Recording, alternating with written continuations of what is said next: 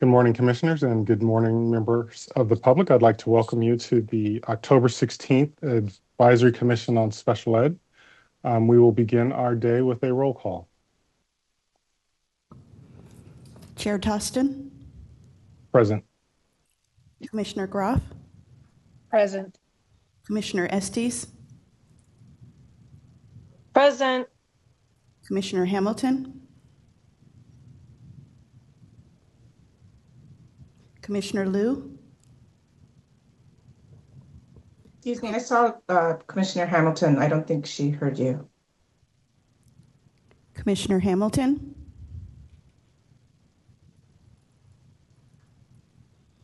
Commissioner Lopez. Present. Commissioner Michaud. Present. Commissioner Notch.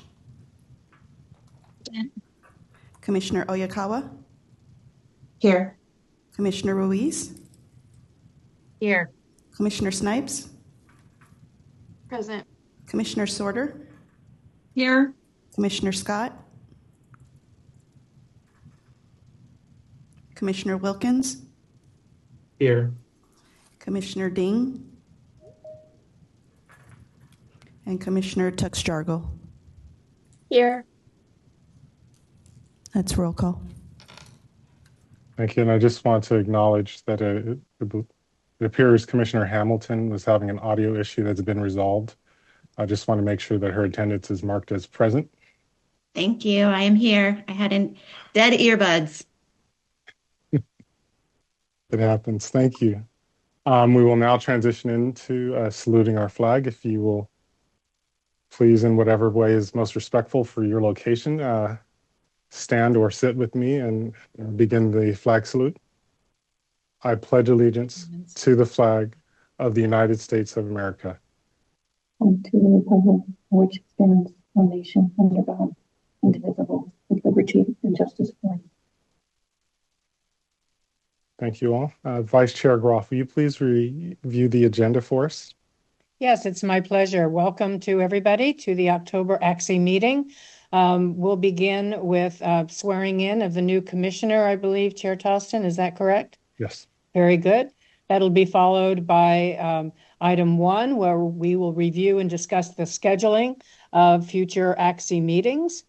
Item 2 will be the California Youth Leadership Forum for students with disabilities, followed by a presentation on mediation and due process in special education.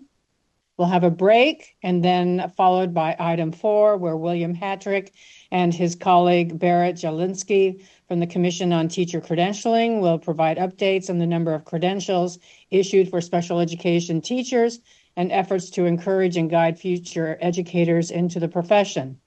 We will have lunch from noon to 1 p.m., which will be followed with item 5 for general public comment. Item 6 will be the CDE annual performance report, state performance plan, followed by commissioners, state board, and director of state special schools liaison reports. Item 8 will be the report from the special education director, Rachel Heenan, followed by a break. And then item 9 will be committee reports and agenda building. Item 10 will be general public comment. And then we'll have adjournment after item 10. Thank you. Thank you, Vice Chair Groff. If I could ask the team to please display the slide with the information for making a public comment. There are 2 ways to make a public comment. Members of the public who are in the boardroom can line up by the microphone and wherever CDE staff direct you to begin lining up in the queue, and we will acknowledge you. The second way is members of the public may call in using the dial-in information that's displayed on the screen now. Each member of the public will have 1 minute to make public comments. And if you are comfortable, please state your name and affiliation. It is not required, but it does help us with additional context. And we would ask you to make your public comments. The third option to make public comments is to send an email to the email address that's also identified on the display screen now. And that information will be distributed to all members of the commission. Thank you. We'll move into communications and announcements. First announcement, I want to thank everyone for their flexibility in arriving at today's meeting. We had some pivots throughout our planning process, and just want to appreciate everyone for rolling along with it and being responsive to that. This morning, as we will have a swearing in of two commissioners. One, want to acknowledge Commissioner Hamilton, who has been reappointed and will be resworn in this morning, and our new commissioner, Audrey Scott, who is working to get online furiously right now. And during the swearing in, or after the swearing in, we'll ask Audrey or Commissioner Scott to introduce herself and share a little bit about herself. Obviously today, we've had a change in our agenda and consolidated our meeting into one day. We'll talk a little bit more about that in item 1 and in future agenda building. But I wanted to make a general announcement, given that we have lots of information to share and conversations to be had, that we're all mindful of our airspace and the comments that we're making, so that we are able to honor the time commitments we have, since we don't have the ability to flex items into the second day tomorrow. With that, I would pause and ask commissioners, are there any other announcements for the good of the order? Okay, seeing none, we will move into the swearing in of our new commissioners. Why don't we begin with Commissioner Hamilton as we work to get Commissioner Scott online. Good morning, everybody. It's nice to be with you today. My name is Allison Yoshimoto Tari. I'm the State Board Liaison to the Advisory Commission for Special Education. And it's my pleasure this morning to administer the oath of office with two of our commissioners. And we'll begin with Don Hamilton, who's been reappointed, as our chair, Tassin, has said. And so, Commissioner Hamilton, if you could please raise your right hand and repeat after me. I just want to make sure I could see you. There we go. Okay. I do solemnly swear. I do solemnly swear That I will support and defend the Constitution of the United States that I will support and defend the Constitution of the United States against all enemies, foreign and domestic. against all enemies, foreign and domestic. That I will bear true faith and allegiance That I will bear true faith and allegiance to the Constitution of the United States to the Constitution of the United States and the Constitution of the State of California. and the Constitution of the State of California. That I take this obligation freely That I take this obligation freely without any mental reservation without any mental reservation or purpose of evasion. or purpose of evasion. And that I will well and faithfully And that I will well and faithfully discharge the duties discharge the duties upon which I am about to enter. upon which I am about to enter. So thank you. I wish I could shake your hand and Thank you. be in the boardroom with you, but thank you for your service, Commissioner Hamilton. Thank you. I'm thrilled to be back and continue this important work with all of you. Thank you. And Commissioner Hamilton, on behalf of all of the commissioners, I just want to extend our appreciation for your continued service. During your first appointment, Commissioner Hamilton has been a voice of parents in sharing the perspective. She is an expert on charter school governance and has been active in raising those issues and working with those educational partners, and is essential in the publication and redesign of our annual report each year. And has put Taylor Swift on my radar and helps keep me current in terms of the social impact and the messages there. So Commissioner Hamilton, on behalf of all of us, I just want to extend our appreciation for your continued service and give you a moment if you wanted to make a few comments. Well, again, thank you all. Thank you, Chair Tostin. It's been a privilege and an honor to work with all of you and learn so much over the last 4 years. I get emotional. It's crazy. These 4 years have gone by really fast, and I've learned a lot, but I still feel like I have a lot to learn and a lot more to do. And I feel like we've built some great momentum, and I look forward to seeing this work continue to progress and more equity and inclusion and both sense of belonging for our students with disabilities. So let's go. Thank you, Commissioner Hamilton. And I would like to officially welcome Commissioner Scott, who has been working very hard to join us this morning. And I see she's on the call. Welcome, Commissioner Scott. We will go through your swearing in. Good morning, Commissioner Scott. Good morning. Yes, we can hear you. Yeah. Okay. Welcome again, and it's my pleasure to be able to administer the office of oath today. And so if you would please join me in raising your right hand and repeating after me. Thank you. I do solemnly swear I do solemnly swear that I will support and defend the Constitution of the United States I will support and defend the Constitution of the United States against all enemies, foreign and domestic, against all enemies, foreign and domestic, that I will bear true faith and allegiance that I will bear true faith and allegiance to the Constitution of the United States to the Constitution of the United States and the Constitution of the State of California, and the Constitution of the State of California, that I will take this obligation freely that I will take this obligation freely without any mental reservation without any mental reservation or purpose of evasion, or a purpose of evasion, and that I will well and faithfully and that I will well and faithfully discharge the duties discharge the duties upon which I am about to enter. upon which I'm about to enter.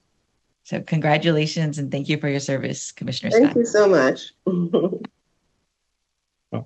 Commissioner Scott, on behalf of all of us, I just want to extend a hearty welcome, and I would share with the commissioners. Commissioner Scott hit the ground running in terms of her engagement. We've had several text messages and conversations as she's onboarded, and she has definitely already connected with the CDE team to be prepared for today. Commissioner Scott, would you be willing to share just a few details of your background and perspective as a commissioner as we're meeting our new friend? Okay, thank you so much. So I'm joining to help. I have a son who has a disability. He's autistic, and he went to school from preschool to transition program, and he's now in a day program. So we've been through all the steps of his education. And I'm also a registered nurse and school nurse and nurse practitioner.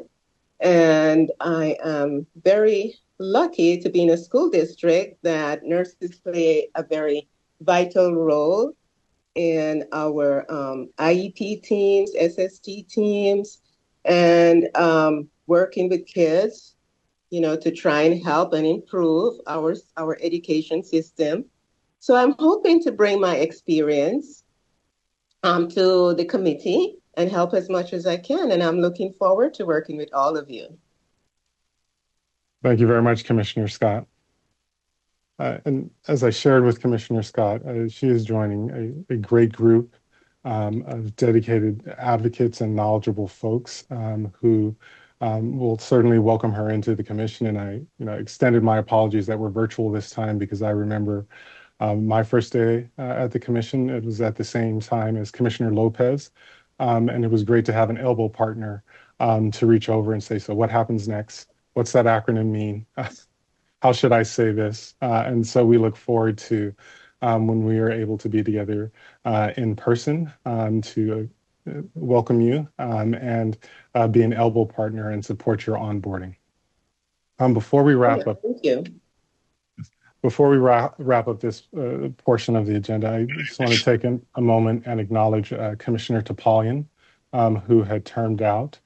Commissioner Topalian served 2 terms on the commission filled a number of roles in terms of chairing different committees, most prominently the Mental Health Committee and our Elections Committee, and it was just a voice of perspective around the needs to elevate the access to mental health, to make policy recommendations that support educators, and she was our liaison for the School Psychologists Association of California.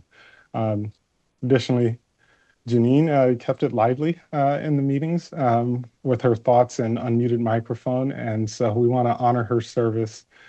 She will definitely be missed, and our intent is at the June meeting, because there are some other commissioners who may be terming out this year. At our June meeting, we would have an opportunity to recognize commissioners who may be transitioning away from the commission. At the same time, we're acknowledging our new Impact Award recipients in June. So we'll plan our June meeting to be a celebratory affair. Thank you all and for the swearing in and comments. With that, we will move to item 1. Wanted to review and discuss the scheduling of future agenda ACSE meeting dates. And this is an action item. And we want to make sure that we are following all of the various rules and activities as it relates to public meetings.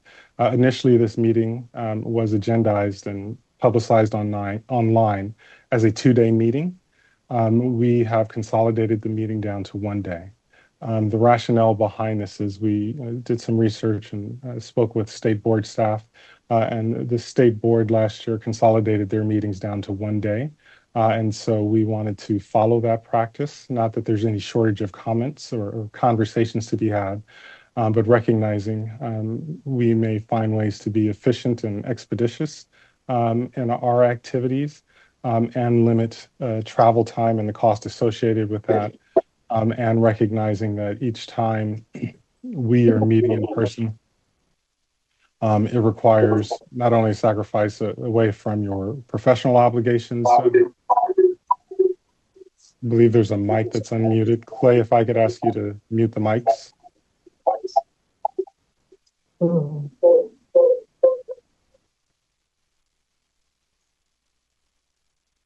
There we go. Each time we are convening in person, I was saying it represents a time away from professional obligations, and many commissioners are caring for family members, whether it be children, parents, siblings who may have complex needs, and so that also requires a level of coordination to be away for a 2-day meeting. And so we wanted to, at this meeting, follow the leadership of the state board and consolidate to a 1-day meeting, and consider later on in our agenda what our meeting structure will be for subsequent meetings later this year. But I wanted to open the meeting with soliciting a motion to consolidate or to adopt an agenda for a 1-day meeting on October 16th, 2024, as opposed to the 2-day agenda that was publicized online.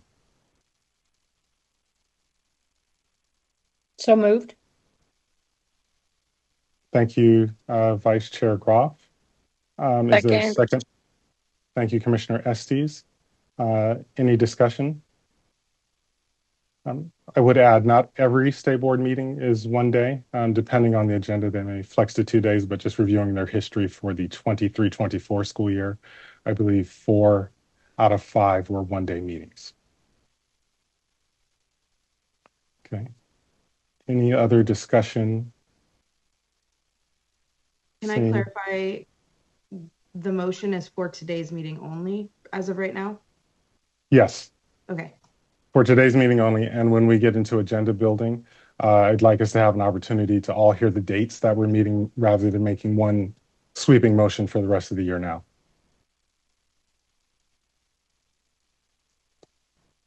Okay. Not seeing any other questions or comments. We have a motion and a second. Denise, if I could ask you to facilitate the roll call vote. Chair Tostin, Yes. Commissioner Graff, Yes. Commissioner Estes, Yes. Commissioner Hamilton, Yes. Commissioner Liu, Commissioner Lopez, Yes. Commissioner Michaud, Yes. Commissioner Notch, Yes. Commissioner Oyakawa, Yes. Commissioner Ruiz, Yes. Commissioner Snipes, Yes. Commissioner Sorter, Yes. Commissioner Scott, Commissioner Wilkins, Yes. Commissioner Ding, Commissioner Tux-Jargle. Yes. It's a roll call. Thank you. It appears the motion has passed. We will, again, have a more detailed conversation this afternoon and solidify the dates for the subsequent meetings this year. I also want to make a general announcement to members of the public. Typically, copies of the presentations are available for members of the public in the back of the room. If I could ask the CDE team to display the public comment slide. If you would like to request digital copies of the presentations that we have available to us, we can certainly email out to you. Please email the ACSE@cde.ca.gov email address. Any members of the public wishing to make public comment on item 1 of the agenda, please begin dialing in now. I don't believe that we have any members of the public in the boardroom. And so while we're waiting on potential public comments dialing in, I'll make a few comments about today's meeting. As I mentioned earlier, I want to thank everyone for their flexibility. We had originally intended for this to be an in-person meeting at the department. Last week, Director Heenan alerted me of a slight wrinkle with the facility at CDE. And just given that and the time we received the information, I made the decision to move us virtually so that we would be able to conduct the meeting without any wrinkles. Like we've experienced in past meetings when we are, hybrid in terms of some in the boardroom, some online, and also being considerate of the facility issue, made the decision to move to a virtual meeting today. I want to acknowledge that members of the public who were maybe planning on attending in person or educational partners also want to acknowledge you and thank you for your flexibility as we are responsive to life.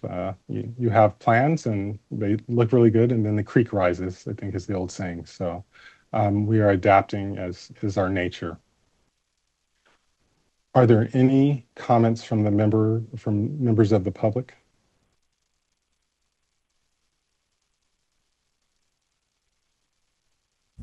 Not at this current moment. Okay. With that, we will close item 1 and pick up some time. I see Matthew is here. We are delighted to have the next presentation, an old friend of the commission and favorite. We are excited to have, an update from the California Youth Leadership Forum for Students with Disabilities. And Matthew, thank you so much for being here with us. We look forward to hearing an update from your activities and hopefully see some pictures for the gathering this summer. I yield the Zoom room to you. Thank you, Chair, and thank you, Commissioners, for this opportunity to come back. I think it's been about a year since I've been with you last. But yes, I'm so honored to be here to present with you guys on the California Youth Leadership Forum for Students with Disabilities, or YLF for short. This first slide of my presentation features a photo of this year's class of 2024 delegates and staff. We were so excited to be back fully in person for the entire week And this photo is taken on the beautiful west steps of our California State Capitol building as part of our Systems Change and Advocacy Day. We spend time in the Capitol, exploring the Capitol, and then we also had the opportunity this year to visit the California Secretary of State's office, and a presentation on systems change advocacy was hosted there, as well as a lunch. So that was a beautiful opportunity to share the importance of the Secretary of State and kind of explain that to our students, especially given it being a very important election year, and just an all-around awesome systems change and advocacy day. Next slide.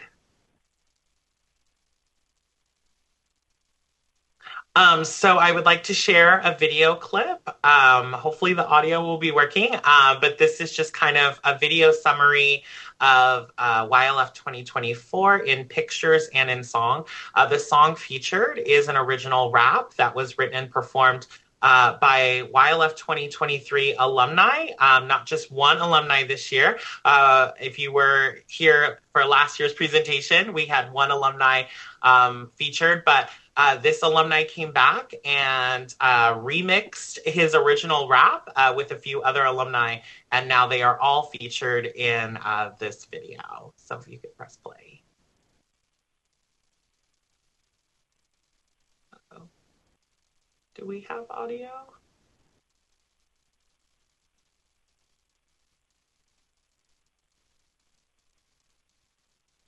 I'm not hearing audio. Just 1 second. Technical difficulties.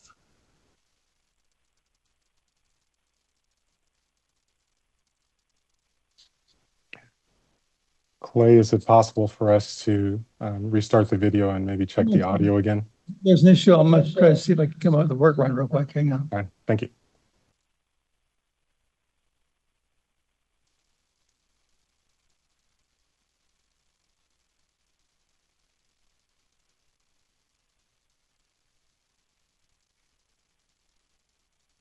While we're waiting for the video, I don't want to lose time or momentum.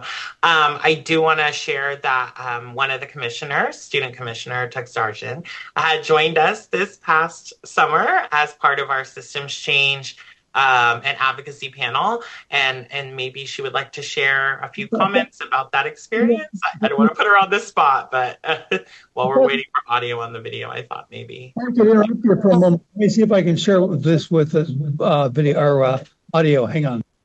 Okay. Actually, yes, I was at YLF this year, and it was a pleasure to be there, Matthew.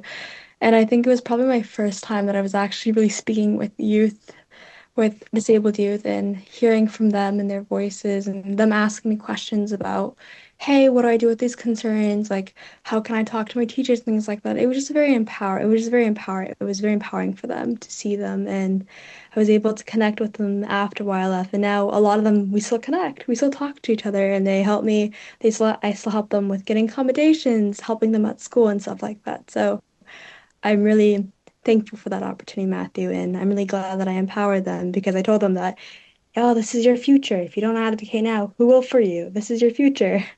But yeah. Thank you, Commissioner. Okay, I think we're trying the video again. Still not hearing audio.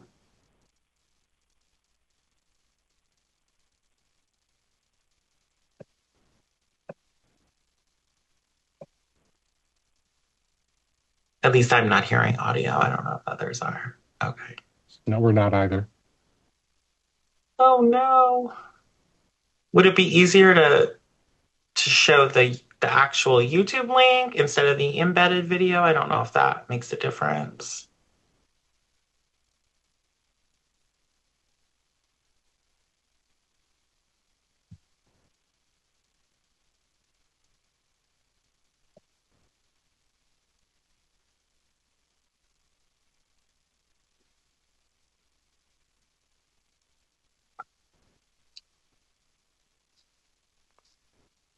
The good thing about fixing the audio now is I have 2 videos in my presentation, so if we get the audio working on this one, the second one won't be as of a hiccup.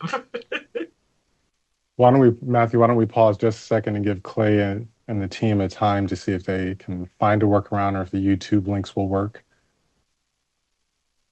And Clay, if you'll just let us know if we should move on.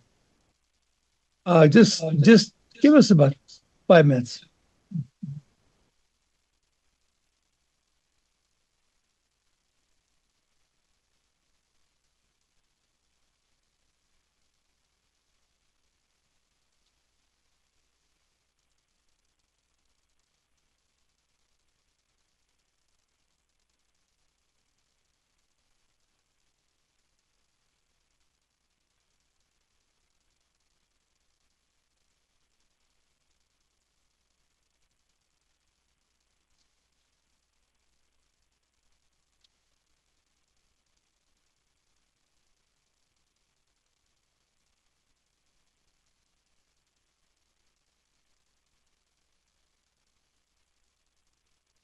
Full transparency, I'm not sure if we should like fill the space. Matthew, I love the hair. I thought about doing the same thing on the sides. I don't. Thank you. Thank you.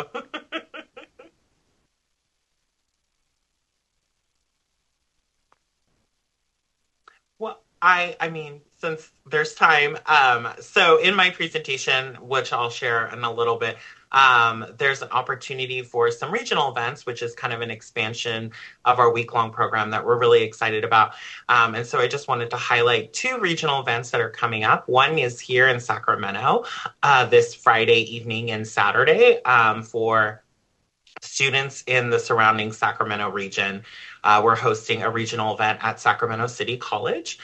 So it's kind of a mini YLF, an opportunity for alumni of the program, as well as other students who haven't yet connected with us to get some kind of preliminary resources and connection to our organization, and hopefully encourage them to apply to the statewide program.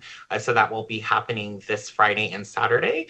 I'll drop resources in the chat a little bit later on that, including a flyer. And then next Saturday in Los Angeles, our Los Angeles community partners have put together a regional event, a one-day regional event that'll be hosted at the Los Angeles Trade Technical College for students in the Los Angeles and greater Los Angeles area. So really excited to see the expansion of YLF into these regional events to connect with more students and more opportunities to engage in resources related to self-advocacy and youth empowerment. So really excited about those opportunities.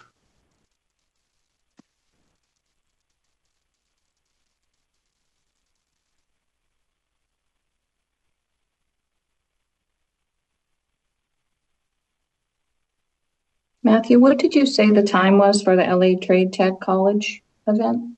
Yeah, so the LA Trade Tech College event is being hosted from 10 a.m. to 4 p.m. next Saturday on the 26th. Thank you.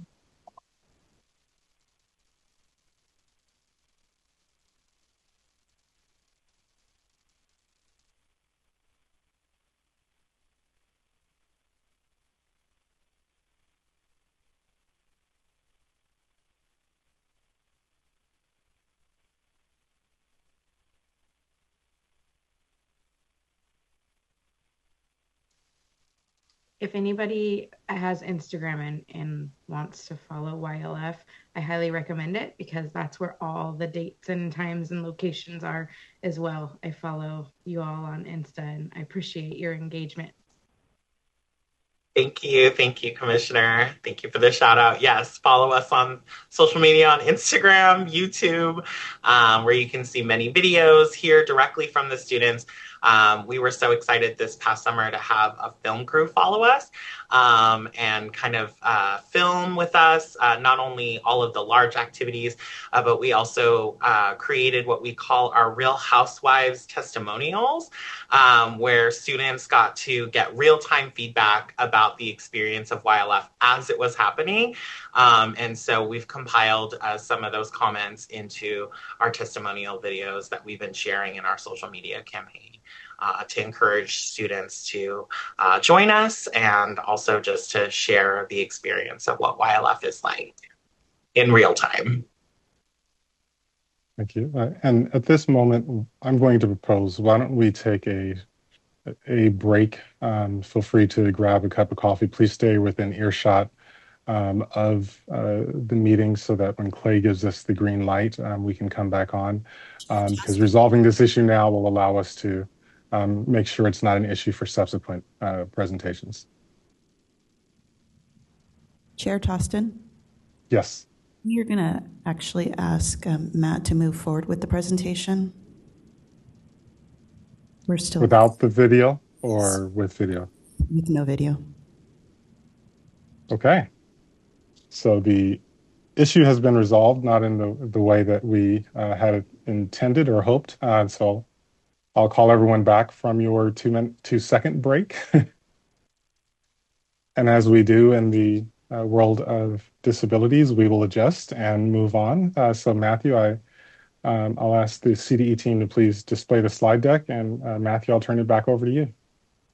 Thank you, Chair. Thank you, Commissioners. So back to my slide deck. So here on this slide are our YLF 2024 outcomes. Hold on, I need to see if I can see the slide a little bit larger. Okay. Yeah, so like I had mentioned earlier, for the first time since 2019, YLF was held fully in person in 2024.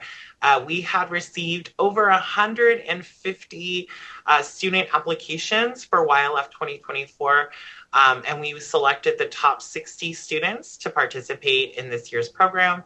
The students that were selected had spanned across 20 counties, a variety of disability and ages. This year, we saw our largest growth areas related to disability pride, disability history, resources and services, and of course, self-advocacy.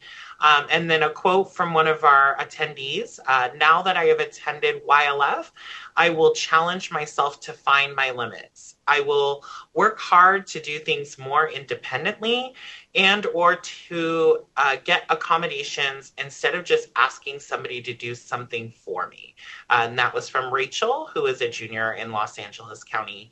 And this slide features a photo of our beautiful staff and delegates on the state Senate floor. We were invited by State Senate Pro Tempore Mark McGuire to take this photo and have an opportunity for the students to just be in these hollowed halls and understand the importance of what the State Senate and the State Assembly do for Californians. Next slide. So just a little bit of background for those who weren't in attendance of last year's presentation, or for those who are from the public hearing about us for the first time. So first established in 1992 by the Governor's Committee on Employment of Disabled Persons, which is now known as the California Committee on Employment of People with Disabilities, or CCPD. Since 1992, YLF has had over 15,000 alumni who have successfully moved forward into higher education, gained employment, developed as local, state, and national leaders, and are living independently in their communities. Next slide. Oh, a little too fast. Back 2 slides. So what is YLF? It's a week-long residential self-advocacy and leadership conference for high school students with disabilities who are currently sophomores, juniors, or seniors. During the week, YLF delegates will build advocacy and leadership skills in a peer setting. They'll meet state policymakers and other professionals with disabilities. They'll design a personal leadership plan and make lifelong friendships and create a community of support that they can rely on for years to come. Next slide. So our goals for the week are to appreciate. So delegates will develop an appreciation for our disabled ancestors by learning about disability history, including landmark legislation and experiences of people with disabilities.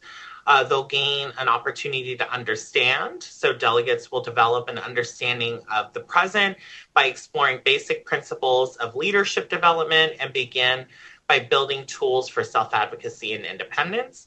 They'll have an opportunity to believe. So delegates will develop a belief in their individual future success by learning about services and programs to make their goals attainable and creating a leadership plan to achieve them. And then the last goal is impact. So delegates will develop a community of support and mentors to not only support their personal goals, but set goals that will impact the larger disability community and future lives of people with disabilities. Next slide. So who is YLF for? It's a cross-disability program. We strive to have diverse representation from all types of disability, counties, communities, backgrounds, and lived experiences. The only requirement to apply are California residency, in high school, and at least a sophomore, and identify as a student with a disability. YLF encourages students who have leadership experience, potentially through involvement in community or extracurricular activities, but those aren't requirements. They're just kind of added bonuses. Next slide. So during the week of YLF, students will participate in various workshops and panels on topics related to employment, education, and independent living. Breakout sessions are where delegates will get the opportunity to further explore these topics through activities and discussions, as well as creating their own goals and leadership plan for independence. Next slide. So after YLF encourages continued leadership development by hosting workshops, regional events like I had mentioned earlier, and community opportunities within our alumni network. We encourage alumni to return to YLF and serve as mentoring staff for future YLF delegates. This is also a great opportunity for those alumni to build work experience and boost those resumes. And there is also a national network of YLFs that host events bringing together alumni from across our country. Next slide. So this is where I had another video because I could talk about YLF all day, but I love hearing from our students, our testimonials. I know we won't be able to show the video, but I hope you will check our YouTube page and check these videos out. There's a whole slew of them online. Okay, delegates, give me a Y. Oh, give me an L. Give me that F. What's that spell? It's really interesting how I got here and I was like, I'm so scared, I'm so nervous, oh my gosh, this is really overwhelming. Within an hour I was like, whoa, these people are awesome. I think I want to be here for the rest of the week for sure. It's been probably the most amazing experience I've ever had in my life. And I'm already starting to cry. Oh my god, okay. YLF is really important to me because I've been trying to improve how to advocate more for myself. I learned a lot of history that I was never taught in school. My favorite part of YLF is getting to hang out and making new friends and going out and going on the campus tour. My roommates was my favorite part of coming here. My favorite part has definitely been the sort of community that's formed. The desire that I have for myself is to be able to take all of the stuff that I'm learning in YLF outside of YLF, just to be carrying it on. The people here have been absolutely amazing, and I honestly have never been surrounded by people like that before. I really appreciate being given the opportunity to come be here, and if I'm being honest, I want to be a staff next year when I come back. Yay! We got audio. And then this last slide is an opportunity for how to stay connected and up to date with YLF activities and alumni. Like Commissioner Snipes had shared, if you follow us on Instagram, you can watch more videos just like that one. Also, the video that I was hoping to share at the beginning of my presentation featuring that original rap that was written and performed is also on our Instagram and our YouTube pages. If you want more information about the program or you have questions, you can always email us or call us.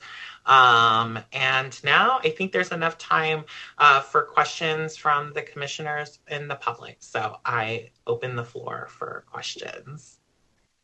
Thank you, Matthew. Before we get to questions, I'm wondering if it's possible maybe to go back and try that first video again since we're okay on time, or should we not tempt fate? I know we're gonna be BFFs. Can't wait to see everyone. I know we're gonna have a whole lot of fun, talking and singing and doing our cheers. And when we leave, shed some tears. YLF, what a treat. YLF, so glad we can meet. YLF is the place to be for leaders with a disability. We study, we learn, we network a lot. We visit the Capitol, we discover how they fought for disability rights for you and me. YLF is the place to be.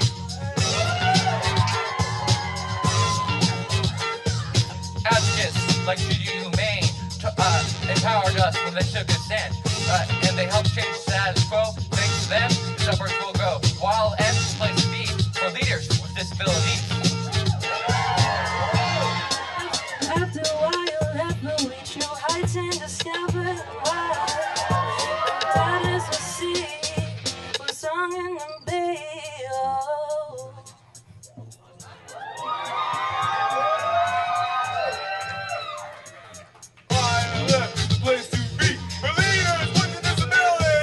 YLF is the place to be for leaders with a disability. YLF is the place to be for leaders with a disability. YLF is the place to be for leaders with a disability. YLF is the place to be for leaders with a disability. YLF is the place to be for leaders with a disability.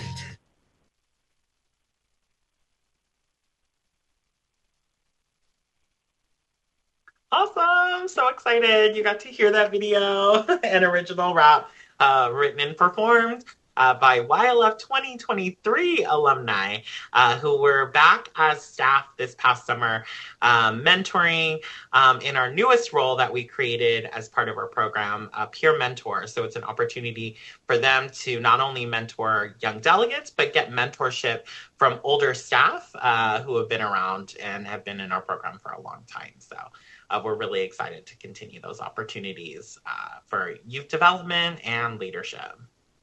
Okay, now questions. Well, Matthew, as always, it's a joy to see how the work is progressing and the impact that you're making. What really, resonated with me is not just the community, but developing the leadership skills. The history of disability rights. It required a high level of advocacy and knowledge of where to advocate and how to influence public processes. And it wasn't always as smooth. Like it's intertangled with the civil rights movement of the 60s. And so to know that we're building on that foundation and giving kids or providing an opportunity to develop future leaders, to find voice and to be a part of all the conversations is always inspiring to see. So thank you so much for sharing with us. I see we have one comment from Vice Chair Groff. I would ask other commissioners wishing to make comment or question to please raise your digital hand and we will work our way around the queue. Well, thank you so much. And Matt, thank you. Nice to welcome you back. It was a great presentation. I remember before. And I'm really interested in knowing, and again, I beg your forgiveness if you already mentioned this, how you recruit, young members to join. And then if you have any sort of statistics or, descriptive statistics about the membership in terms of either their educational experience, were they in general education classrooms most of their time, were they in special day classes, just sort of getting a sense of a composite of who these young people are, because student voice is so important. And as we move forward with inclusion, with all students, with students who don't have disabilities, et cetera, and so forth, it would just be nice to kind of get a sense from their perspective, your members' perspective about this kind of work. So yeah, any descriptive information would be helpful. Thank you. Thank you. Thank you for the question.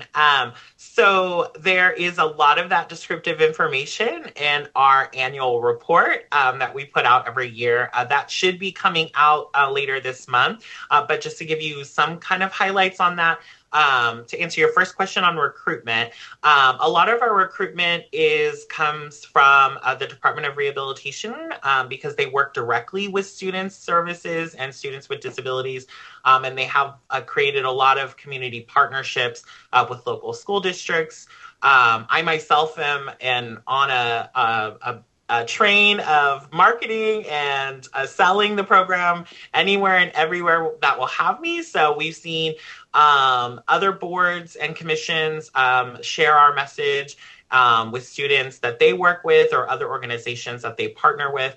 But we see predominantly a large number of our students coming directly from students being served by the Department of Rehab. That's just naturally the way it happens. They're connected to a lot of students throughout the state. And then in terms of the demographics of the student makeup and what kind of classroom settings they're typically in, we're seeing a lot of growth and expansion in students with experiencing mental and behavioral health disabilities, learning disabilities, neurodiverse students attending our programs. So most of those students typically find themselves in typical classroom settings and not necessarily special education classroom settings, but they're there in a typical classroom setting with maybe reasonable accommodations. And we're also noticing that a lot of those students struggle to really see that the accommodations they're getting in the classroom are accommodations. When we talk about accommodations, some students will be like, well, I just get a little bit of extra time to take a test or a quiz. And we're like, well, that's an accommodation that you were given. And when you get to college, you're going to have to ask you're going to have to work with the Disabled Student Services Office to let them know that you're going to need this kind of accommodation.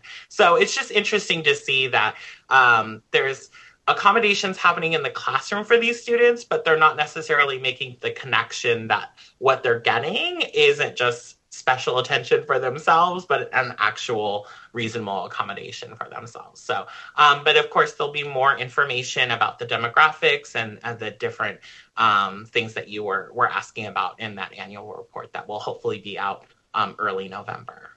Thank you, and Matt. I will, appreciate of course, it. share it with y'all. Thank you so much. Mm-hmm. Commissioner Ruiz.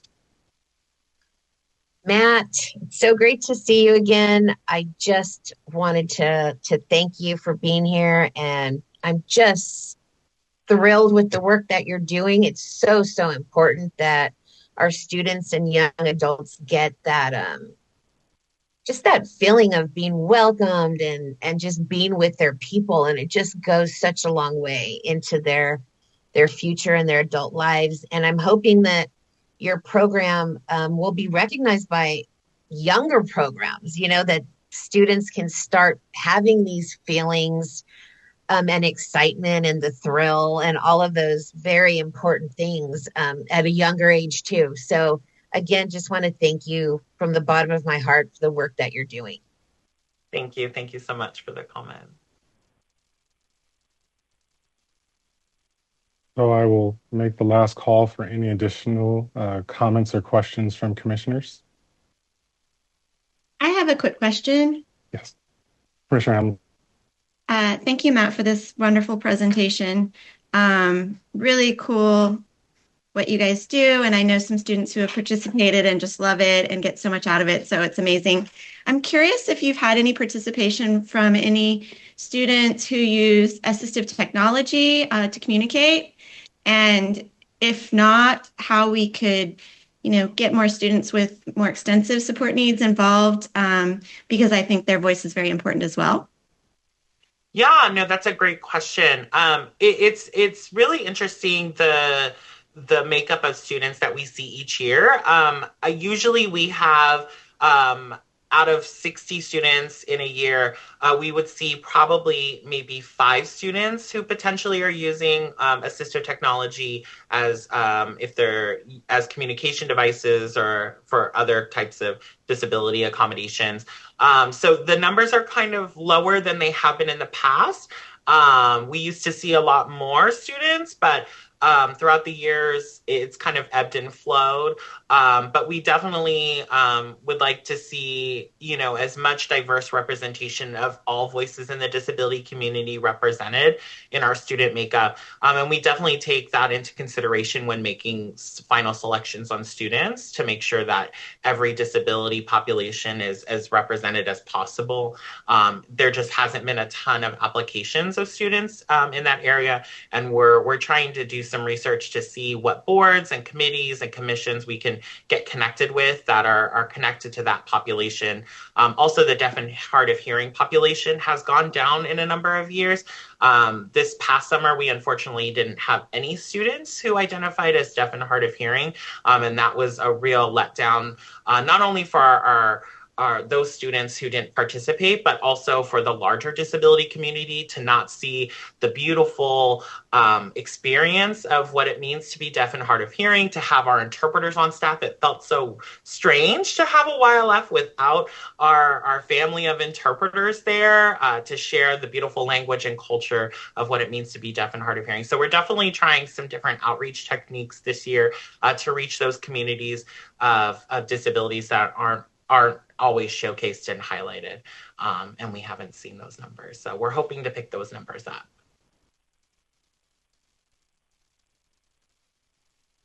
So Matthew, I have just two closing questions. Looking on the website, I saw the regional events appear to be primarily Los Angeles and Sacramento. Are there other regions that you're having events, or if not, what might it take to increase the locations for regional events? That's a great question, Chair. Thank you. So yes, right now our partners, those regional events we're really trying to build as community collaboration. So if the community has a desire to want to make something happen in their region and partners want to take meetings, YLF is happy to build those coalitions. We really want these regional events to be unique to that region's needs and community, and showing the different supports and organizations that are out there for those students directly targeted in that area. So we have partnerships in LA and then here in Sacramento, as well as San Diego. San Diego is working towards an opportunity to have a regional event next summer. And then we've also just recently attended the first of its kind, the Disability Expo. It was a government and disability expo in Ventura County, hosted by the County of Ventura. I was really excited to attend that event and build some partnership development there. So we're hopefully going to see something happening in Ventura County, possibly in 2025 as well. But we're continuing to build relationships with local community partners in different regions of the state, and hopefully we'll see more of these regional events pop up as the years go. So perfect, thank you. And which is excellent segue to my next question, because I'm getting texts from partners asking, how do we connect with you, Matthew? Because a great website, hard to find Matthew Baker on the website to reach out. So if you could just share some direct contact information. Yeah, I can definitely drop my direct email address in the chat. Of course, our YLF inbox is a great resource to get to me. Our clerical staff definitely get emails that are directed towards me directly to me, but I can definitely drop my contact information in the chat as well. So. Thank you. And so we'll make sure we have that available for commissioners. So any partners who are reaching out to connect with Matt, we'd ask that you share that with a partner who's looking to collaborate. And Matthew, if you could just share with us the general YLF email so that we can have that available to the public. Yeah. So that email is ylf@dor.ca.gov.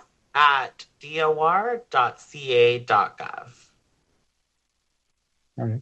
Matthew, always a pleasure to have you join us. And again, what really resonates is just the work that has been referenced that you're doing, but I think more importantly, the community that you're creating of belonging that uplifts, obviously the the strength of individuals with disabilities, but also encourages unique cultures. I heard you speak to deaf culture, different intersectionalities. And so thank you for modeling what we hope all of our spaces look and feel like. And we look forward to connecting with you again for any future updates, possibly next year.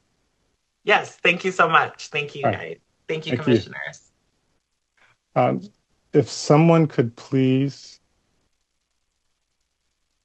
if I could ask the presenter who is sharing next, if you could, anyone please sharing your screen, if you could please stop sharing screen momentarily so that we can post the public comment slide.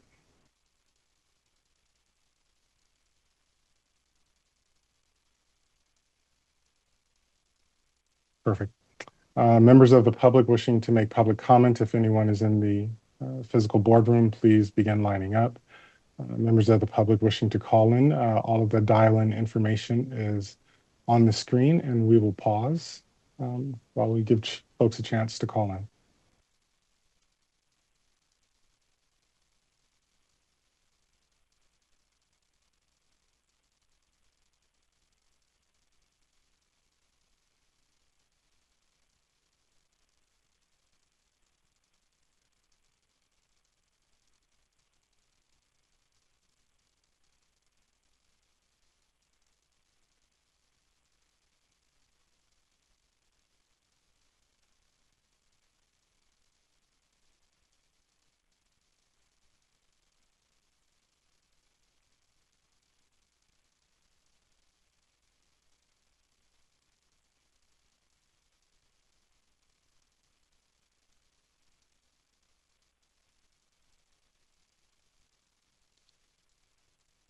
Are there any public comments?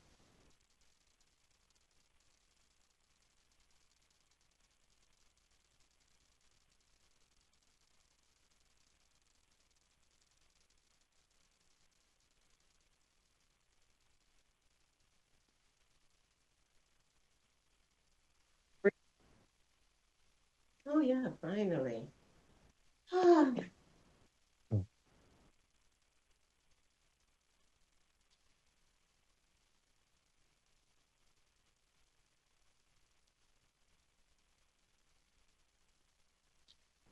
Denise, are there any public comments?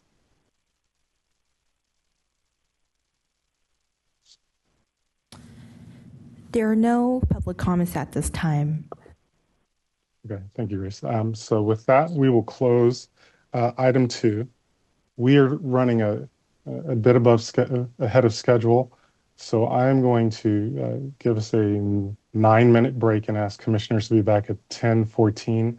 I suspect there is lots of interest on the next topic, so I want to honor the time slots listed in the agenda so members of the public who are tuning in can hear the presentations that they're interested in. So I'll ask commissioners to please be back at 10:14. We will begin the presentation promptly at 10:15. Thank you.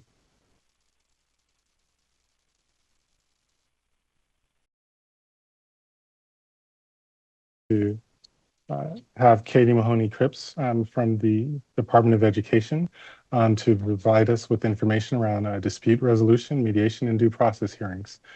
Katie, thank you so much for being with us this morning. I yield the Zoom room to you. Good morning, and to our public viewers and commissioners. Thank you so much for dedicating time on your agenda for this topic today. I'm Katie Maloney-Cripps, and I'm an education programs consultant who oversees the California Department of Education's interagency agreement with the Department of General Services, Office of Administrative Hearings. Today, I'm going to be providing an overview of mediation and due process dispute resolution services available to parents of students with disabilities for resolving disputes in special education. Next slide. So as I mentioned, I'll be providing a background on dispute resolution in the state, California's dispute resolution system. I will also be providing an overview of mediation, an overview of due process complaints and hearings, in addition to sharing out some mediation and due process hearing data. Finally, I will share out some dispute resolution resources and contact information for some of our dispute resolution partners. Next slide. So I wanted to take a moment to go over why it's so important that the CDE has procedural safeguards in place for parents. The CDE Special Education Division, or SED, is required by state and federal laws to ensure all children with disabilities are entitled to a free, appropriate public education, or FAPE, under the Individuals with Disabilities Education Act, or IDEA, 20 United States Code, or USC, Section 1400 et sec, the Code of Federal Regulations, or CFR, and the California Education Code, or EC, Section 56000 et sec. Eligible students and their parents are entitled to procedural safeguards with respect to disagreements concerning decisions about assessment, eligibility, placement, and FAPE. A request for due process, including mediations and due process hearings, may be made pursuant to 20 USC Section 1415 et sec and EC Section 56500 et sec. Next slide. Pursuant to EC Section 56504.5, the CDE is required to enter into a contract or interagency agreement, or IA, with a nonprofit organization or entity to conduct mediation conferences and due process hearings. The CDE Special Education Division, SED, contracts annually with the Department of General Services, or DGS, Office of Administrative Hearings, OAH, for the provision of administrative law judges, or ALJs, and clerical support for conducting due process hearings and mediation conferences, and oral hearings or written reviews for the CDE SED. The IA also mediates appeals when a non-public agency or school's MPSA certificate is revoked or denied. The IA with the DGS OAH provides the CDE SED with vital state performance plan data required to inform the state's general supervision system and monitoring of the dispute resolution continuum statewide, including data on Federal Performance Indicator 15 for hearing requests resolved and Federal Performance Indicator 16 for mediation agreements. Next slide. So California's dispute resolution system includes a variety of services and supports ranging from alternative dispute resolution, or ADR strategies, mediation, state compliance complaints, and due process hearings. The IDEA encourages the early resolution of special education disputes. It's important to note that dispute resolution does not always follow a linear process. Mediation must be made available at any time and can occur if a due process complaint or state compliance complaint has already been filed. Next slide. The term ADR refers to any resolution process in which neutral professionals use clear communication, collaboration, negotiation, and mediation to produce a fair agreement that meets the interests of all parties involved. The use of ADR strategies is voluntary and may not be used to delay the right to a due process hearing. Strategies do vary at the local level and are intended to save time, preserve relationships between parents and the district or public agency, and achieve positive outcomes for the students involved. Some examples of ADR strategies could include informal resolution sessions, meeting facilitation, ADR coaching, and training for local level staff. The link I've included here directs you to the Center for Appropriate Dispute Resolution in Special Education, or CADRES, Quick Guide to Special Education Dispute Processes. This resource compares the different processes that can be used to prevent and address disputes. Next slide. Now for some information on mediation specifically. Mediation services provided through the IA with the DGS-OH are a vehicle for both parties to resolve the matter prior to the situation elevating to a due process hearing.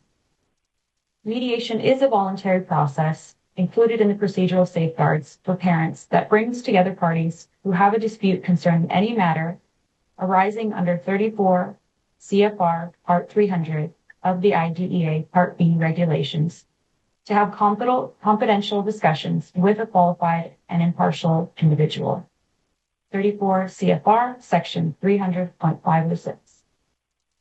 Mediation may not be used to deny or delay a parent's right to a hearing on the parent's due process complaint, or to deny any other rights afforded under Part B. 34 CFR Section 300.506B1.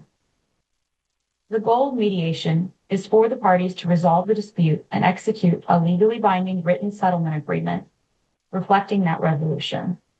34 CFR Section 300.506B6. I do want to reiterate that all discussions during the mediation process are confidential. Additionally, once a settlement agreement is reached, that agreement stays between the parties involved. Settlement agreements are not a public record that is retained by the CDE or the DGS-OH. Next slide.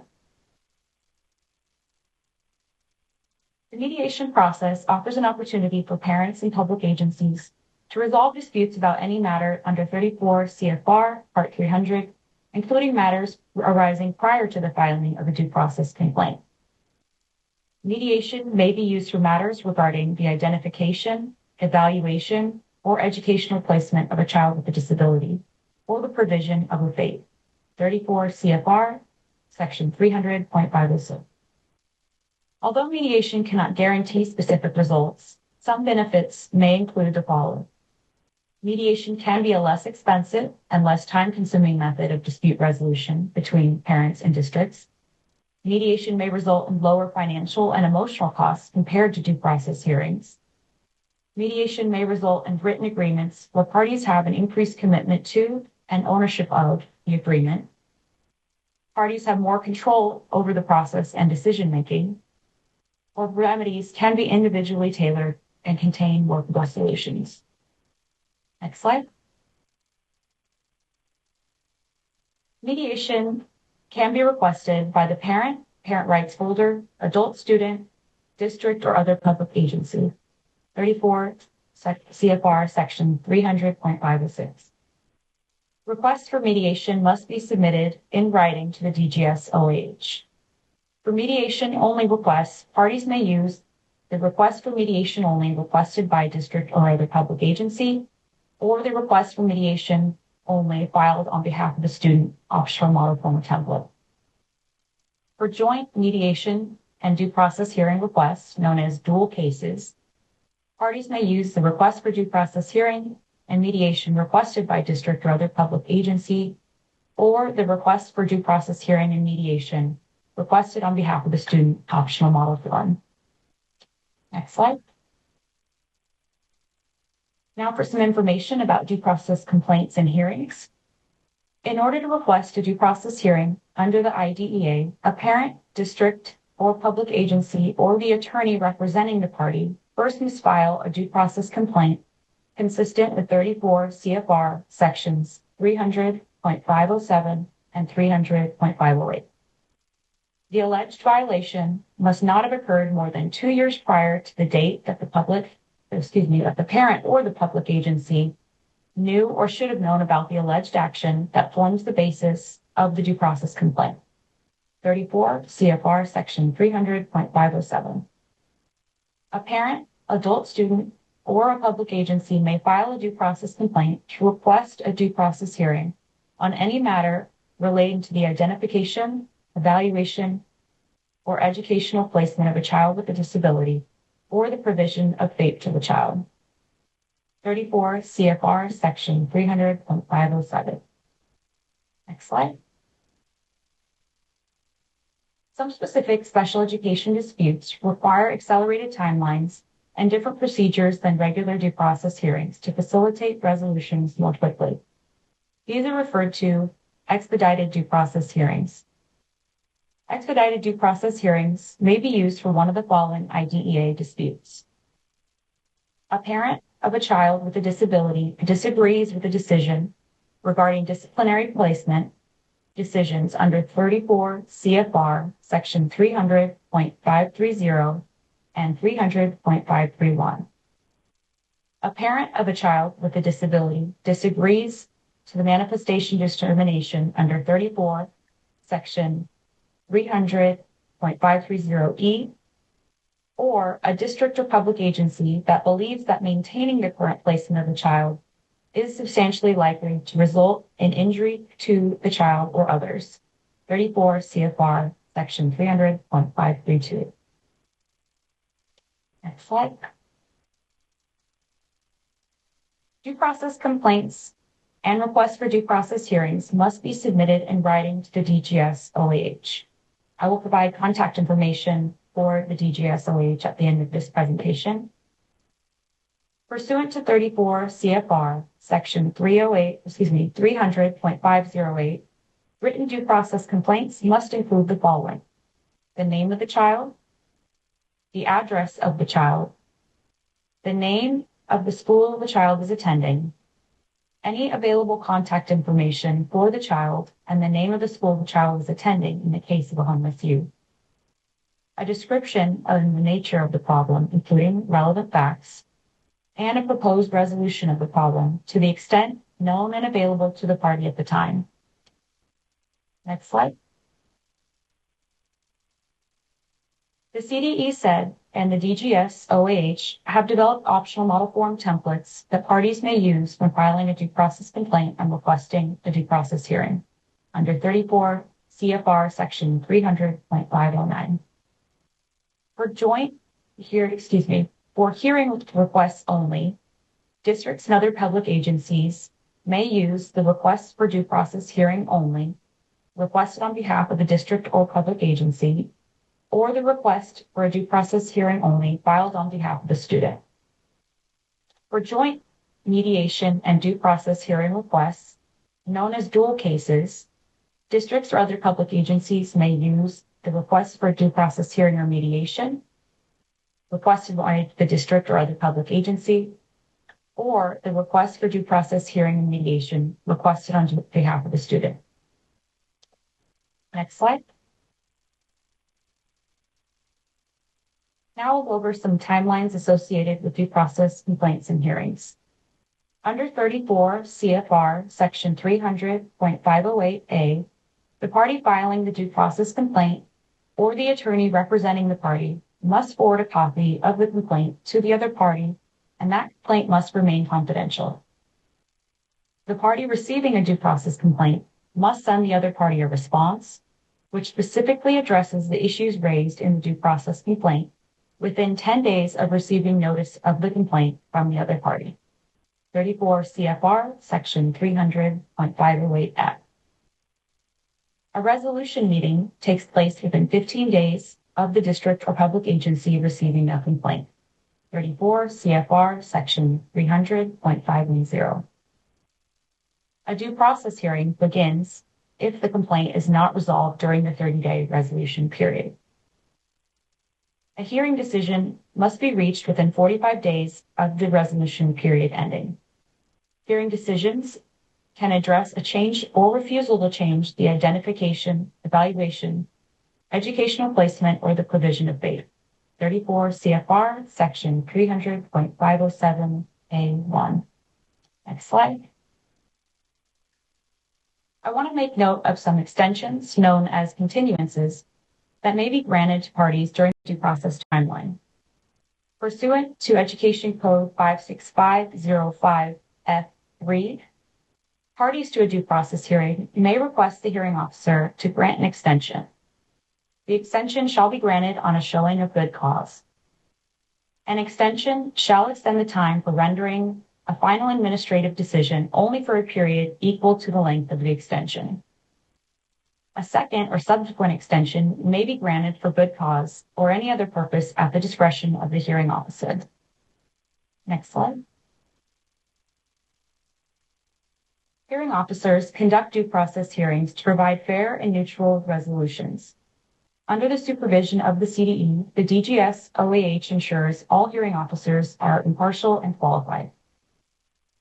Pursuant to 34 CFR Section 300.511, hearing officers must possess the knowledge of and the ability to understand the provisions of the IDEA, federal and state regulations pertaining to the IDEA, and legal interpretations of the IDEA by federal and state courts. Conduct hearings in accordance with appropriate standard legal practice, and render and write decisions in accordance with the appropriate standard legal practice. Hearing officers are impartial and selected on a random rotational basis. 34 CFR Section 300.511. Hearing officers may not be employees of the CDE, district, or other public agency, which is involved in the education or care of the child in focus in the due process hearing case. 34 CFR Section 300.511C2. In California, hearing officers are known as administrative law judges, or ALJs. Next slide. I want to share some historical data that's been collected through the CDE's IA with the DGS-OAH. The table on this slide compares the data collected from the 2021-22, 2022-23, and 2023-24 fiscal years. The first row indicates the total number of cases filed from year to year, with 4,519 in fiscal year 21-22, 4,549 in fiscal year 22-23, and 4,694 in fiscal year 23-24. The second row indicates the total number of mediations held, which has slightly increased from each year to year, with 1,625 in fiscal year 2021-22, 1,650 in fiscal year 22-23, and 2,203 in fiscal year 23-24. The third row on the data table indicates the total number of due process complaints filed, which has also increased with each year, with 4,358 in fiscal year 21-22, 4,401 in fiscal year 22-23, and 4,555 in fiscal year 23-24. The fourth row on this table lists the total number of expedited due process hearing requests. The number of expedited hearing requests made the biggest jump between fiscal year 21-22, with 88 requests, jumping to 133 requests in fiscal year 22-23. The number of requests in fiscal year 23-24 has stayed consistent with the previous fiscal year, with 138 expedited hearing requests. Next slide. Now for some dispute resolution resources. The first link directs you to the CDE's procedural safeguards notice and available translations. The second link directs you to the Pathways to Partnership project homepage. The P2P project, funded through the CDE Special Education Resources League's ADR grant, collaborates with educational partners to build collective capacity, expertise, and resources in the prevention and resolution of special education disputes. I also wanted to share with you that the CDE said is currently drafting a dispute resolution manual and dispute resolution focused webpage. These resources will be targeted to support the field with dispute resolution policies, procedures, technical assistance, and resources. Next slide. The first link on these resources is for the DGS-OAH's Special Education Self-Help Handbook. This is a great resource that provides information on case life cycles for mediation and due process cases, what to expect, and how to prepare for mediation and due process. The second link directs you to all of the DGS-OAH forms, including the optional model form templates that I shared earlier. The third link directs you to the DGS-OAH's list of attorneys and advocates who have self-certified that they provide low-cost or free services to assist in preparation for special education cases. And the fourth link on this page directs you to the DGS-OAH's secure e-file or SFT system.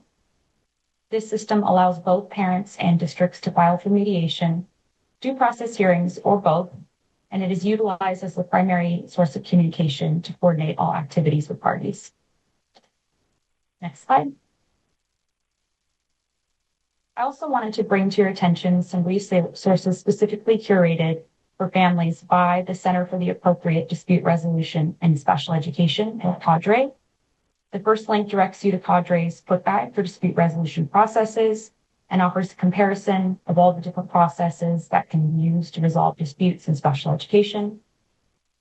The second link is for Cadre's IDEA dispute resolution parent guides and companion videos. These materials explain mediation, state compliance complaints, due process complaints, resolution meetings, and expedited due process complaints. The third link directs you to Cadre's Working Together series. These self-directed courses provide families and educators with strategies for working together through conflict. And the fourth link takes you to Cadre's Family Resources.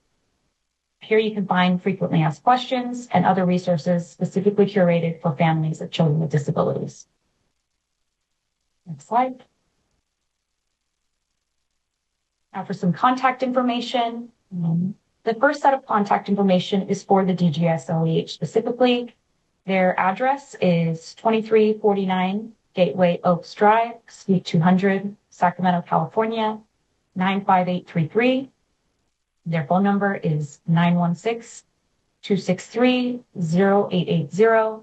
They can also be reached by fax at 916-376-4207. And the DGS can be reached by email at dgsoahfeedback@dgs.ca.gov. The second set of contact information is for the CDE Complaint Resolution Unit. The address is 1430 N Street, Suite 2401, Sacramento, California, 95814-5901. They can be reached on a toll-free hotline at 800-926-0648 and also by fax at 916-327-3704. The CDE SEDS Complaint Resolution Unit can also be reached by email at speceducation@cde.ca.gov. Next slide. Lastly, I did want to provide Cadre's contact information. Their address is 576 Olive Street, Suite 300, Eugene, Oregon, 97401.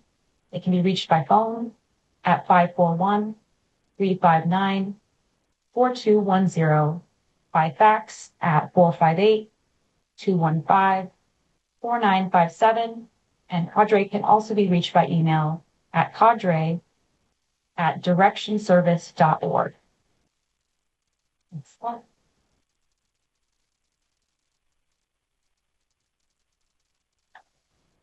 Next slide. So that is all the information I have today. I appreciate you bearing with me through the regs that are all listed there, but it is important information.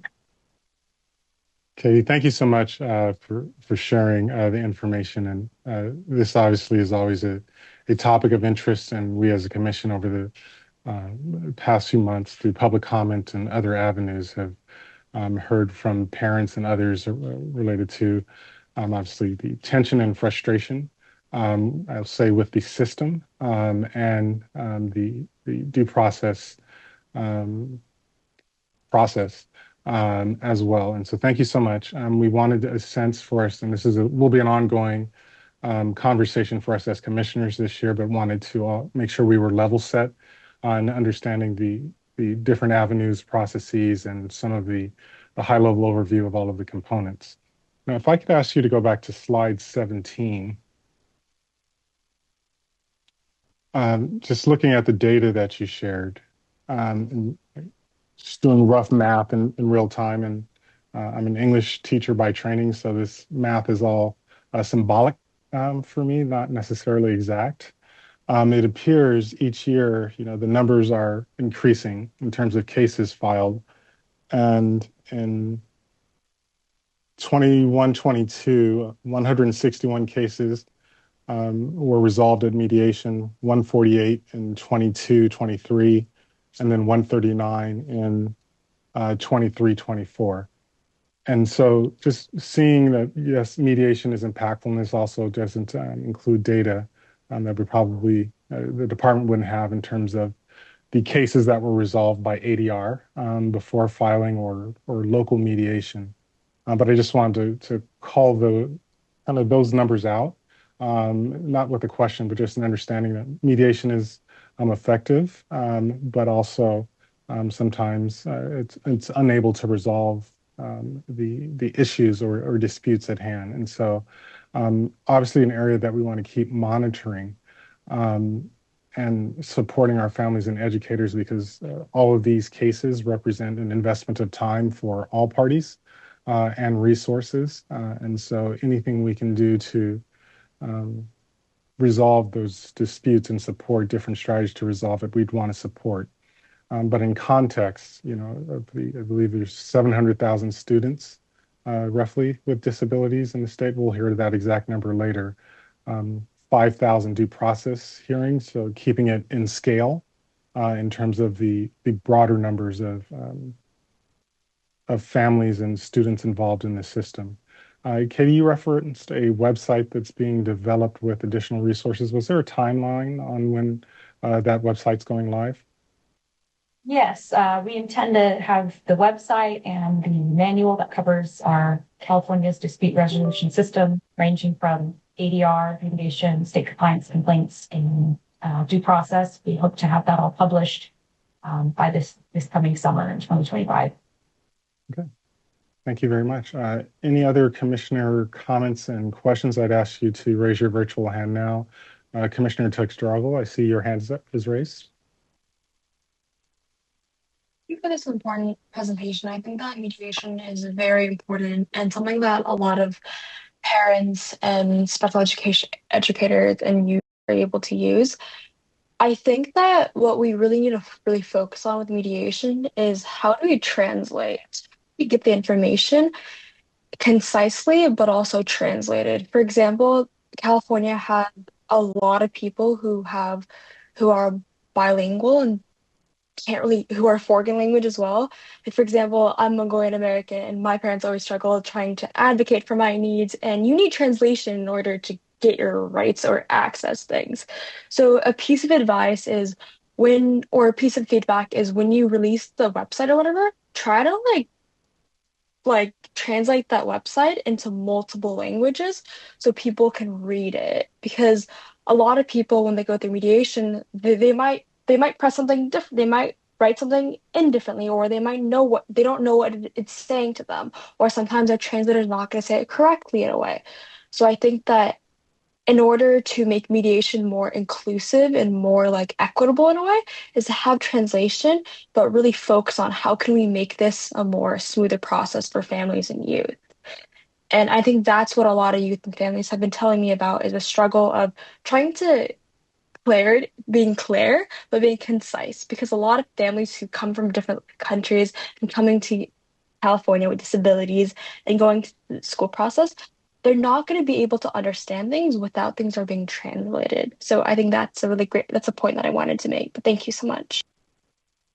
Thank you. I definitely think accessibility is something we're definitely focused on, and increasing accessibility through translation and interpretive services is definitely important. Thank you.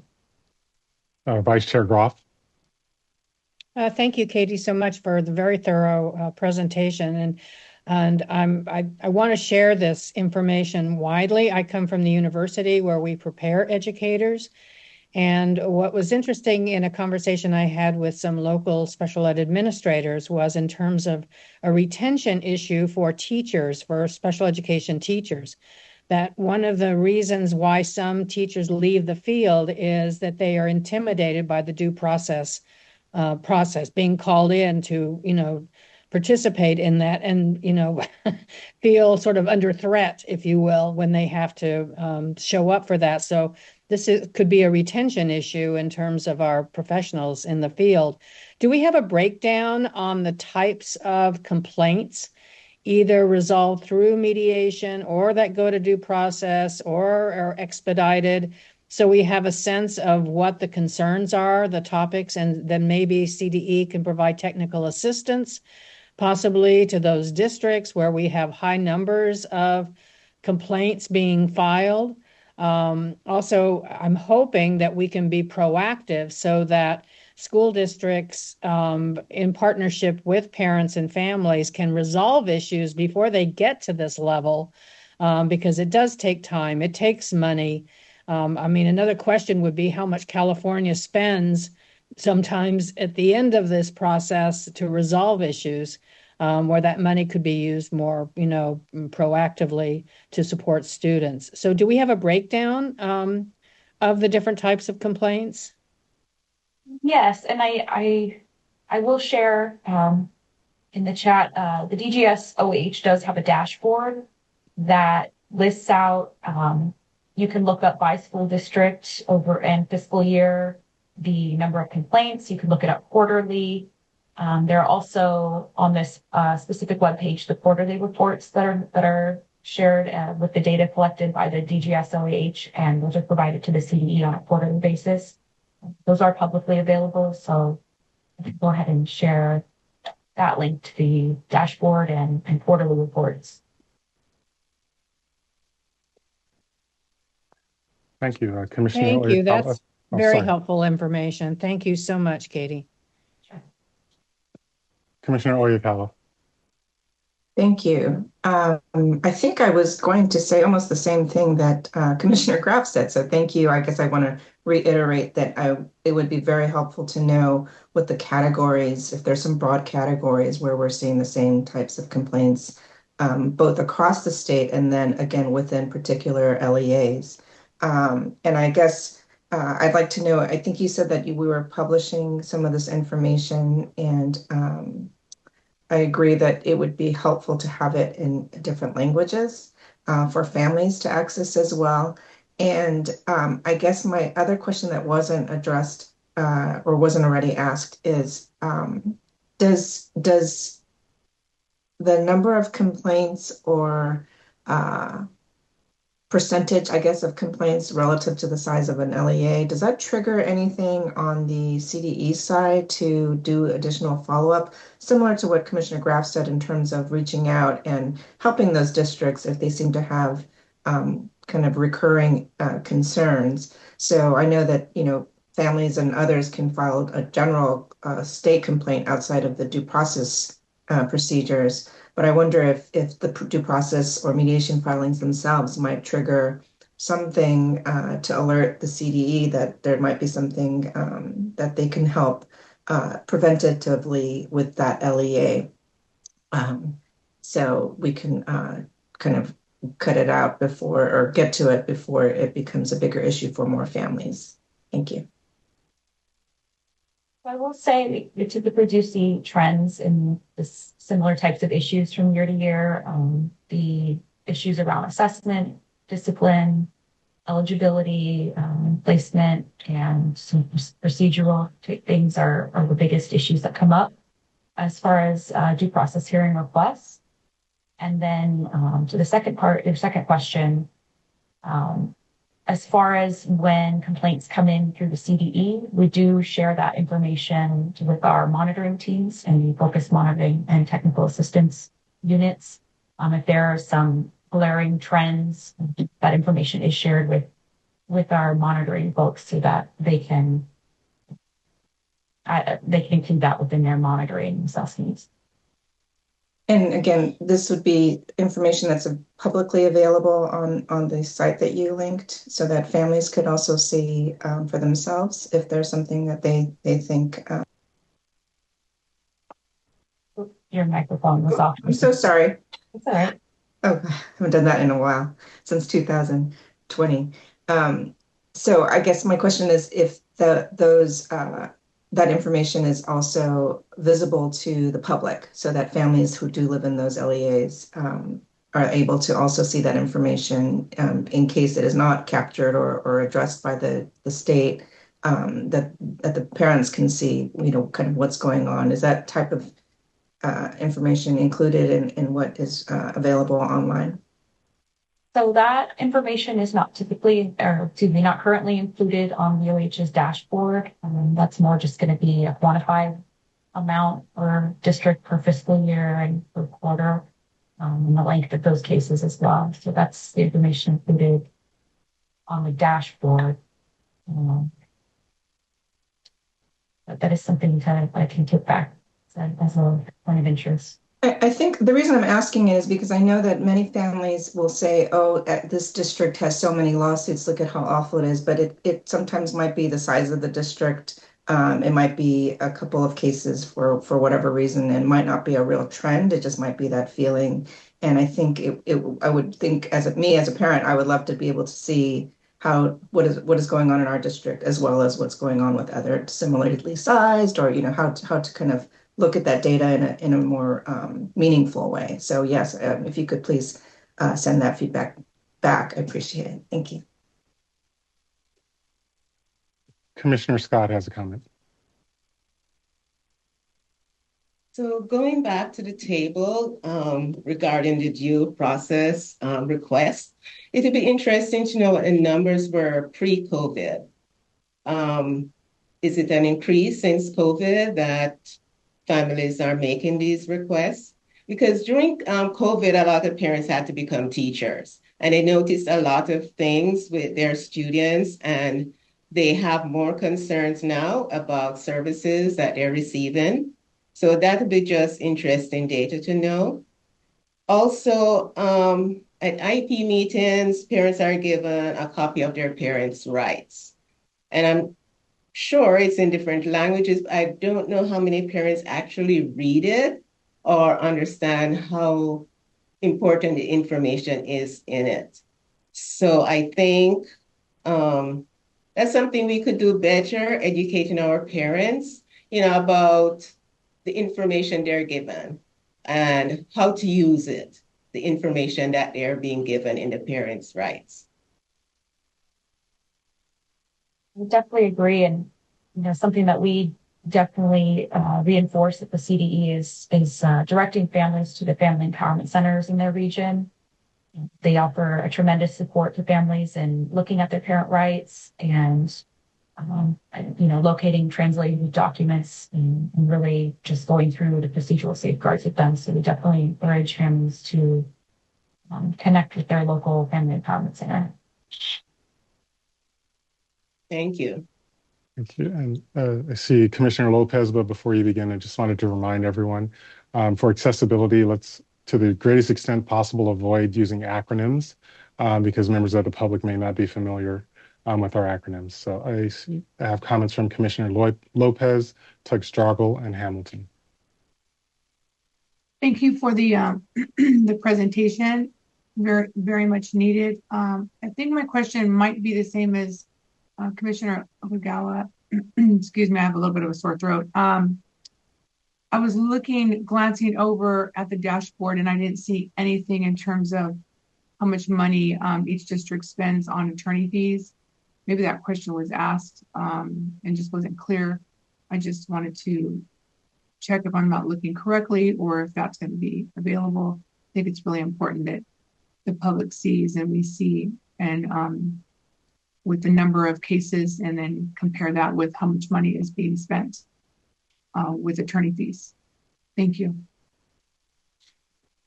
Yeah, that information wouldn't be necessarily available on the OAH's data database. Sorry, Rachel, I saw you chiming in. No worries. Exactly what I was going to say is that's something that it would be available at the district level, but not something that CDE would have. Not accessible to the public, though, correct? That's a great question. That's a great question. I would definitely recommend that people reach out to the school districts specifically for that question. Agreed. Commissioner Tugstroggle and Commissioner Hamilton, and then we will close this item out. Another thing that I would like to say is when Commissioner Okuyawa and Commissioner Vicky was talking about the types of mediations, another idea that I had is, for example, with all the list of mediations, you can actually create what are the solutions on these type of mediations. Let's say there was an issue of conflict at school and it was not handled with the teacher. That you can add the types of solutions on how you can how you can handle that situation. Like if you add step by steps or like ideas or solution ideas for that, I think a lot of educators will find it very easy for them. They're like, oh, that's an idea that we never thought of before. That's something we can do. And another thing that I will say for mediations, in my opinion, is families do not know family empowerment centers. They do not know the resources. The thing I will say a lot is the CDE, we have so many incredible resources, like a lot of opportunities I never heard of before. But the thing is, we teach people the importance of why these resources are there, but we don't teach them how to get these resources. And that's the big struggle. Like you teach a kid how to get up the ladder, but you don't teach them how to get down the ladder. And that's the really big issue of that's the really big issue that many schools and families are struggling with. Is if we teach them if we teach them how mediation works, how these things work, then they will be able to access this. They will know how to access family empowerment centers, because family empowerment centers are kind of vague things that a lot of parents don't know about. A lot of Zoom sessions I have with parents, I've been advocating for that, and now they know about it. I just think that how can we get the state all the way for school districts and county department of education really working with each other on like how all of these work? How do these resources work? What are your rights? What is the mediation? So they actually really understand. Thank you. Commissioner Hamilton. Hello, thank you for your presentation. It's very complicated stuff and complex, and every time I hear, information about due process and this whole process, I learn more about it and still don't feel like I have a good grasp on it. So I appreciate any time I get to learn more. I was recently, it was brought to my attention a 2022 accountability report on the California Office of Administrative Hearing Special Education Division, citing bias, noncompliance, and misconduct in special education due process. And I'm wondering what, if anything, has been done to address some of these issues, and where are we with that? As you were concerned, you mentioned an accountability report. So we do have a process through the interagency agreement where, if a complaint is filed against the DGS OAH in respect to their policies, procedures, et cetera, we do have a process for investigating that. And an investigation report is provided to the complainant outlining the investigation and the remediation that's needed within that investigation. So we do have a process for that in place. And I think, as we move forward, as we start to develop more resources that can support the field, we're really hoping that they'll promote access and engagement with the mediation and due process services that the OAH provides. And really, I know that Dr. Heenan has mentioned the constituents office that the CDE is putting into place. That will be a tremendous tool for the field, both families and educators, to have a resource to connect with the CDE directly and to receive more direct response. So hopefully address these disputes that come up before they escalate into a state compliance complaint or due process complaint. And Commissioner Hamilton, I know that, like you said, it's like kind of sometimes a very complicated system. And so one of the goals we have this year is to bring all these resolution processes to the forefront for our community to understand options. But one of the things I'm hearing too is that there needs to be clarity or more data that is provided. So what I will work with the team to do is see what data we can extrapolate or get from our Office of Administrative Hearings to look really deeper into the trends. I know that there are some information we can get and some information we can't get, but I'm going to see what we can do to gather that information and present to ACSE in the next few months. Thank you, Director Heenan. And so as we wrap up this item, I just want to share some reflection. And Katie, thank you for the presentation and the conversation it generated. Later on today, we'll hear the annual performance report. In that report, it will highlight that there are 851,011 students in California with individualized education plans. So about 851,000 students. Multiply that by all of the educators that are at the table for each of those individual IEP plans. Is it realistic that we would have zero disputes or disagreements? If we all tried to decide where to go to lunch, we might have some disagreements around where to spend our lunchtime. And so while recognizing the stress and anxiety that these processes can generate for all involved, I think keeping that perspective around there is a right of all parties to file for due process if we as a team have stopped making progress, and the goal of due process is to give us clarity for the time being so that we can move forward. And so the 4,694 due processes in 23-24 that were filed reached the state where they needed outside intervention to move forward. That means there were 846,000 IEPs in the state that did not progress to the point where they required outside intervention beyond local alternative dispute resolution or the relationships that were in place.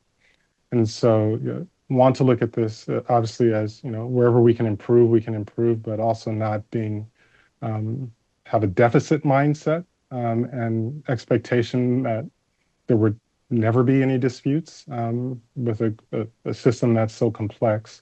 And so I would encourage us to, as commissioners, when these topics come up, overwhelmingly, teams, parents, and educators are communicating well based on the data that we have available to us. We want to learn more from the instances where the communication breaks down or there are disagreements around the best path forward so that we can learn from them and hopefully prevent them. But again, everything's individualized. So if Vice Chair Groff went through a due process, it may not be informative for the district or the parents of David to decide what's a free and appropriate public education for me. And so we'll keep learning about due process, but want to acknowledge the department for sharing with us the data, the conversations that we have, and the future conversations we'll have to learn more about this topic. I would ask to please share the slide for public comments. And if there are members of the public in the room wishing to make a comment, if we'd ask you to please connect with the CDE team. There are no public comments in the room. Thank you, Grace. We will pause for anyone wishing to call in to make public comment. Caller ending in 5107.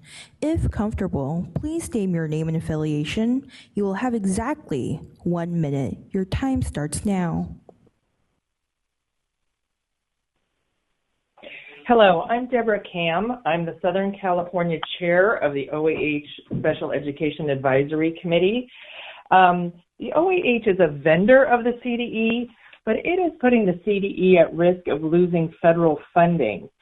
OAH has violated the interagency agreement multiple times, and it has violated the IDEA by not providing competent interpreters and refusing to allow parents to hold public hearings. OAH also continuously censors the advisory committee. It is run completely differently than ACSE. They have stifled our recommendations and completely ignoring the purpose of the OAH Advisory Committee. Many complaints have been filed, but OAH is allowed to investigate itself. We need the CDE to investigate OAH. I invite Ms. Maloney-Cripps and all of the members of ACSE to this Friday's OAH meeting to see how OAH is undermining the CDE and making a mockery. Thank you. Your time is up.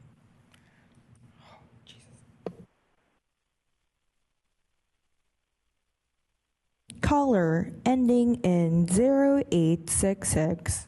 If comfortable, please state your name and affiliation. You'll have exactly 1 minute. Your time starts now.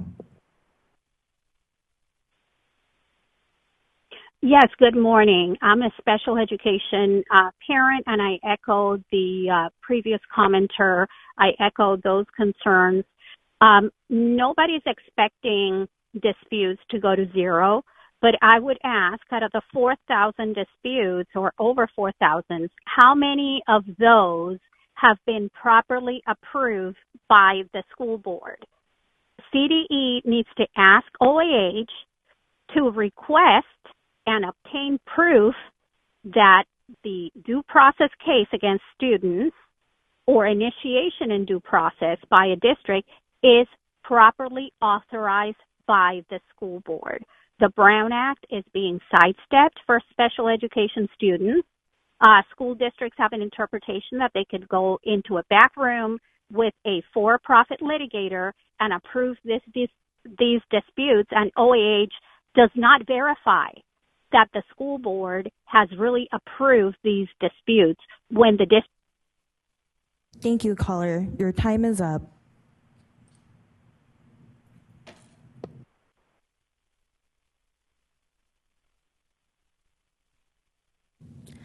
Caller ending in 7000.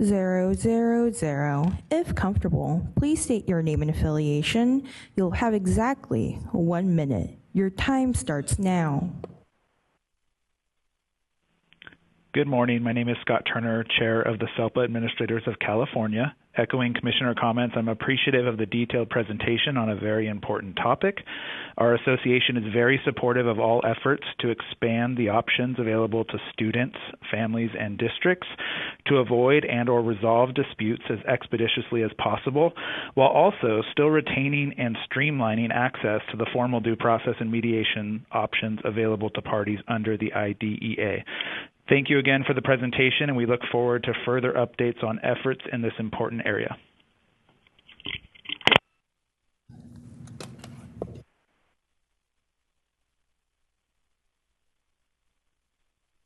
Caller ending in 5658. If comfortable, please state your name and affiliation. You will have exactly 1 minute. Your time starts now.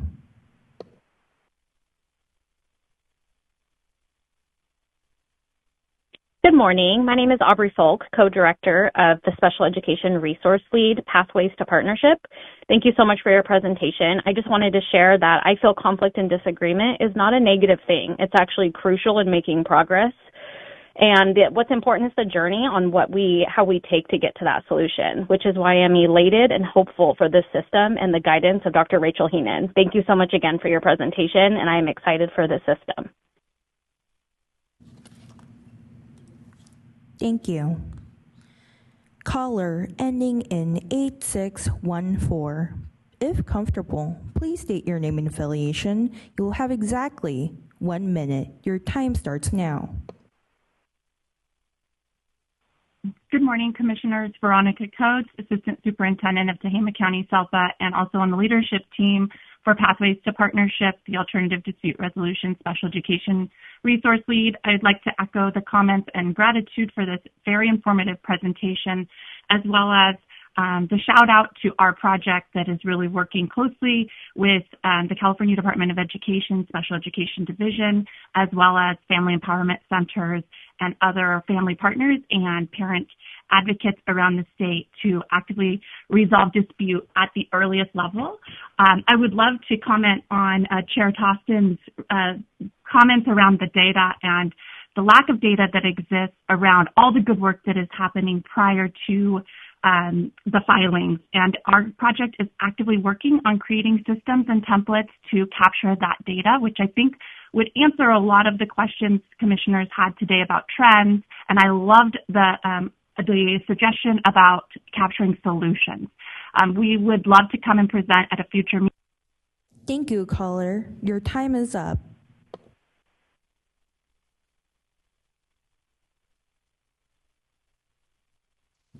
Caller ending in 5085. If comfortable, please state your name and affiliation. You'll have exactly 1 minute. Your time starts now.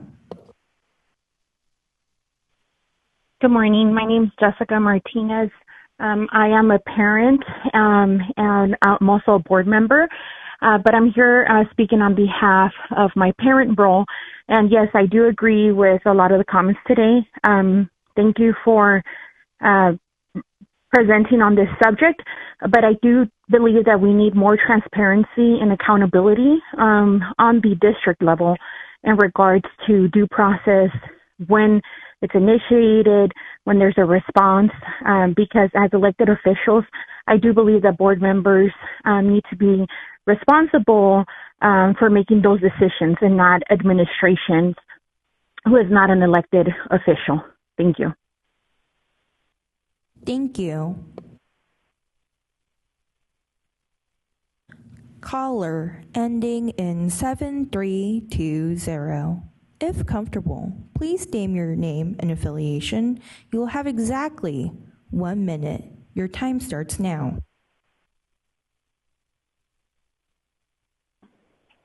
Hi, my name is Debbie Schneider-Solis. I'm calling on behalf of CPA, and I'd like to know, I'd like to see the data on how much districts spend, since so much of the money takes away from services and students, while also echoing the comments and questions of the commissioners. Thank you. Thank you. There are no more callers at this time. Thank you. We will close this item. Our next item, we had a break scheduled at 11 to 11:15, but looking at the time, unless I'll trust commissioners to manage your affairs appropriately, but we'll continue on with the agenda so we stay on track. We're a few moments early, but I see our next presenters are here, so I think we'll move into item 4, a presentation from the Commission on Teacher Credentialing to share information related to some of the data that they have and efforts that they're making to guide educators into the profession of teaching. Thank you so much for being here, and I yield the Zoom to you. Good morning, everybody. It's nice to be back here. It's been a couple years since we've come back from the Commission on Teacher Credentialing with some updates. I'm joined by my colleague today, Barrett Jaglinski. I'm going to go over some facts and figures, and then he's going to talk a little bit about the Roadmap to Educational Careers Initiative. And before we get into the slides, I just wanted to share, because if you're anything like me, it feels like time goes slowly, but then also really fast when change happens.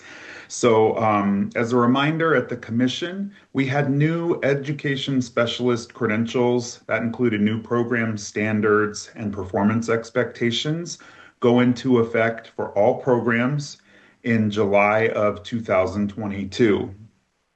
And because of that, any of those old credentials that we had before, like mild, moderate disabilities, moderate, severe disabilities, the issuance of those will be sunsetting in June of 2026. We still have bridge authorizations available for teachers who hold those old authorizations and would like to bridge theirs to one of the new similar authorizations. But again, that's not required of teachers. It's just an option available to them.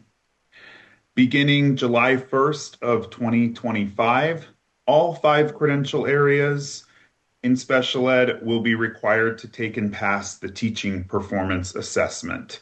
So our 2 largest areas, mild, moderate support needs and extensive support needs, have been required to do that since July 1st of 22. And now that'll expand to all of our areas. We also have some new ways to hopefully make it easier for folks to become teachers. I apologize.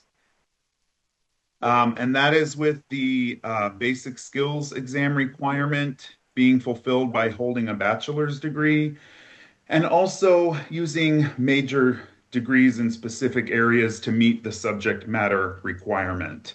So basically, for an ed specialist incoming teacher, if you have one of the approved majors for a multiple subject or single subject program, you now have met subject matter for an ed specialist credential.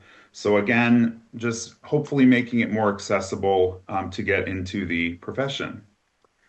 So if you'd like now, we can go back up to the slides and I'll go ahead to the first one.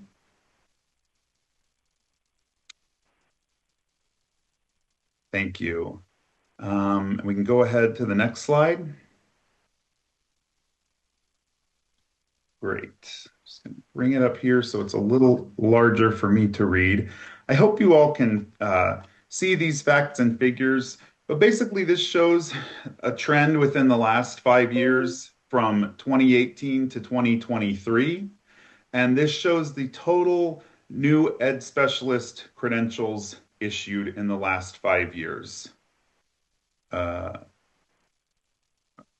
are we doing the small version? I can manage that if, okay, thank you. So we see that it increased from the 2018-19 school year to the 2020-21 school year. And then we've had a decrease each of the years since. So we had that peak during the first year of the COVID-19 times, and then decreasing since then. And then the lower numbers there are the number of clear ed specialist credentials issued. So those are folks who have gone through teacher induction and cleared their credentials that year. And that is across all the different authorization areas. So this is the total number. Next slide. Okay, this shows our intern credentials issued. So similar type of trend, a peak during the first year of the pandemic, and then fairly significant drop off from 2021-22 to the next academic year. Similar trend with the issuance of district intern credentials, which are obviously issued by approved ed specialist programs at school districts. So you've got the percentage change up top there from the prior year. And again, of course, we hope that all those folks get through their program and then get issued that preliminary credential. Okay, next slide, please. Now we are getting into the permits issued. So these would be for teachers who are in the classroom but may not yet be in a program or may not yet have passed subject matter or met subject matter, so they're not eligible for an intern credential. I'm not going to read all these numbers for you, but we see a steep drop off again in 2020-21 academic year, and then a slight increase to the last academic year. Short-term staff permits, they've had a pretty large increase. There could be several factors leading to that. Like I mentioned, there could be folks who are just finishing their program and they may not go into an intern program, so they're finishing their contracted position on some type of permit, like the short-term staff permit, until their credential gets issued. One of the things that happened with the ending of No Child Left Behind is that we didn't have this category of teachers deemed highly qualified. Interns were deemed highly qualified. So there may just not be the same push or emphasis from districts to have their folks be on an intern document as there was when we had NCLB in place. All right, next slide. Waivers. So this is a much smaller category, but we still wanted to include the information here. These folks could be starting off at the very beginning and maybe they just have their degree and basic skills. They're still looking for a program. They maybe have not gotten into one yet. They're not intern eligible yet. And we've seen a pretty steep decline since the first year of the pandemic in the issuance of those waivers as well. Next slide, please. So this is a total aggregate number of documents issued for ed specialists during the last year that we have data, which is 22-23. We can see the preliminary and clear credentials at 3,040, intern credentials at 1,653, and then you have a large number of those on permits, and then that smaller number of waivers. Next slide, please. Okay, and this shows you the comparison. The orange line at the top is the total number of interns, permits, and waivers issued. So again, year by year, we see the decrease in that line, a slight uptick, very minimal, to the last academic year. And then, as the data showed before, total issuance for preliminary and clear credentials, those are the bars going across, peak during the pandemic year, and then a pretty significant drop off over the past 2 years. Looks like about 1,000 less almost through 22-23. Next slide, please. And this just gives you a quick overview of the institutions who are providing these credential programs.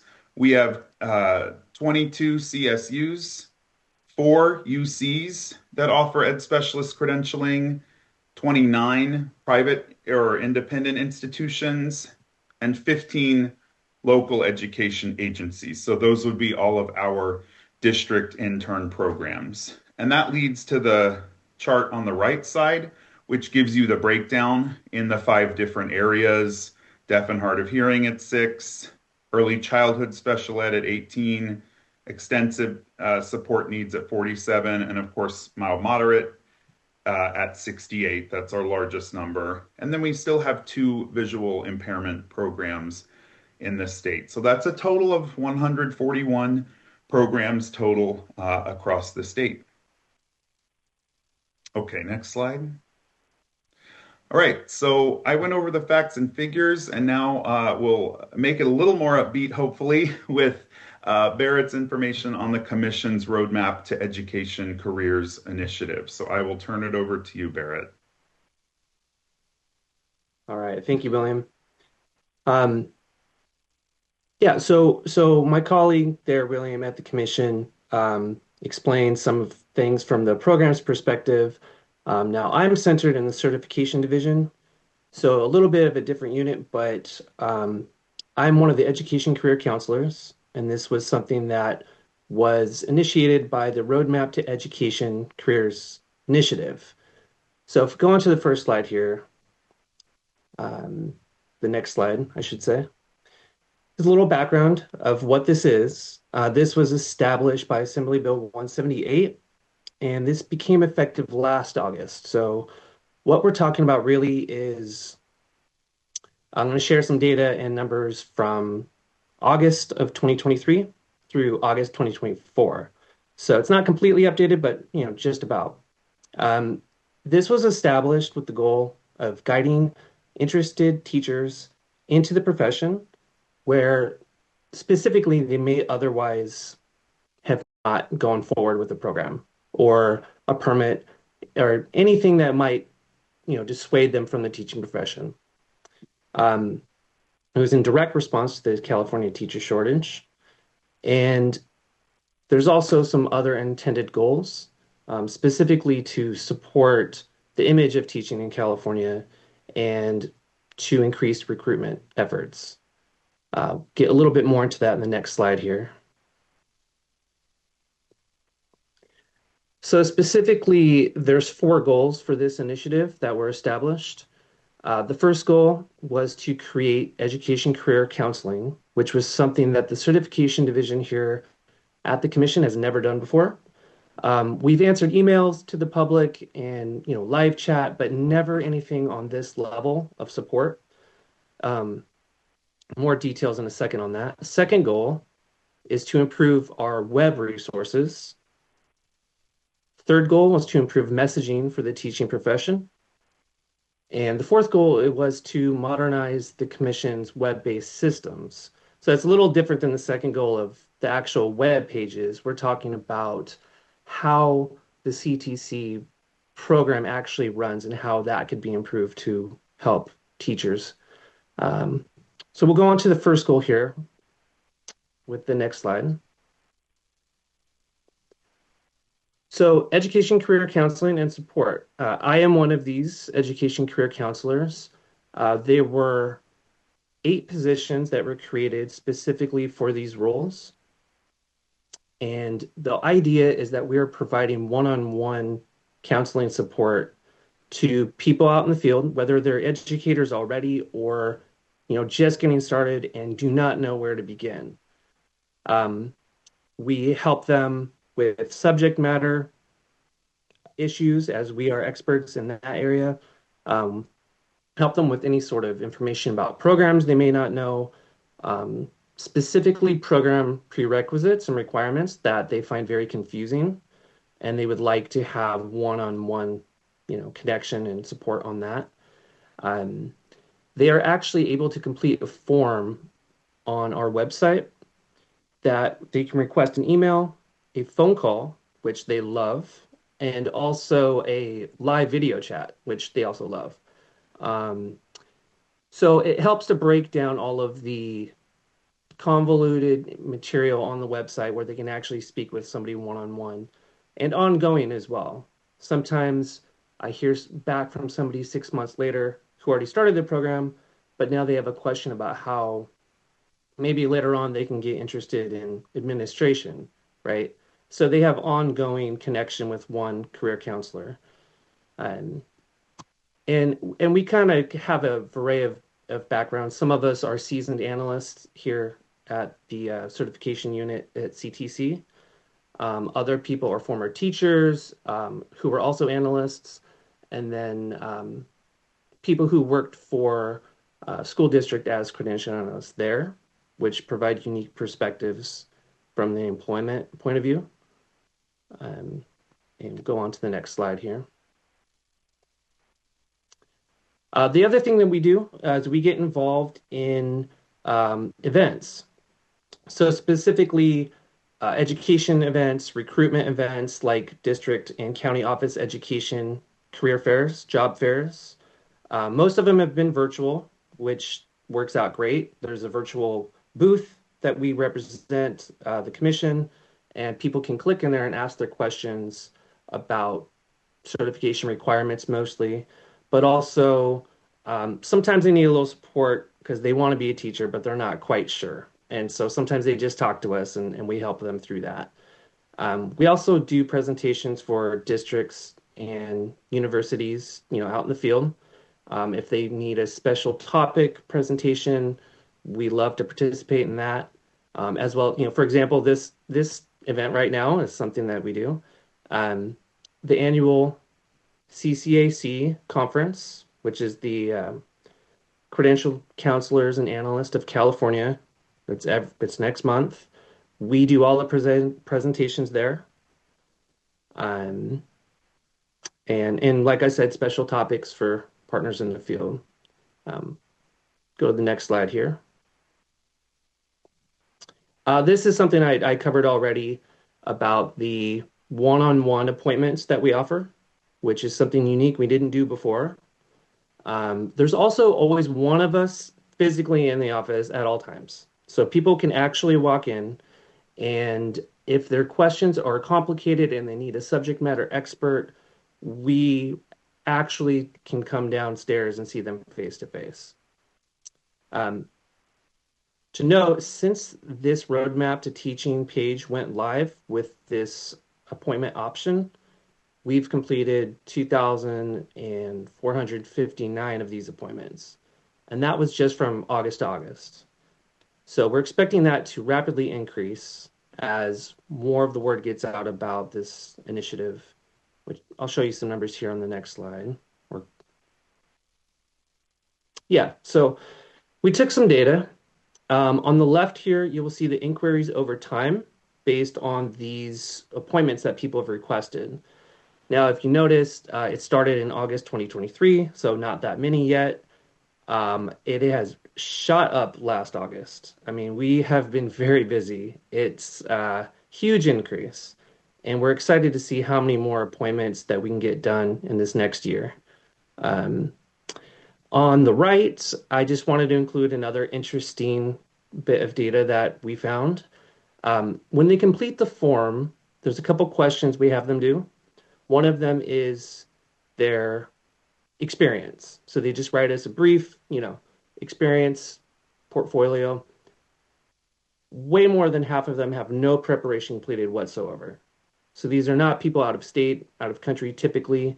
They are career changers who are typically already have an established career who are now interested in teaching, or as you would expect, they are recently out of their university with a 4-year bachelor's degree. Go to the next slide here. So that's goal 1. Now, goal 2 was to improve the web resources. The roadmap to teaching web pages have been up for the past year. And since then, the landing page has received over 84,000 views, which we thought was wonderful.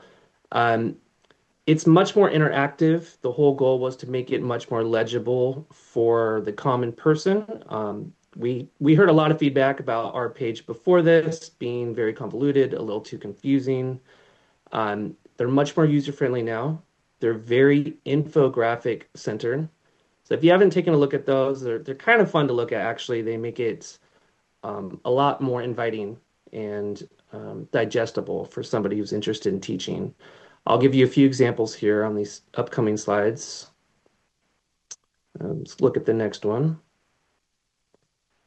So just a couple examples. This one is something you'll see as soon as you go into the Roadmap to Teaching website. It's an infographic that makes the general steps of the process more legible. People seem to really like this one. But that's the biggest question we get. By far the biggest question is, where do I begin? What is the process? What are the steps? And people seem to be really confused about that. So infographics like this have definitely helped. Let's take a look at the next one here. Okay, so in these pages, you can click on different types of programs. Now, I just took these screenshots from their own pages, so this is not one web page. It's snippets from 2 different ones. For example, on the left, if you clicked on Intern Program, this is at the very top of that page, which just gives you very clear, straightforward infographics and facts about what makes that program unique. And then I also took a snippet from a traditional program at the top of that page.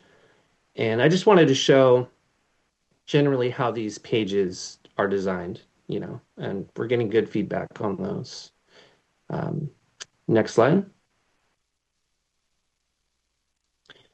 We've also partnered with West Ed to create more of a coherent resources for financial issues.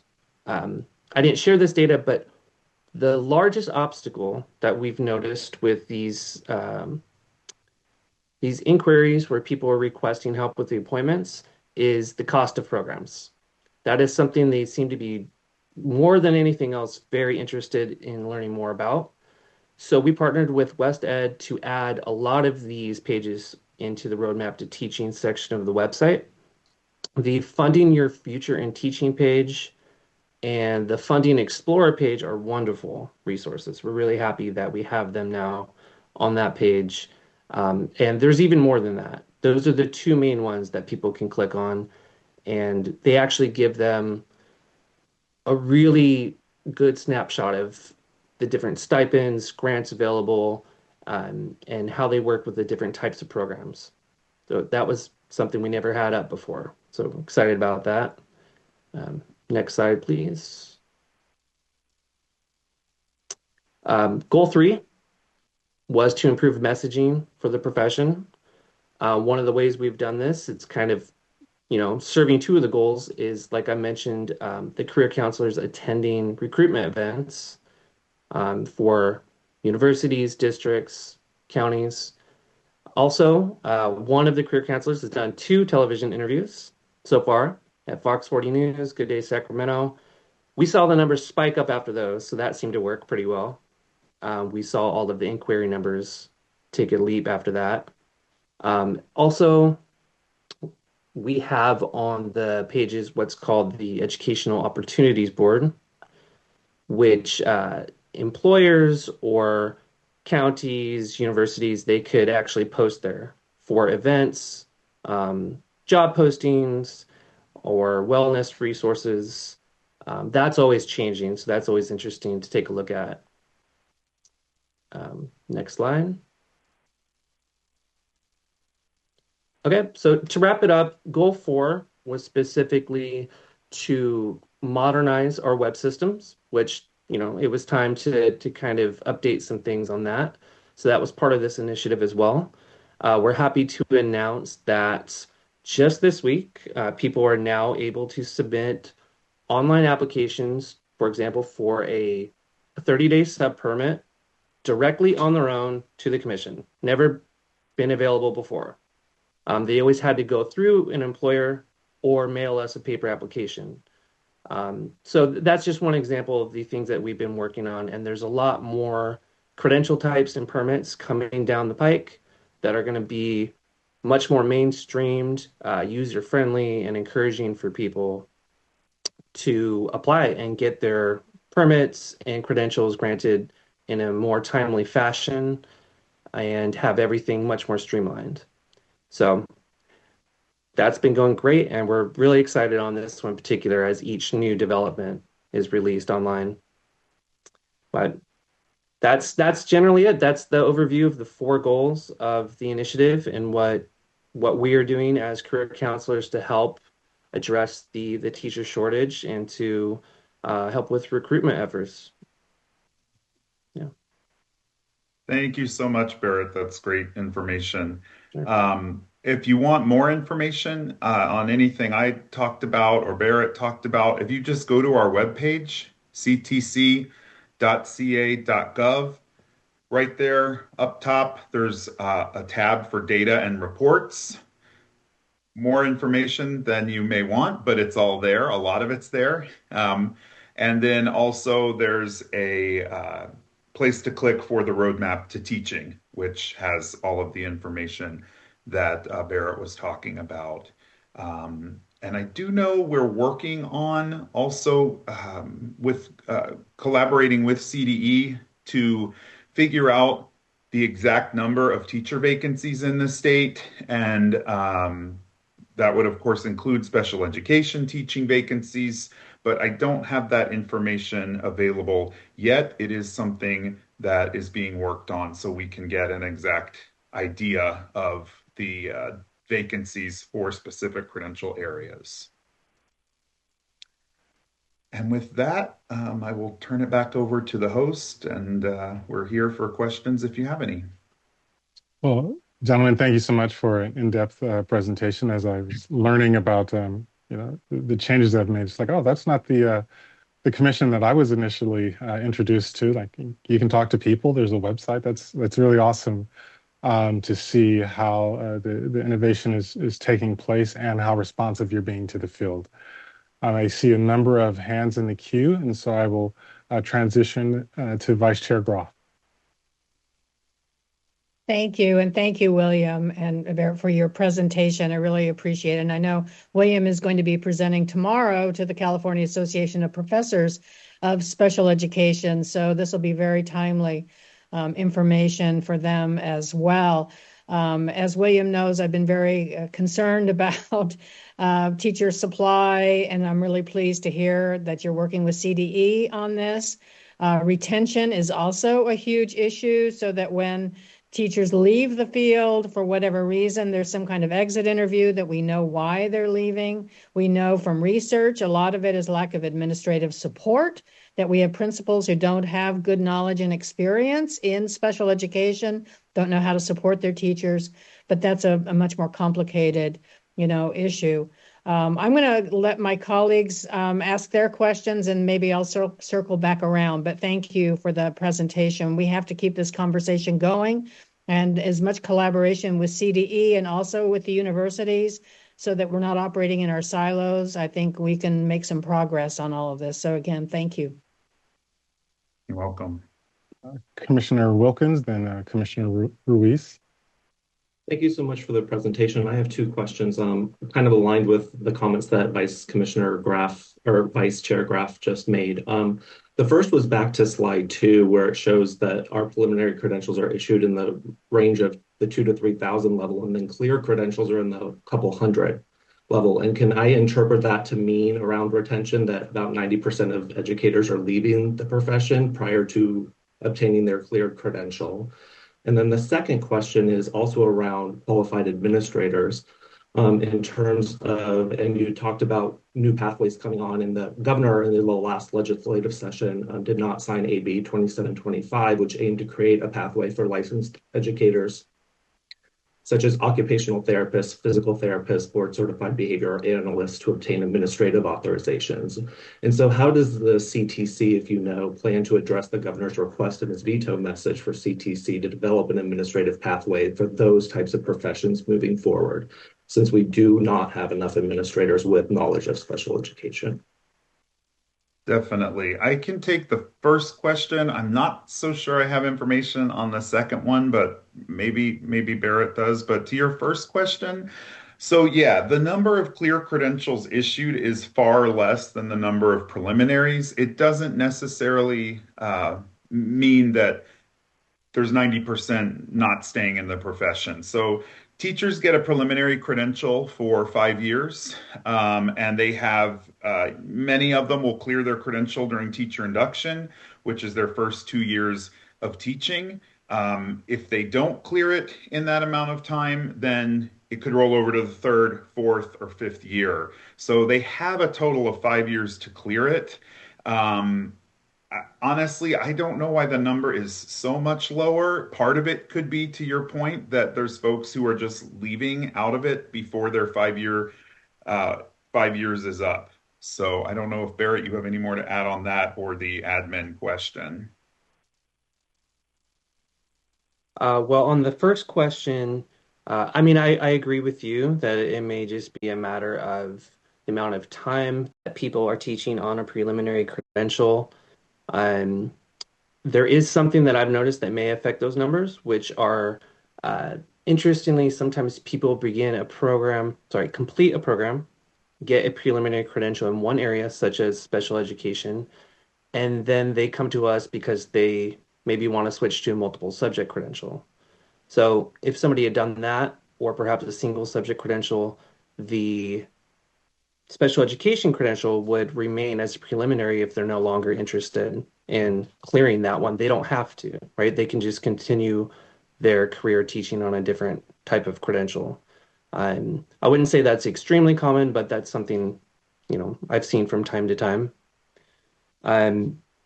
As to the second question, that's definitely something that's outside of the purview of certification division where I'm at. Yeah, I think that would be more involved with professional services division, as far as I know. Yeah.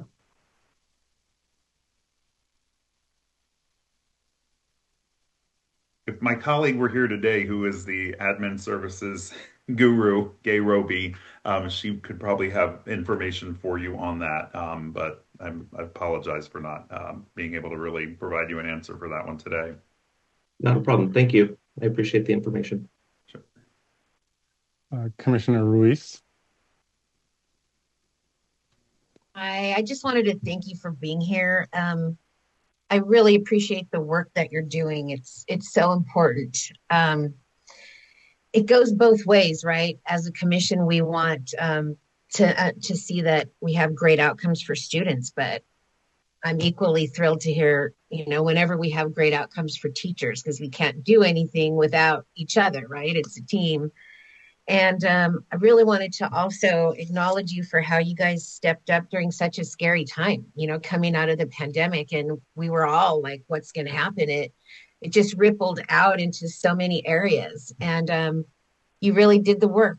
And it's, again, just exciting to hear that you're so supportive of teachers and people that are teaching, as well as people that are deciding to teach. As a parent of a child with special needs and a child without special needs, it's just it's really sad for me when I hear teachers leaving because it was just too intimidating, or all of it, like whether it's parents unloading on teachers because they're angry or scared at their situation, or having a general ed teacher just starting out and realizing that they have a ton of IEPs that they have to attend to that they weren't expecting. So just all of it, just kudos and a big thank you for the work you're doing.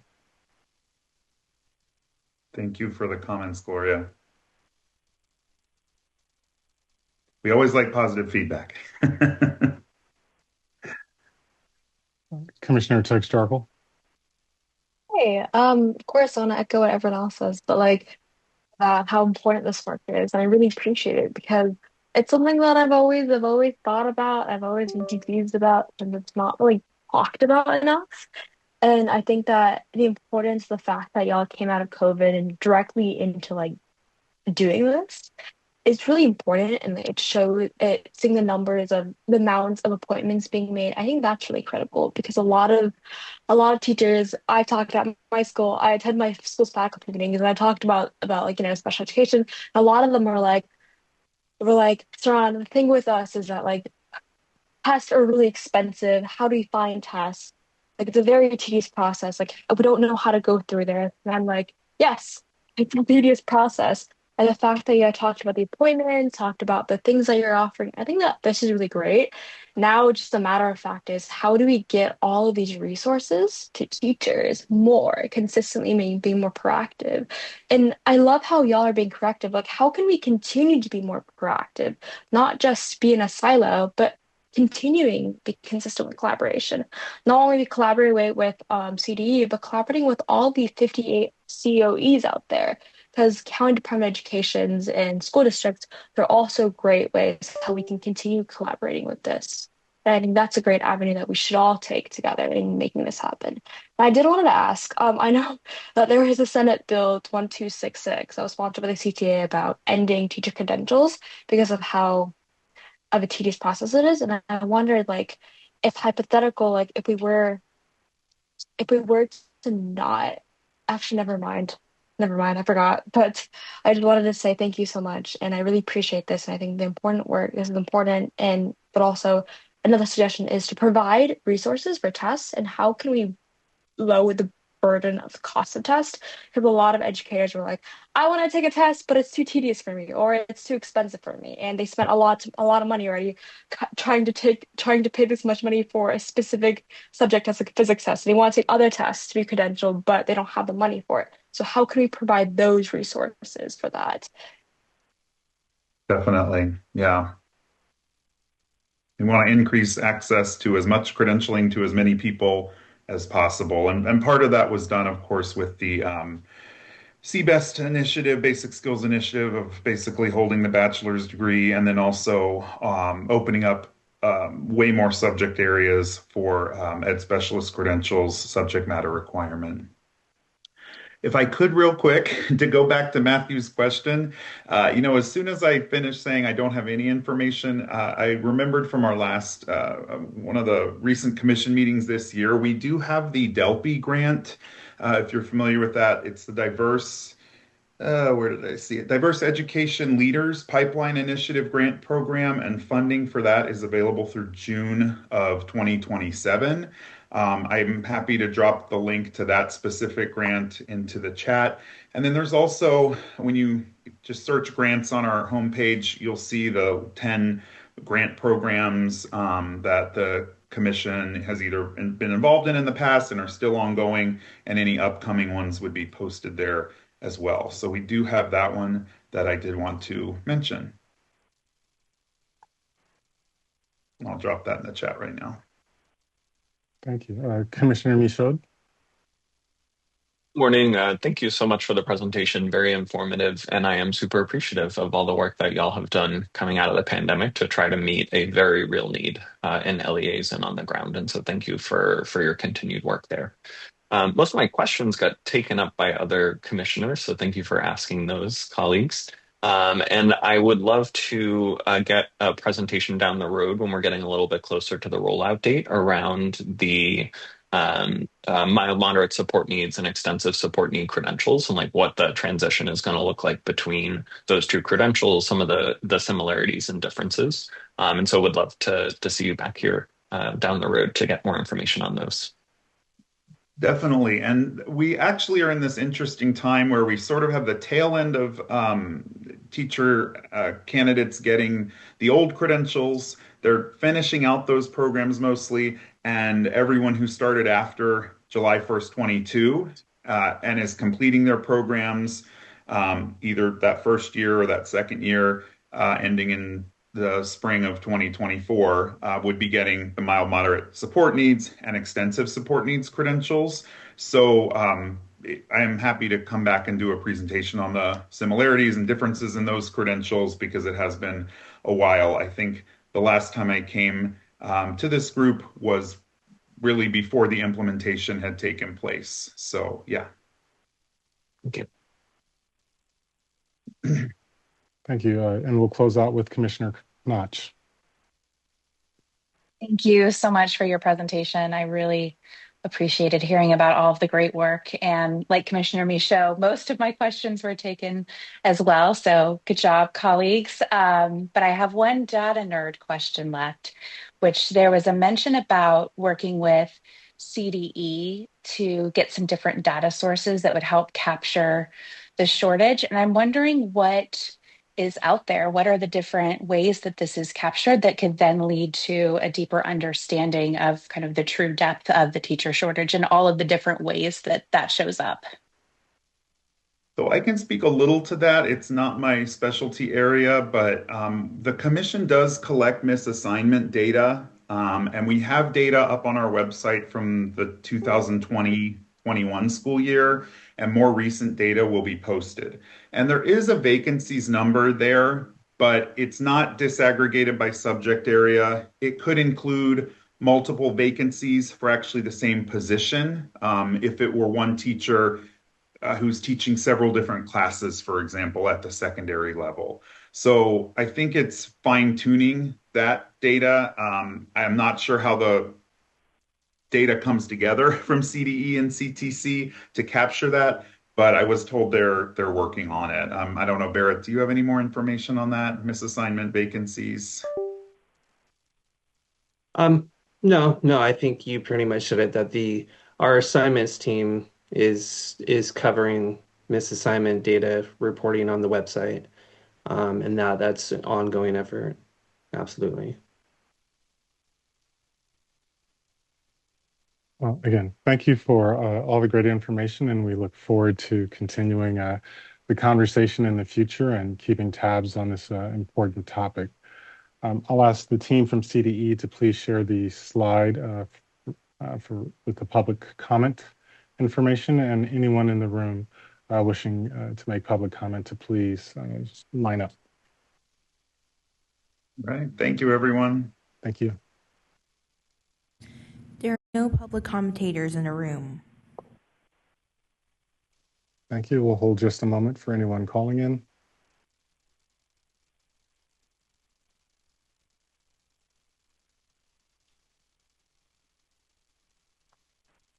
There are no callers at this time.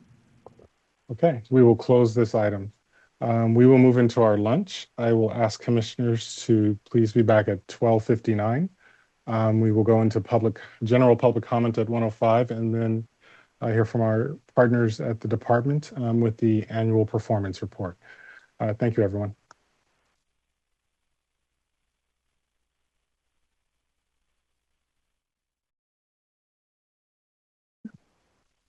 Good afternoon, everyone. Welcome to the afternoon portion of the Advisory Commission meeting. As is our practice, we have a slot for general public comment for any items on the agenda or items not listed on the agenda. If I could ask for the slide to be displayed for members of the public wishing to call in.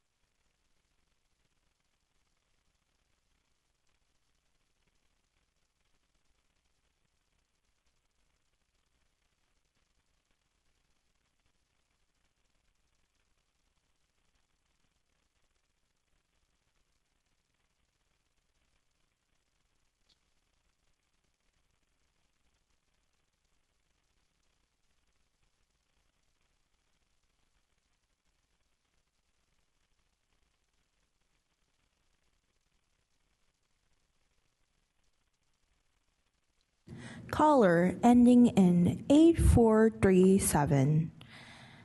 If comfortable, please state your name and affiliation. You'll have exactly 1 minute. Your time starts now. My name is Des Alvarez. I'm a parent with a special needs child, and I think that we need to update the requirements for what special education aides are. I'm also a former special education aide, and they are not qualified in any kind of way. And the way the program is really working is that the RSP teachers aren't teachers, and the aides are actually the teachers, and the RSP teachers are just case managers and data collectors. And that's all I have to say. Thank you.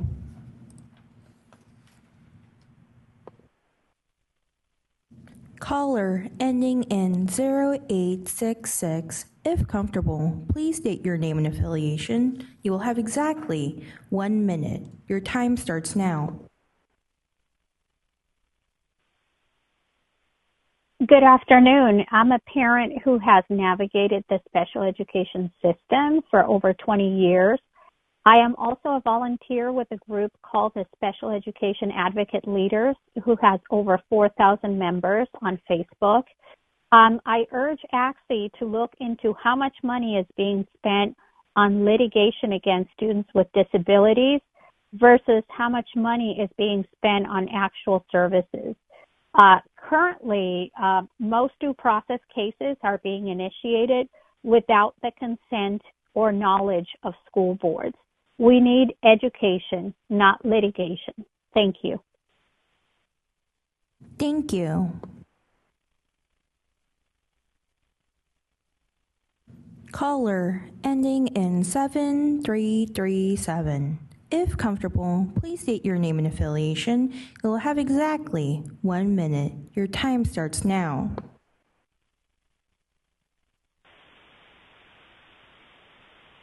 Hello, my name is Ana Zapatera, and I am calling because I would like school districts to stop parents. Too much money is spent on attorneys and not on services for kiddos. Additionally, the district of Etiwanda is very aggressive. They intimidate parents by showing up unannounced and intimidating children in their own house. Thank you.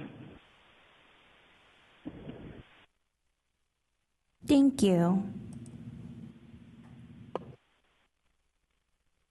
Caller ending in 7407. If comfortable, please state your name and affiliation. You'll have exactly 1 minute. Your time starts now.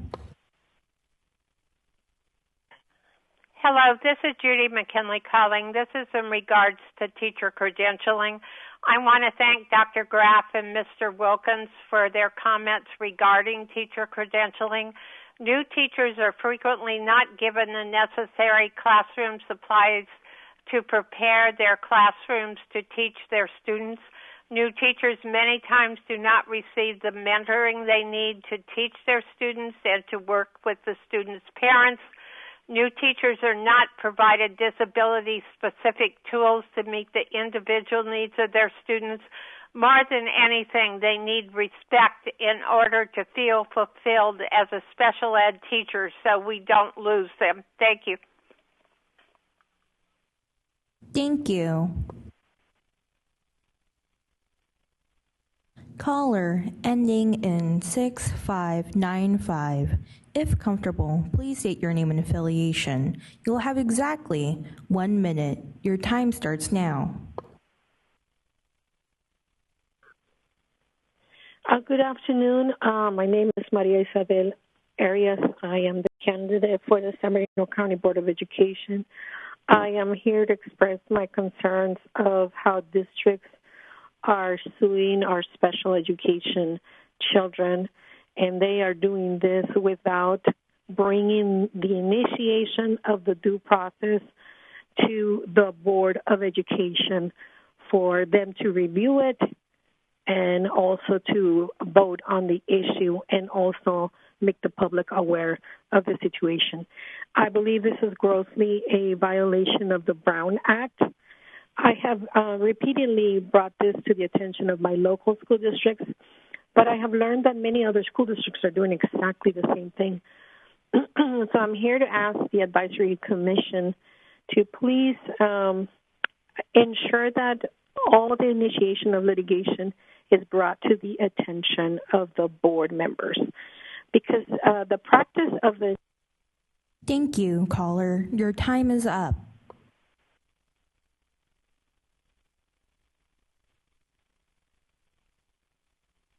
There are no callers at this time.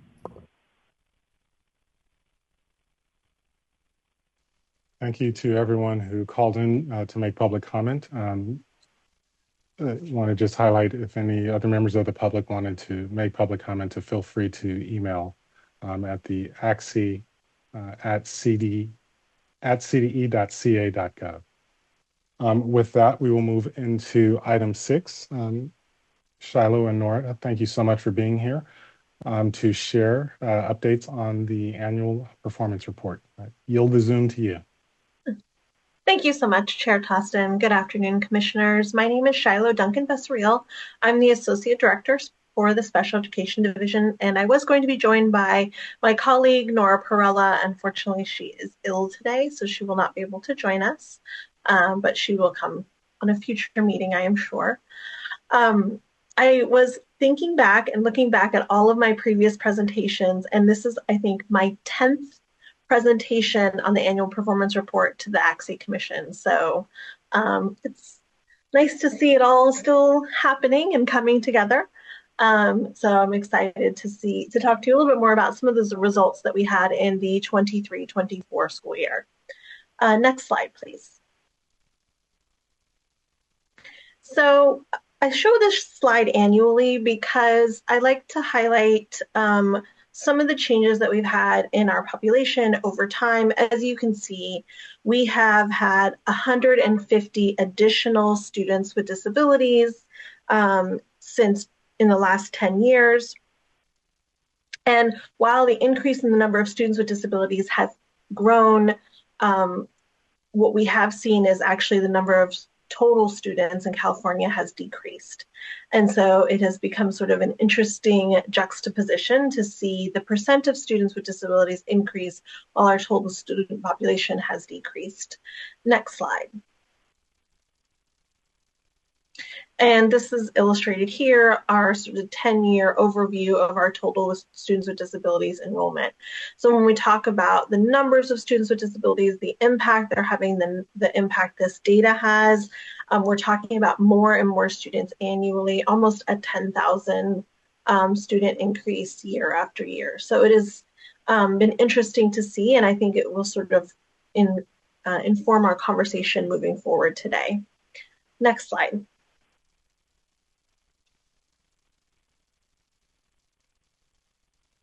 Next slide, please.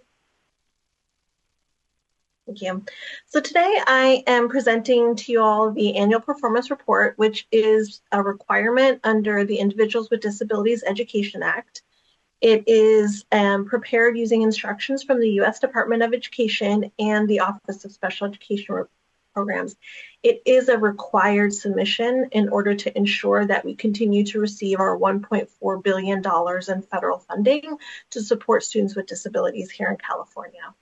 The State Board of Education must approve this report before it is sent to the U.S. Department of Education in February.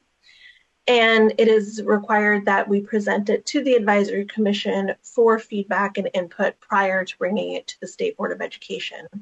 The targets you will see that I discuss were approved in the November 2021 State Board meeting, and those targets are from 2020 through 2025. Previous years' APRs and state systemic improvement plans can be found at https:// I say that wrong every time, apologies, www.cde.ca.gov/sp/SE/QA/APR.ASP.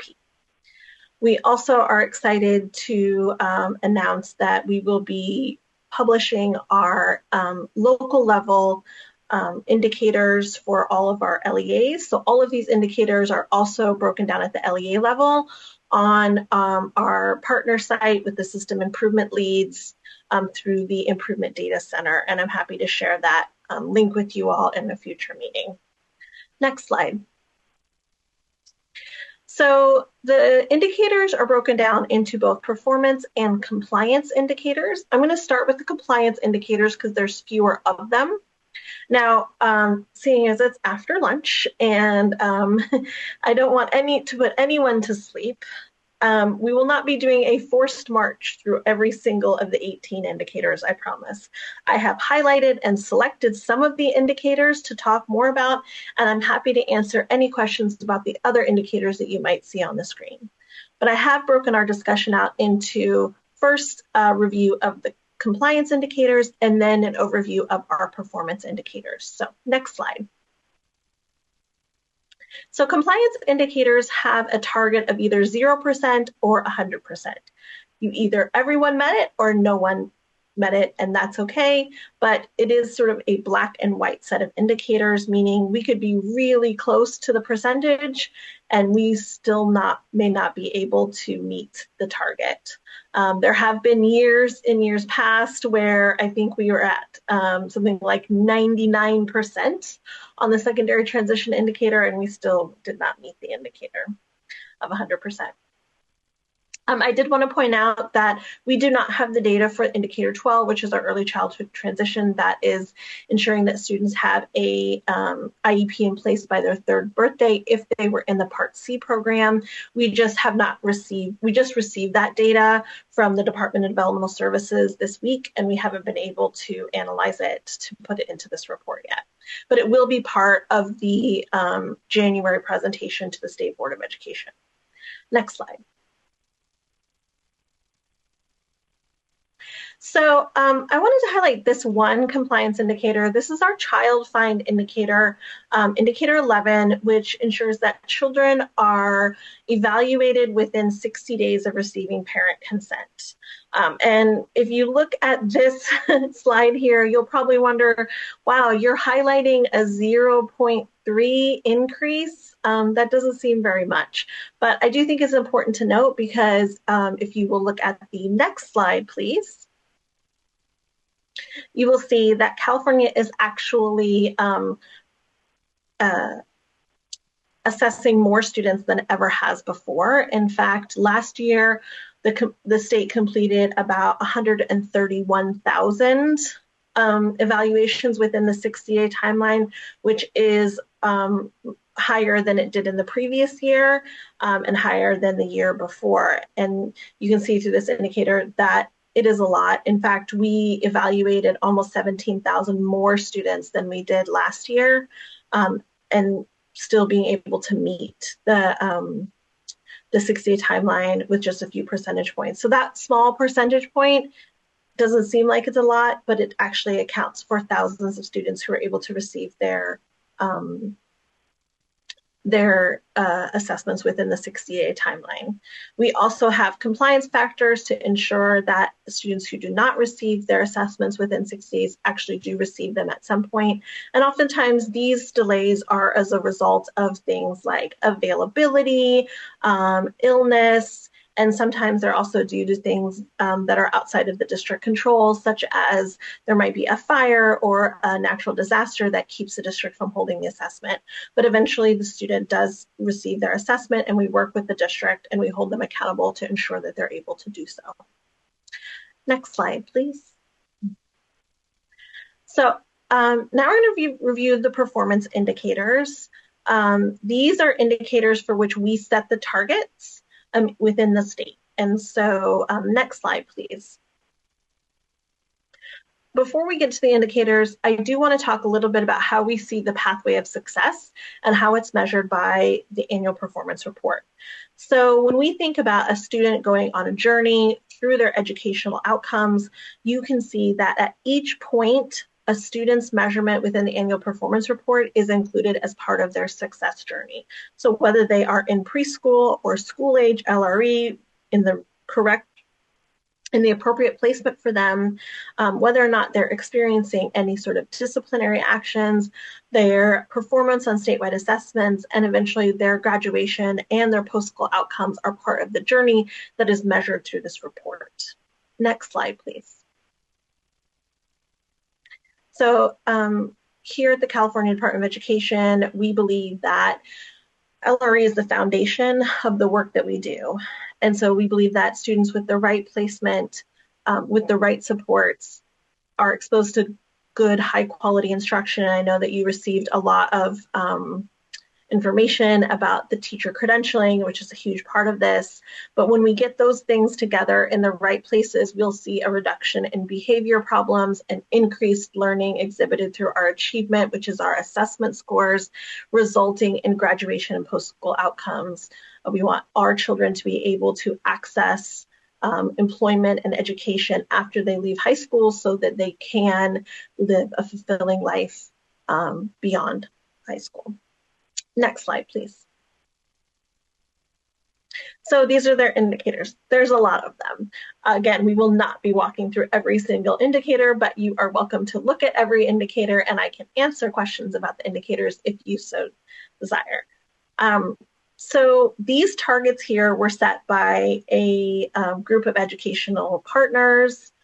In 2020, we met, I think, over 4 or 5 meetings. And then we also solicited public input through several meetings with the State Board of Education and the Advisory Commission. The Advisory Commission, I believe, reviewed these targets in October, they're either their August or October meeting in 2021.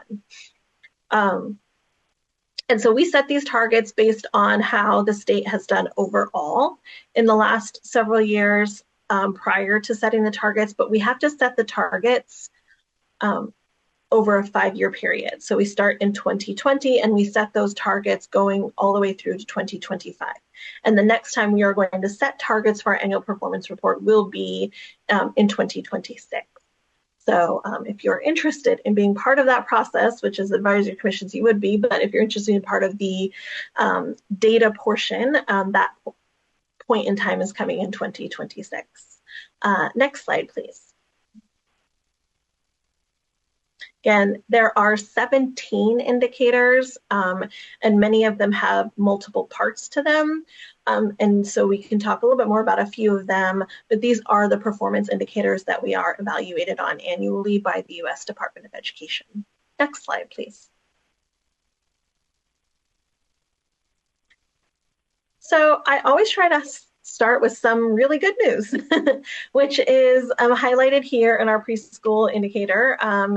As you know, California has made a lot of investments in our preschool outcomes and our youngest children with disabilities as they are entering their educational experience before they move into the traditional school age.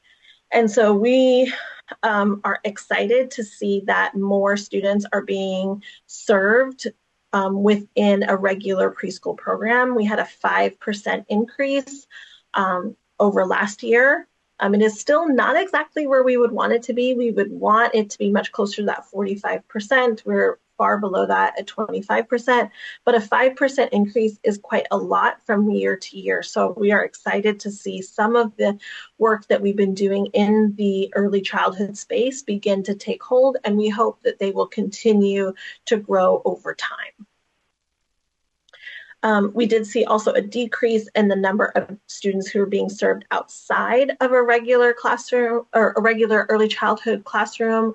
So that's also really exciting, and fewer students also being served in a separate environment, which is 60. So I think it's exciting for us to see the trends moving in the right direction. And those things can be attributed to things like all of the work that we have been continuing to invest in, and we're excited to see the restoration of the EAP funds, because we think that is a big part of this work as well. So exciting to see these things begin to take hold, and I hope to be back next year with even more good news in this indicator. Next slide, please. So indicator 5 is another indicator that measures least restricted environment, but this looks at students who are aged 5 in kindergarten and age 6 through 22, and where they are served in a regular class more than 80% of the day, in a regular class less than 40% of the day, or in a separate environment like a private separate non-public school, a residential facility, or a public or private separate school. Now, I come into this meeting every year. Over the last 10 years, I've been submitting this data, and I will say the same thing. The movement on this indicator is in the right direction. It's just a slow-moving indicator. And I say this because it is challenging to move the needle in this indicator. So last year, we were at 61% of students were in a regular classroom greater than 80% of the day. And this year we are at 62.66, which is an increase of 1.21%. That is not as much as we would love to see, but I want everyone to keep in mind that that accounts for about 7,820 or so students who are moving from a more restrictive placement into a more inclusive setting. That is roughly the size of all the students with disabilities in San Francisco Unified. So it is a small change, but that change does account for a lot when you look at the numbers themselves. Next slide, please. So indicator 1, graduation, is we did see a decrease in the in the number of students who are graduating with a regular high school diploma last year. So it went from 82% to 79%. This is a one-year calculation, so a percentage swing of 3 to 4% is not unheard of, in part because there isn't the stabilization of, say, a 4-year adjusted cohort rate like we would see in the dashboard indicator for graduation. I am a little bit careful talking, when I talk about graduation here, I'm talking about a different way that we measure graduation than what we would see in the dashboard. And so folks have often asked us, does this mean, do our different diploma options that students have, or different pathways to a diploma, going to impact this? And the answer is, well, it's complicated. And the reason for that is because the U.S. Department of Education Office of Special Education Programs has indicated that this is only going to measure students who receive a regular high school diploma. And so I think I talked the last time I was in front of you talking about data, we talked a little bit about the some of the alternate pathways to a diploma. And so students who receive an alternate pathway, who are on an alternate pathway to a diploma, who are part of, who are students who are eligible for the alternate assessment, they would not be counted in this graduation indicator traditionally. But students who might receive a regular diploma because they receive alternate coursework, they may receive a regular diploma and they would be counted here. And that's kind of, I can kind of talk a little bit more about that in the next slide. So if you could go to the next slide. So we have the alternate diploma pathway. Those are students who are eligible for an alternate assessment. They take standards aligned coursework and they receive a diploma on the alternate diploma pathway, and they can continue with transition services through ages 22.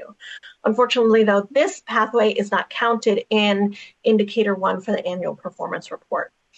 And so that is a little bit part of the complication, but they are included in our statewide graduation rate for the dashboard. So it's a little bit of a difference there. And then the alternate coursework and performance tasks that we have been talking about also is available for any student with a disability. They take regular courses with alternate coursework or performance tasks. And I know Zach has been in front of you all to talk about that work, or he will be, or he has been, I'm not exactly sure. But those students would receive passing courses in their classes, and then they would receive a regular diploma. They would, once they receive that diploma, they would no longer be eligible under IDEA. But those students would count towards Indicator 1 in graduation. And then the certificate of completion does not count towards Indicator 1. So when I said it's complicated, that's what I mean. However, I do have a little bit of good news that I want to share that's a little bit less complicated. Next slide, please. So Indicator 14 is actually where we were probably going to see some of the impacts of all the different diploma pathways on our work. It may take a few years for us to see it, but this is where we could see it. Indicator 14 measures our post-secondary outcomes. It measures three things: whether or not a student is enrolled in some type of post-secondary school within 1 year of leaving high school, whether or not they are in post-secondary, some type of post-secondary school, or competitively employed, or, and so the third one is kind of a rolling indicator, adds onto each other, whether or not they're enrolled in higher education or some form of post-secondary school, competitively employed, or some other type of employment. Next slide, please. So this is where we will this is where we will see potentially the impact of all of our diploma pathways, because now students have more opportunities and access to employment and education because they have a diploma. So as we've talked before, the students receiving the diploma and what their diploma and their transcripts look like would not necessarily indicate that they received any different type of diploma. They received the same diploma. Their pathway to get there might be a little bit different, but that would open doors to them to post-secondary education, to CTE courses, to other types of post-secondary education. It could also open the door to be competitively employed. So this is where we will likely see a lot of impacts of our diploma pathways. It's a little bit more of a direct line, I'm hoping, but it'll take us a couple years to get there because students do have to graduate and then they have to go out into the workforce. It's 1 year post their graduation or exit. So next slide, please. So our next step is that we will be presenting this annual performance report to the State Board of Education during the January 2025 meeting. Pending the approval, we will be submitting the report to the U.S. Department of Education on February 3rd.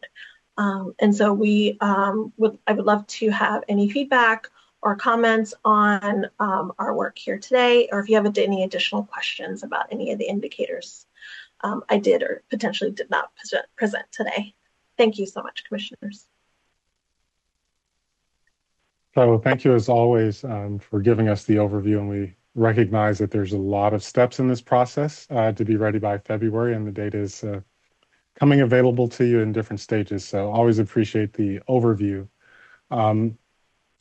One of the, I guess, longer term requests that I would have is once we are not being so driven by the approval timeline and making sure it gets to state board, I think it would be informative to look at the indicators disaggregated where possible, because as we think about the system of support, looking at a large data set gives us some indication, but if we disaggregate, we may see areas that we as a commission may want to advise making a priority in terms of specific resources for student groups who the system is not meeting the needs the most. And so just thinking through a lens of equity, maybe having a place to focus in and start some of our support work and identifying interventions that might be student group specific potentially.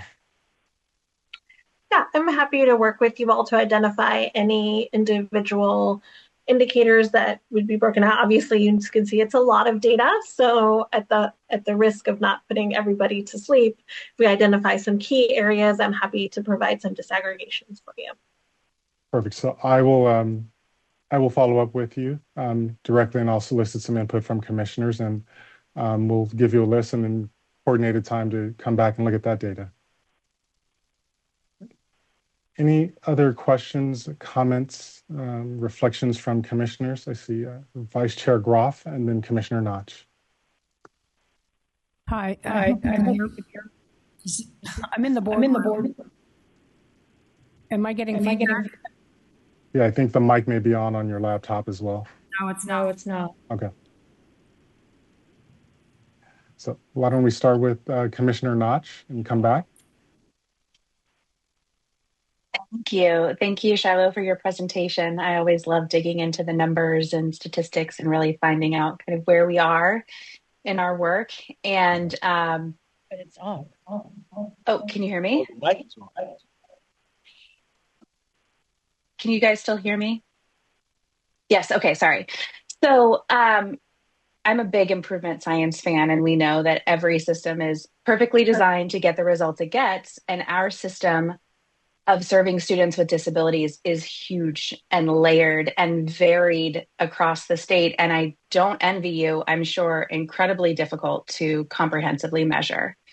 And so kind of with that in mind, I'm wondering if there's an opportunity, or if this is already happening, to dig more deeply into all of the different data sources we have, CASP scores, state indicators, the list goes on and on and on, to look for bright spots across our state, LEAs that are doing really, really well, particularly at the subgroup level, such as dually identified students, to learn more about and share promising practices. And also track back and sort of map onto the investments that the state is making in programs and initiatives, sort of to utilize this data to track outcomes and efficacy. I know a lot of our system of supports and different kind of programs are tracking their own initiatives, but I'm wondering about kind of the interconnectedness of our state data. And then I have another question, but I can pause here if that's better, or I can just go right into the other question, whichever you'd prefer. Well, so I don't lose your first question. Yes. Let me start off by saying, I do think that's something that we will be working on. I know that this is something that when we talk about the work that's being done at our local level with our districts who are trying to make improvements, we are asking them to look much more deeply at their data. And so that is something that I think as we work through the system of support and we work through the work we're doing on our improvement work here at the department, we are continuing to explore that. So I think the answer is not yet, but we're getting there. I like the yet. Thank you, thank you, thank you. The second question is, I think that I've always been kind of bumped about indicator 14 because it's just, unless I'm wrong, and please correct me if I am, kind of dependent upon responses from families of students who have graduated to kind of measure the post-secondary outcomes. And I know that we don't capture everything. I don't know what the answer is to that, but I'm wondering if there's been any kind of discussion or thoughts about how we could kind of expand the tracking of indicator 14 to learn about post-secondary outcomes for students in addition to just getting that survey out. Yeah, so we've been working a lot with LEAs around trying to ensure that they're not just using the paper survey, that they're using other methods. We don't require, and the indicator doesn't require that it is just a survey. It's just that they solicit that information. So I know that LEAs are using lots of different ways. So they're contacting students via social media. They are doing lots of outreach with families. They are working on other, they are working sort of with their college, like their local community colleges, to kind of address some of those pieces. It's harder for us to connect that data, like say to the clearinghouse and things like that. This is a little bit harder for us to do just because we don't collect, like say, social security number, like to connect that to the Employment Development Department's data. But what I would say is I do think we collect a lot. So we collect about 15,000 students who respond to our survey, which is a lot. We have about 35,000 that leave annually. Some of them come back, so it's not a complete record of students exiting. But yeah, we receive about 15,000, which I often joked with my friends in Montana who have a 98% rate of finding their students who post. They only have to find 495 every year. And I was like, I could hire someone to drive around the state to find 495 students.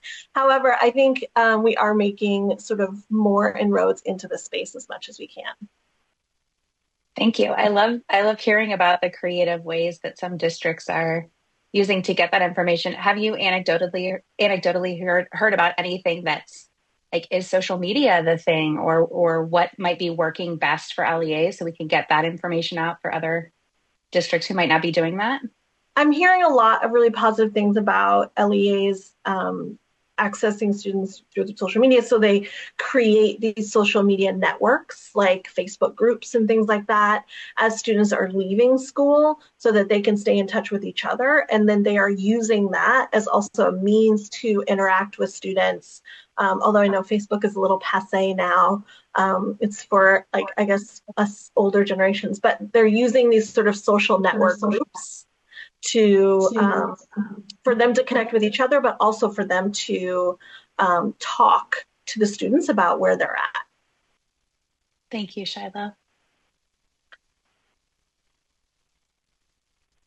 I want to circle back to Vice Chair Groff.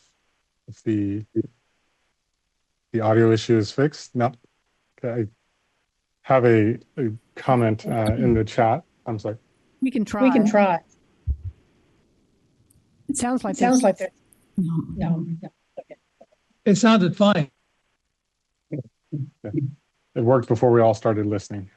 So the comment from Vice Chair Groff, I believe, is thinking about how we might have a conversation about a strategic plan to advance LRE. I know there are a number of system of support projects and LEAs who are advancing this, but a conversation related to how we set specific goals and align our strategies around how we want to achieve this goal. Because I remember the conversations that Shiloh referenced when we provided input on the targets and the conversation related to LRE. An initial suggestion was, I think, maybe somewhere 64%. And as the group of commissioners at that time, thought, no, like let's shoot even higher than that and set it at 75% as this initial step forward, which was a significant increase over our previous target as a state. So as we are moving towards that goal, perhaps documenting the strategies we're using as a state so that everyone is aware and we're getting the word out in terms of the great work that's happening. Yeah, so I think the work that we are doing in with a number of our system of support partners are going, I think more of that is going to be highlighted. We are in, I believe, year two or maybe year three of the implementation of the compliance and improvement monitoring system. And the cornerstone of that is LRE. And so if we're thinking about how we're strategically addressing LRE, if a district is doing poorly in LRE, they will be sort of identified by our system and then referred to supports to address that. So I do think we are on the beginnings of a plan, of a process. I just don't know if we're all the way there. Thank you. And so I will do a last round of soliciting questions and comments from commissioners. I'm having, can you hear me? Yes. Hi. Hi, Commissioner Lopez. I'm just having trouble finding my hand. So I found it earlier, so please forgive me for not raising my hand. But Shiloh, you might be happy to know that some of our younger generation, I have a young college kid and a high school kid, and finding more of them are going onto Facebook, not because they want to friend people, but because there are some of these groups on Facebook that they're wanting to tap into. Sometimes they want to find out what's on sale and different areas like that. So I'm very close to my sophomore in college, and she wants to be on Facebook, and I'm seeing a lot of her friends on Facebook. So that might be a good thing because of some of these groups that are not on Instagram or TikTok. I just was curious when you talk about getting information on, the jobs out there, whether it's from the individual or the parents or whatever information that some may not be sharing, or some information might not be accurate because some are not seeking employment because of the effects from SSI. I've heard from many people in my group that they're reluctant to have their kids get a job because it takes away their SSI or their benefits, which, we all know the benefits of having a job in the community, but at the end of the day, some of them don't want to lose their benefits. And some may be seeking employment, being paid differently so that it doesn't show up. So I just wondered if that would skew the information a little bit. So I haven't heard that. And I think in terms of the competitive employment portion, but I do think when we're talking about education, we're not seeing the numbers around the post-secondary education. I don't believe that would have an impact. And it is just 1 year that we measure. So I'm not sure, the impact of Social Security income on and benefits on employment is probably a factor. And it may be something that we want to continue to have a conversation with, our educational partners at the federal level. So as they're sort of rethinking, there's no reauthorization of IDEA that I've heard of, unfortunately. But I know that there's lots of conversations that are continuing to have around the intersectionality of employment and disability as it is a priority for both the U.S. Department of Education and the Department of Labor. Thank you. Thank you, Commissioner Scott. I believe at the beginning of your presentation, you said enrollment was going up, but the number of students with disabilities increasing. That's correct? So the numbers of total students students in California, the number of public education students has decreased over the last 10 years, while the number of students of those students who are in a public education setting, they are that has increased. That percentage of students with disabilities who are part of the public education system has increased by 10,000 students annually. Okay. Okay, so hopefully that's because there is better child find. More students are being identified, which would be good. I want to support what Commissioner Lopez said. I think some families are concerned, like students getting diplomas, it will affect their regional center services as well as social security income. So that may be an issue to look into.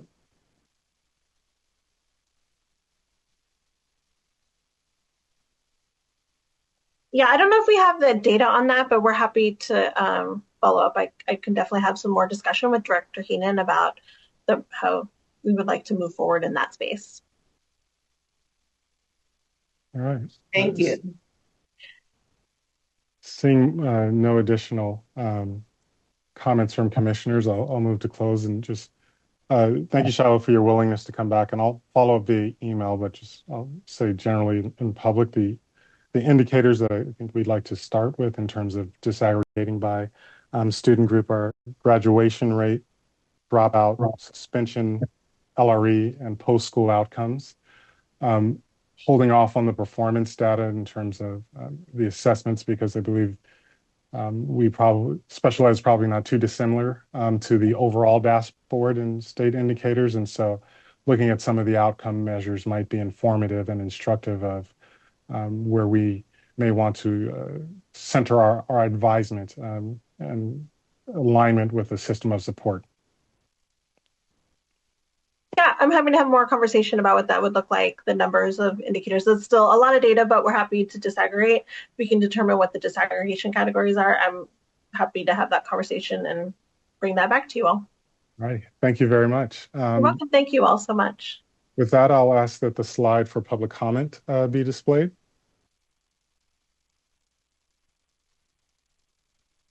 And Vice Chair Groff, let us know if there's anyone lining up in the boardroom.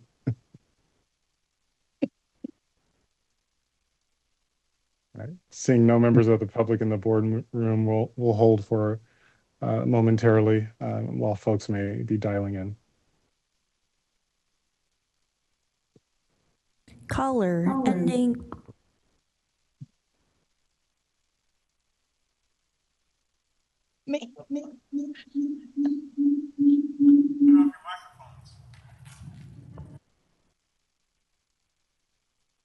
I apologize. Caller ending in 0866. If comfortable, please state your name and affiliation. You'll have exactly 1 minute. Your time starts now.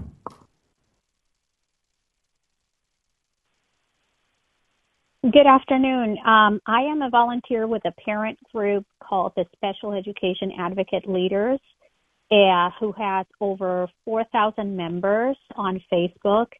I wanted to point out that California is on OSEP's list of needs assistance for 2 or more consecutive years. So at what point are we going to acknowledge that the special education system is failing many students? Regarding indicator number 14, we need CDE to hold districts accountable instead of helping districts cover up violations.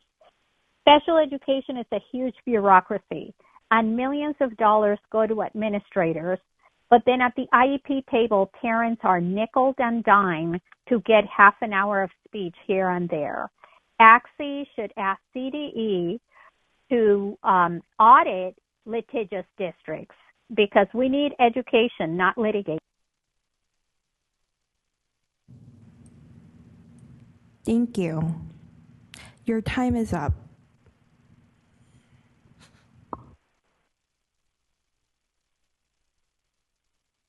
Caller ending in 5107. If comfortable, please state your name and affiliation. You'll have exactly 1 minute. Your time starts now. Hi, I'm a parent and I'm very concerned about the alternative dispute resolution process. It was stated earlier that because all of the cases that do not go to hearing means that it was a success. That is not true. Parents do not know about dispute resolution. Many are being forced and coerced into settlement agreements that make them waive all rights to their child's rights. Irvine Unified, for example, spent over $1 million suing one child with a disability in 5 years of litigation that was never board approved. They spend up to $1,600 per hour on attorneys to sue children with disabilities. There is a huge problem with the money going for special education going to attorneys instead of to the children and to services. Thank you, caller. Your time is up.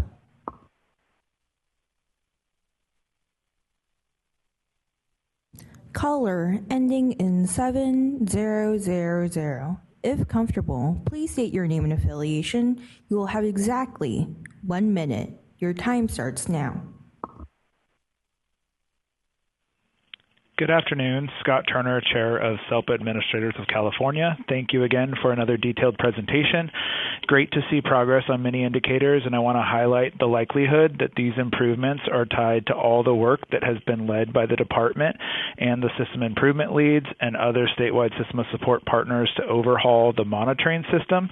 Specifically, the Compliance Improvement Monitoring Plans, also known as SIM plans, have refocused monitoring on improved student outcomes. Our association looks forward to seeing increased improvements in annual performance report indicators in the years to come. Thank you again, Shiloh, for the presentation. Thank you. Caller ending in 8614. If comfortable, please state your name and affiliation. You will have exactly 1 minute. Your time starts now. Good afternoon, Veronica Coates, Assistant Superintendent of Tehama County SELPA. I would like to align myself with Dr. Turner's comments just prior to my comments. He sold what I was going to say. So now I'm going to go a little rogue. I actually would like to give a shout out to the statewide system of support and the work that they're doing around all of the indicators. Specifically, California Early Childhood Special Education Network, ACSE. Wanted to also say exactly what Commissioner Notch said around the interconnectedness of this. My districts have worked directly with ACSE and have immediately began working on LRE in the preschool. So the systems that we're putting in place at the state level are working, and I think that's important to reflect. Thank you. Thank you.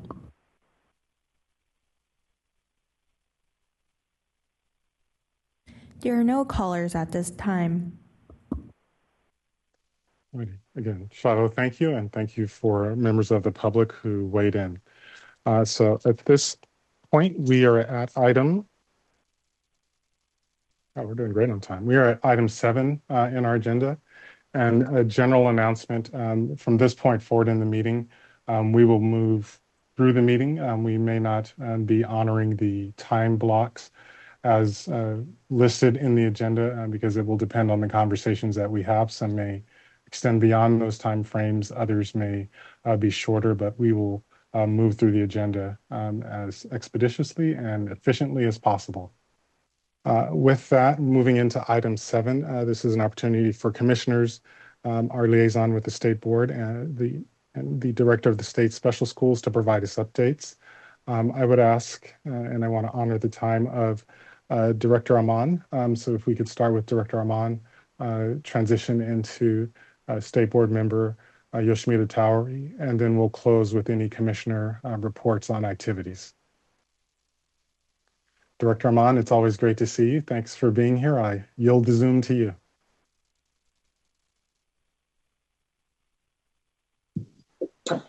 Yes, thank you. Okay, hello everyone. Good afternoon. Happy October. Okay, I wanted to keep this month's update short. I wanted to update you on 2 things. I have 2 parts. First is the SB State Bill 210. This focuses on language milestones.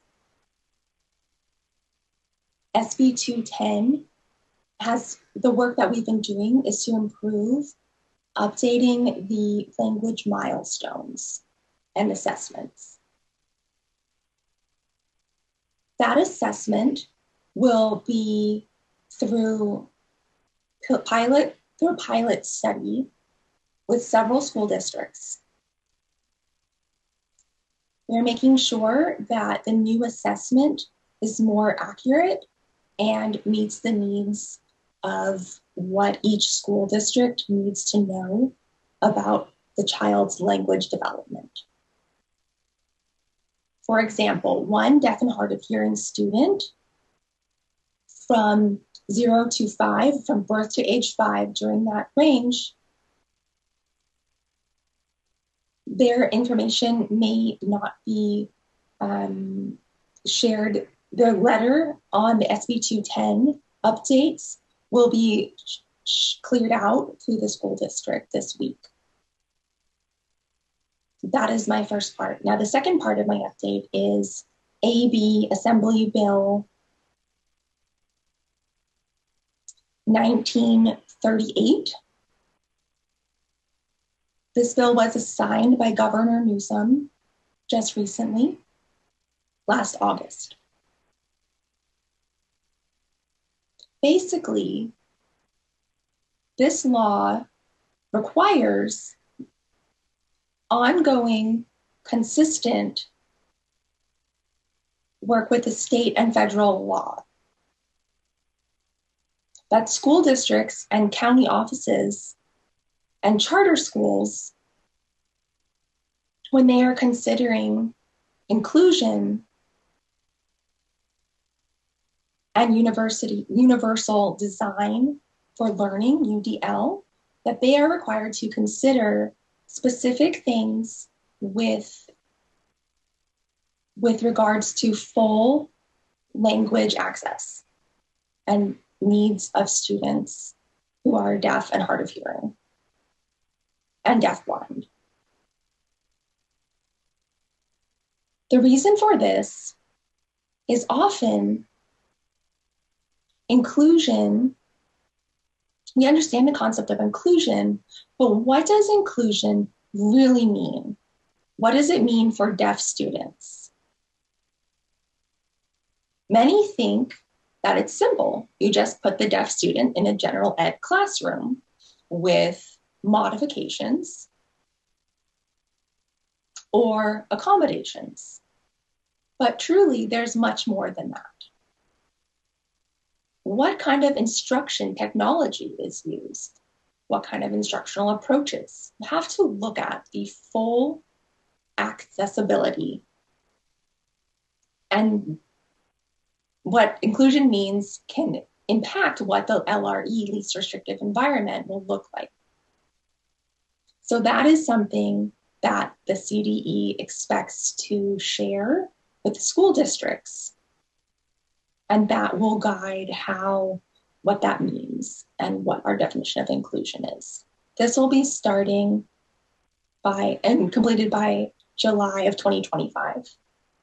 Will be implemented by July 2025. So that means that the director, Rachel Heenan, and myself will be doing a lot of work together, closely looking at this and looking at how this bill goes and rolling into this kind of work coming up. Does anyone have any questions?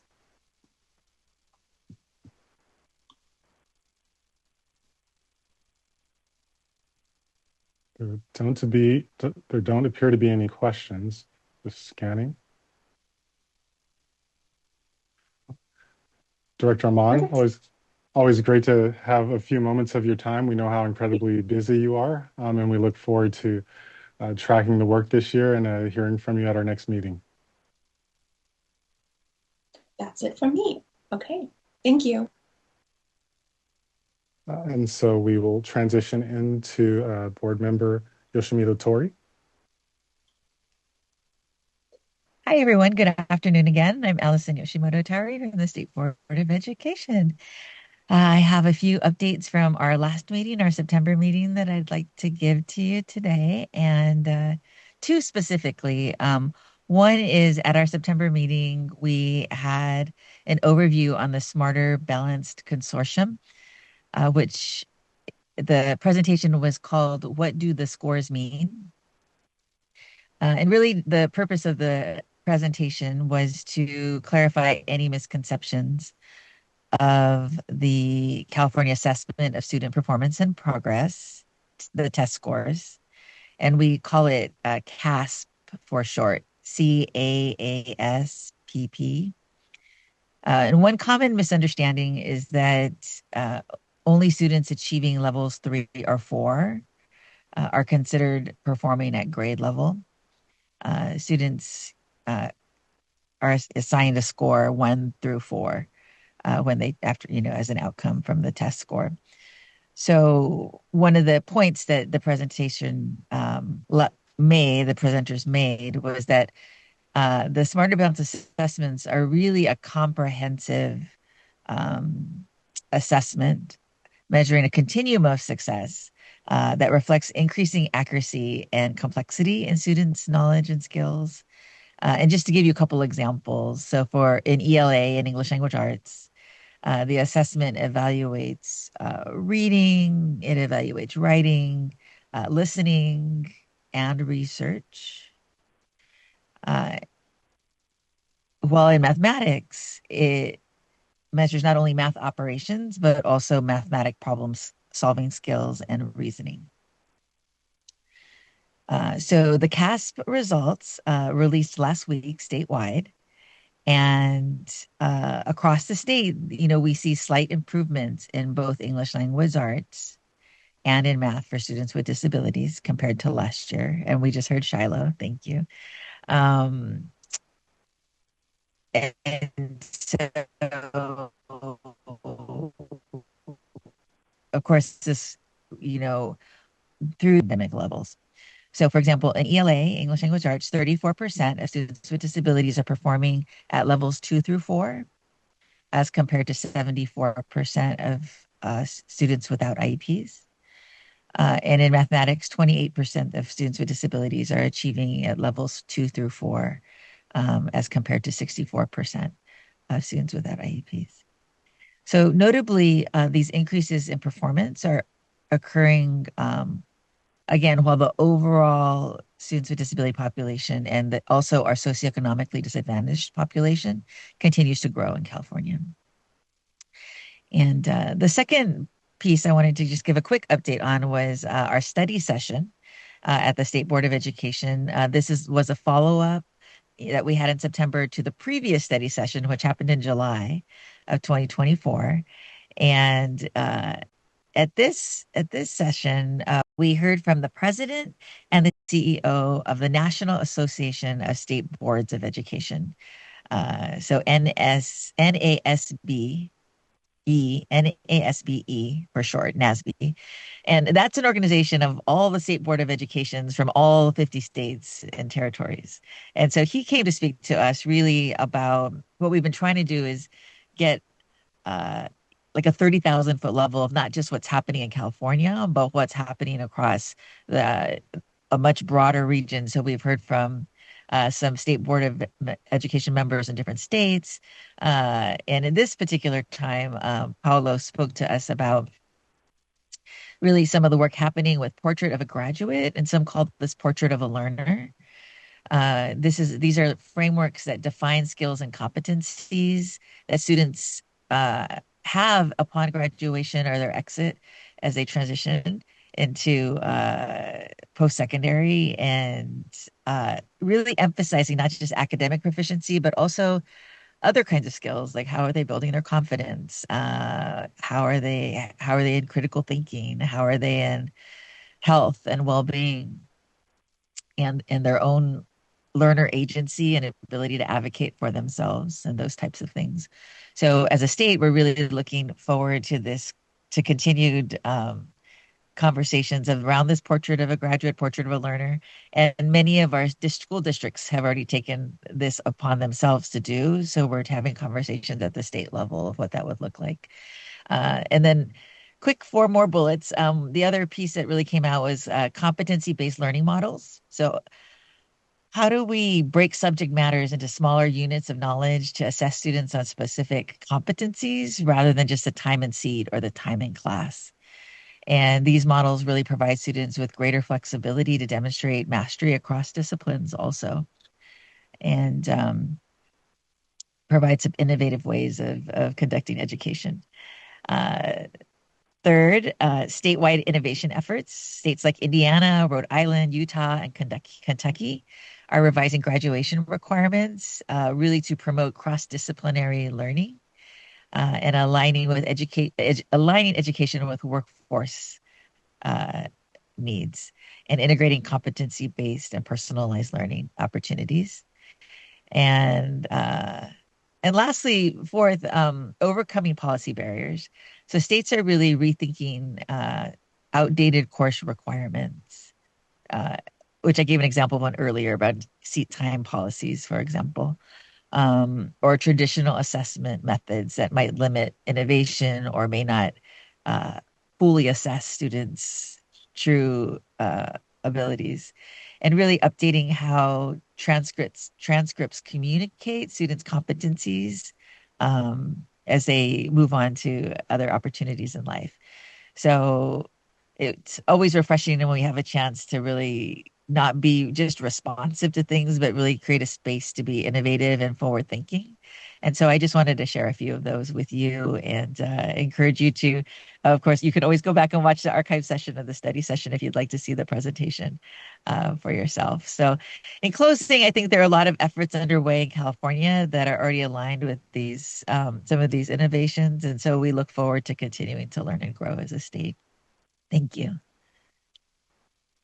Thank you so much. And I'll just highlight, in addition to being at the board meetings, like you cross paths with Allison in the field. I saw her most recently in supporting the statewide system of support meeting and being a presence and sharing thoughts and being a collaborative partner. And so we obviously always appreciate your time and commitment to the work and focus on students with disabilities. Thank you very much, everybody. So at this point, I want to transition into an opportunity for us as commissioners to just share out activities that you may have engaged in your capacity as a commissioner since our last meeting, whether that is sharing the annual report with the bodies that you liaison with, or speaking with groups. I see 2 hands up, so we will we'll go through the list of hands, and then I will close with my report out. So Commissioner Ruiz, feel free to share. Thank you, Chair Tostin. I'm going to deliver a report for the Family Empowerment Centers. So the Family Empowerment Centers gather annually for an in-person meeting with the directors, coordinated by the Seeds of Partnership and the CDE FEC team. And this year, it was held in August in downtown Sacramento, where we got to celebrate some significant milestones. One being that every one of the 58 counties in California now has a designated parent resource center in their region that receives funding through the FEC or the Family Empowerment Center grant to provide support and resources to families. Some of the centers serve one county and others serve multiple counties, varies upon across the state. And I also wanted to highlight that retired Senator Dee Dee Alpert, who co-authored the Senate Bill 511 that actually established family empowerment centers in 2001, was able to join and celebrate the accomplishment. She offered a special thanks to all those who never gave up until the whole state was covered, which, if you're doing the math, took about 23 years, and who continues the important work that has helped California families. Several people in the room and online, like lawmakers, parent centers, educators, and families, continue to push for this resource to be available across the state. So we want to take a moment to acknowledge and celebrate that accomplishment. The next few years, though, will be focused on building up the resources and public awareness of the services and supports offered. I want to also make a note that it was appreciated that Chair Tostin came and spoke at our annual meeting to explain the purpose and mission of ACSE, to increase understanding and awareness, and to emphasize the important connection between the Commission and the work of the parent centers.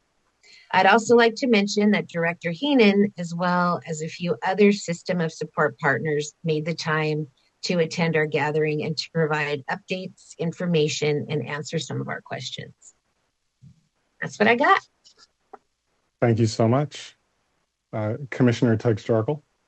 Hello, everyone. I just have two very exciting things that I want to announce. The first thing I announced, I just sent an email about, but I believe last April, we had two lovely people, a researcher from UC Berkeley and April, who's the school teacher, who came to our commission meeting about PANDAS and PONS advocacy, about coverage for it.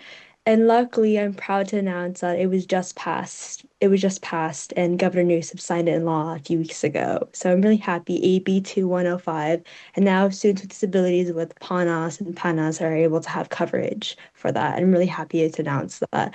The second thing I want to announce is I've been working with Special Ed on a juvenile justice report for the last several months. I interviewed Megan Strainen from Disability Rights of California and Jim Anderson from the LA County Department of Education. And the special ed inclusion, SIP inclusion, just released the publication a few weeks ago. And that's actually my first publication. And I hope you guys can read it, because we worked on our 8 considerations of how can we make our systems better for those who are incarcerated. And yeah, I wanted to just announce those two great things. Thank you, Commissioner Tugg-Struggle. Commissioner Michaud. Hi, everybody. Got 2 quick updates from the charter school world today. Fall has started the first cohort of charter renewals that are under AB 1505. What we've seen so far is a pretty wide range of how authorizers are interpreting and following and sort of implementing that law. And so as more charters go through the renewal process under AB 1505 this year and in future years, we will get a sense to see impacts of the way that law is on charter renewals. Semi-related to that, I've joined a working group hosted by California Charter Authorizing Professionals, CCAP. I know we need more acronyms in our life. That is focused on special education. We've met once and plan to meet on a monthly-ish basis to develop tools for authorizers to use when it comes to discussing, thinking about, and monitoring special education in the charter sector. And so I will keep the commission updated as we are going through that working group. Thank you so much. Commissioner Snipes. I have the pleasure of being able to report to everyone about early childhood, and that's like a general blanket thing. And so I'm going to do my very best to just give like a quick overview of what's happening, because we know there's so much happening at the state level. I just want to start by giving a shout out to ACSE. They're going to be having their conference here next week. So I'm really excited to go down there and just work with our early childhood partners across the board. It's a fantastic event. It's something that early childhood folks have shown great appreciation for, because it's not often that we have our own space to talk about early childhood special education and to be with our early childhood peers. So very excited about that. Another thing that's happening at the state level is the Aspire grant, which is Achieving Success in Positive Interactions, Relationships, and Environments.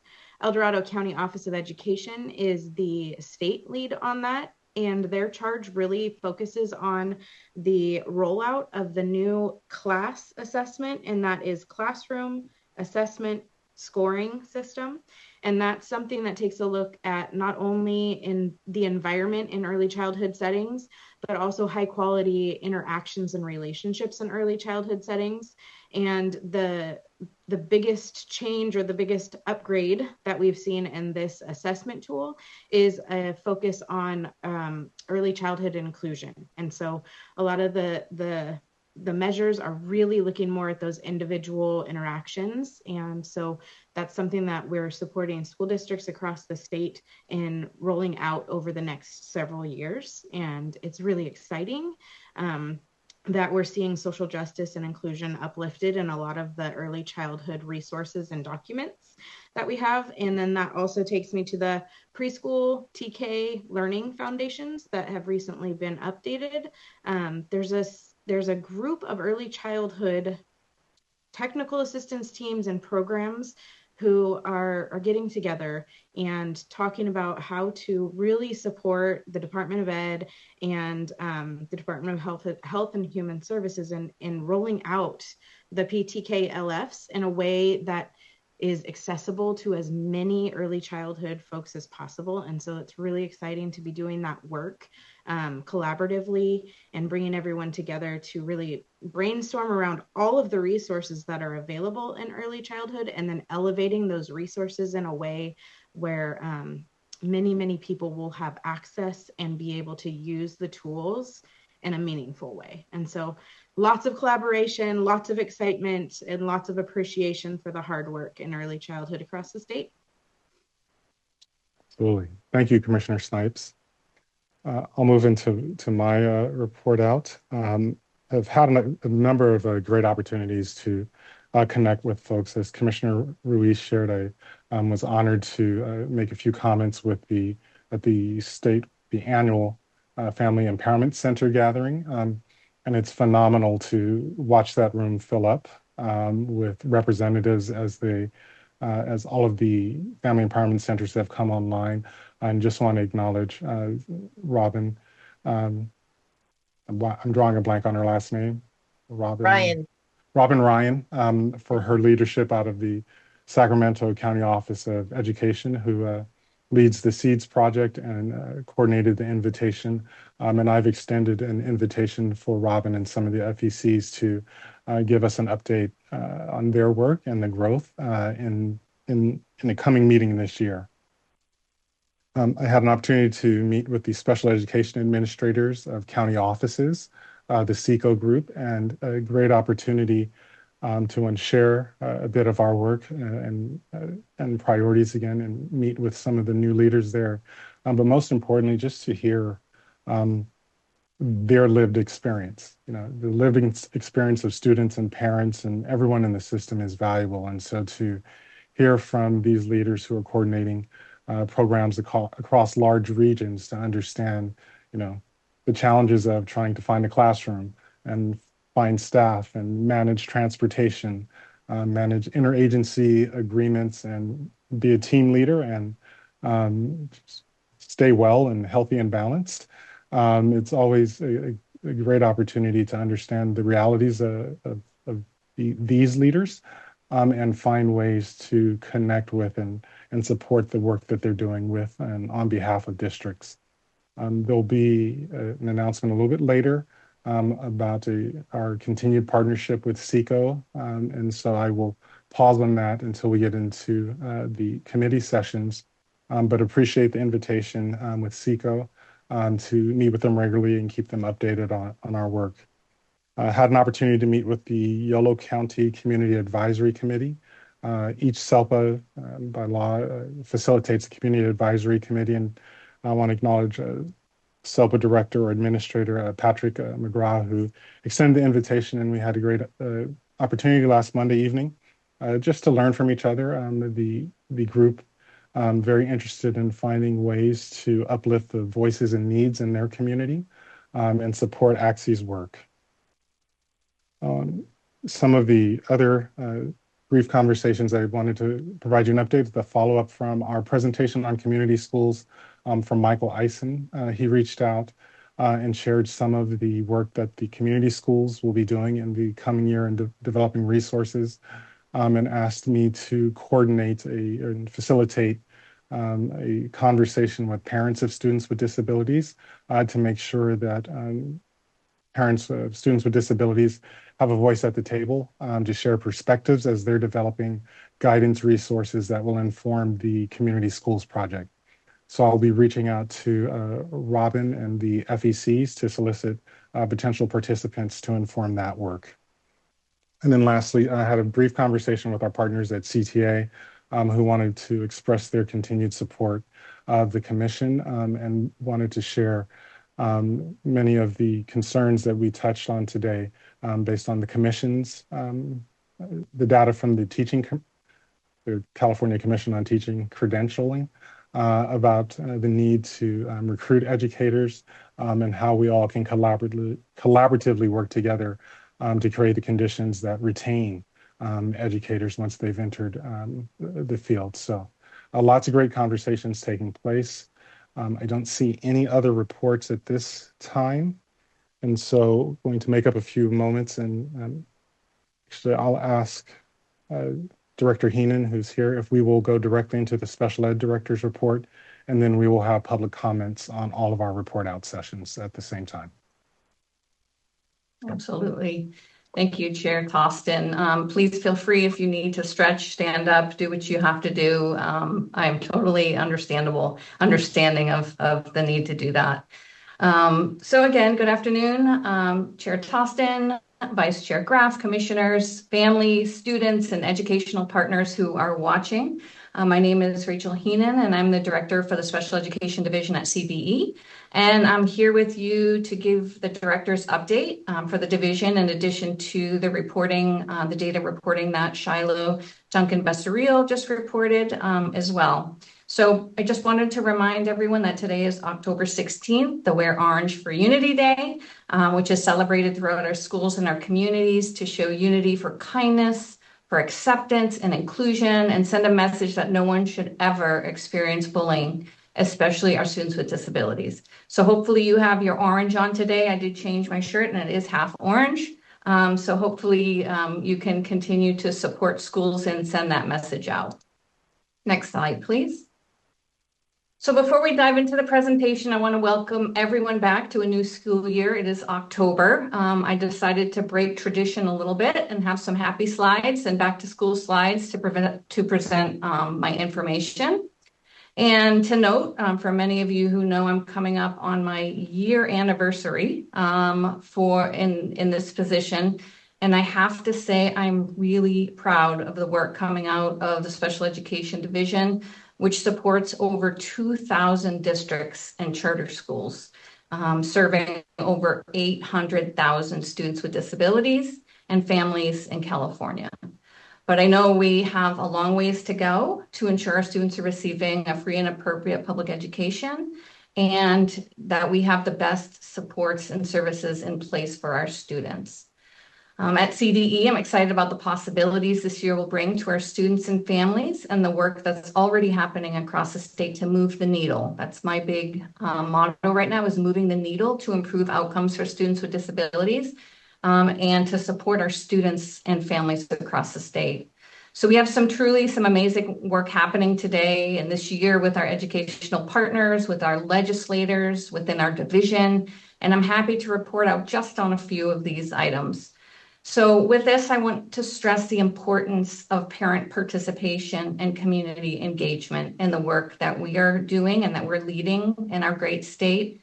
And you will see some additional efforts this year to include and increase your voice in this work that we're doing for students with disabilities. So next slide, please. So more specifically, here's the agenda that the items that I'll touch on today. We'll be talking a little bit about our work to update our mission and vision within our Division of Special Education. It's been a little bit of time. I'm going to provide a little bit of a legislative update of the bills that we were watching in the last cycle that pertain to students with disabilities. And I know everybody was watching these bills. And I want to, again, stress throughout the presentation the focus not only on improving outcomes for students, but also uplifting the voices of our parents, our communities, and our schools through engagement opportunities. And you'll see several of these throughout the presentation. I also will be providing information on a new process of monitoring and accountability for our non-public agencies. And we have that acronym NPA. And as a reminder, our non-public agencies are often agencies that provide service provision, specialized services to our students with disabilities. So I'm going to touch briefly on what that monitoring is going to look like. And then I'll provide a little bit, a brief update on our workability and our Inclusive College Request for Applications, or RFAs. And it's basically a formal invitation for entities to apply for grant monies to serve our students with disabilities. So I'll highlight 2 of those so that you know where the work is in that area. And last, I'll be joined by my colleague, Denise Lambert, who will share some really exciting news. And this is what people have been waiting for, I think, on the recent opening of our new constituent office. Some of the support services that this new office will be providing or already is providing for our special education community, and pertinent information she'll share on how to connect with this office and assist with any inquiries, questions, support that our special education community may need. Next slide, please. So first, and I know I'm slated for 25 minutes. I'm doing my best to get in 25, but I might run a little bit over. Our special education division is embarking on some critical work right now of drafting and updating our mission and vision for our work in our division of special education. We really want to accurately capture really our driving force that's leading our work. And we want to publicly set our North Star for the public to know, to see, to hear. So as many of you may know or may not, the mission and vision statement is crucial for any organization or department because it provides clear direction and purpose to the work that we do. So the mission statement, as many of you know, defines our core goals, such as supporting excellence in education and educational outcomes for all students and students with disabilities, promoting inclusive education, ensuring that all educational partners understand the priorities of the division. Our vision statement outlines really our long-term aspirations, our guiding future growth and innovation. And again, we have to look heavily on what our data is telling us and where we need to go based on that data. But we'd also, like I said, we want to gather input from our educational partners, our family, and our community. And on the next few slides, you'll see a link to some feedback forms. And if you are not able to access that, we're going to provide that in the chat, and we'll also provide that to anybody who emails Chair Tostin to ask for these links if you don't have the ability to get them right now. So again, we want to hear from you all, from our commissioners, from our public, from our educational partners on what areas are critical focus for you. We want to hear your voice as the data tells us one story, but we also want your voice included in the priorities of our work. So after this presentation or any time thereafter, please take some time to reflect on your priorities and share them with us. We'll continue to have this forum open for quite some time, so feel free, don't feel rushed that you need to get this in today. But we want to be discussing and engaging the community throughout the work and throughout the vision and mission work. I think somebody will provide the link just in just one moment. Please know the link was just updated this morning. So if you cannot access it, we'll provide it to the commissioners and to the community for the new link. But I believe it was updated. Oh, there it is. And that's a nice little view of what the document looks like. So we look forward to sharing with the Commission in the next few months in time what the final mission and vision statements come out, from our division. But we do value and want your feedback in the development in these areas. Next slide, please. So to provide a quick update and finality of our legislative cycle, as many of you know, Governor Newsom, signed a package of legislation to make California more accessible and inclusive to all people with disabilities in the state, and to strengthen California's nation-leading commitment to support people with intellectual and developmental disabilities so they can thrive in their communities. Among some of these bills that relate to students with disabilities, I want to highlight just a few of them. So first, as many of you know, the governor did sign Senate Bill 483, known as Max Benson's Law to Protect Vulnerable Students' Safety and Rights. And what this bill does is it prohibits the use of prone restraint. And to clarify for some of you who might not know, prone restraint technique that physically or mechanically restrain students in a face-down position. It's one of the most dangerous forms of emergency interventions and has resulted in severe injuries and even fatalities among students. So this new law protects students by prohibiting its use in all California schools. The next bill, Senate Bill 455, which focuses on translation of the new IEP template created by a work group of experts, led by our sister organization, CCEE. Governor signed that into law. So what that means for CDE is that by January of 2027, we will have the statewide IEP template translated into the top 10 languages available to the community. And this will be available on our website. So right now we're hard at work making this document accessible, hoping to get this out well before then. We just want to make sure that it is accessible for all of our educational partners. Next, we have Assembly Bill 1938 that Nancy talked briefly on, and it focuses on the unique needs of our deaf, deafblind, and hard of hearing students to ensure that their needs are being addressed at each and every IEP meeting. So when we talk about universal design for learning and inclusion, like Nancy said, the needs of our deaf and hard of hearing and blind students are often very unique. And so when developing IEPs or even IFSPs for these students with low incidence disabilities, we want to ensure that specific federal guidance, parent input, and several other conditions that are specified in this bill related to the unique needs of our deaf, deafblind, and hard of hearing students are implemented at every single IEP.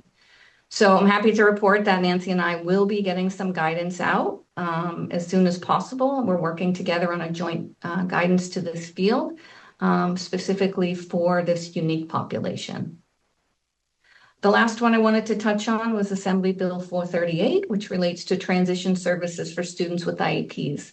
Some people didn't know that this bill had been signed, but it's related to students with IEPs to start planning for their post-secondary goals no later than the age of 16, and possibly as early as before they begin high school, up to 2 years earlier than what the current law says.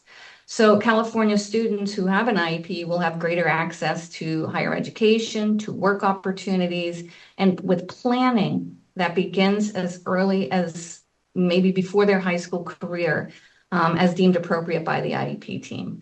So again, as these bills have been passed, and if there's any additional guidance that CDE will be giving out to state SELPA's county offices as LEAs of their requirements, we'll be providing some support and training as well in these areas. So those are 4 bills I just wanted to highlight. Next slide, please.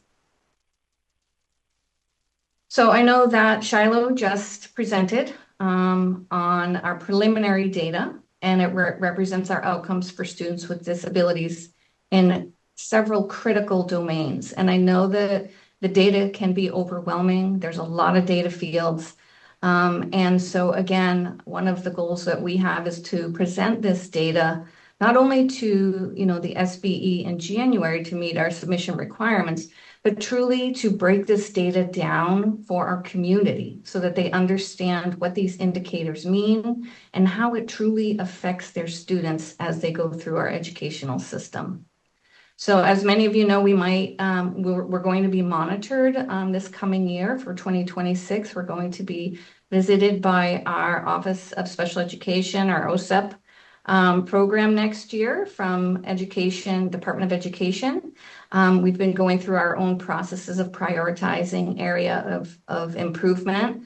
And I look forward to really the outcomes when they come visit and what their report tells us. Because I really feel that data is going to give us a true guide of where we need to go as the state, as a very, very large state. So we're looking forward to that. And again, we want to focus one area that I think needs to be uplifted is the parent engagement piece around the APR. We not only need to increase the awareness and knowledge, but how do we build our understanding as parents and as teachers and as community members on what this data means in relation to a student or a child, what this data means for schools themselves, for school districts, for county offices, and all the way up to the state level. So these data are not just numbers, and we want to make sure that there's knowledge, understanding, and accountability for everyone in this area. Some initial efforts that we're making, we will be posting indicator fact sheets and feedback forms on our website. We're going to be breaking down the indicators into one-page fact sheets. We'll be able to provide them really at a glance of what the specific indicator is, what it measures, how California has been doing, what the target areas are. So it's a really nice resource to have. And like I said, very family-friendly orientation. Each indicator will also have an accompanying feedback form, and we would love our community to complete these forms. The information really will provide our community the information that you need, but also that what we need to help educate and help support our community in these areas. Secondly, we're partnering with Seeds of Partnership, and they've been brought up a couple times to engage more parents and families. We're looking at building those relationships with our newly expanded family empowerment centers and developing some additional resources and other types of opportunities to build capacity for our parents and communities. CDE is going to be hosting a webinar later this fall or early winter. And as soon as we get that date firmed up, we'll let you know in advance so that you can encourage the parents and community to attend this webinar.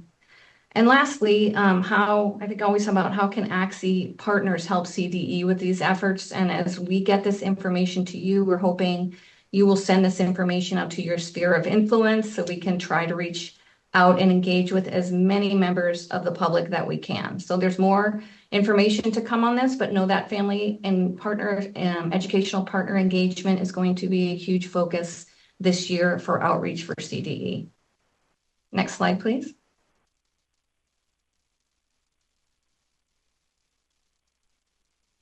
Thank you. So on September 12th, some of you may have known a notification went out to our non-public agencies, informing them that CDE will begin implementing a monitoring process in accordance with California Ed Code. And I believe that's up on the slide. It is, so for your reference. The monitoring is focused on agencies who are providing services to some of our students with disabilities. And as some of you may know, LEAs can contract out to agencies that provide related services to students with disabilities.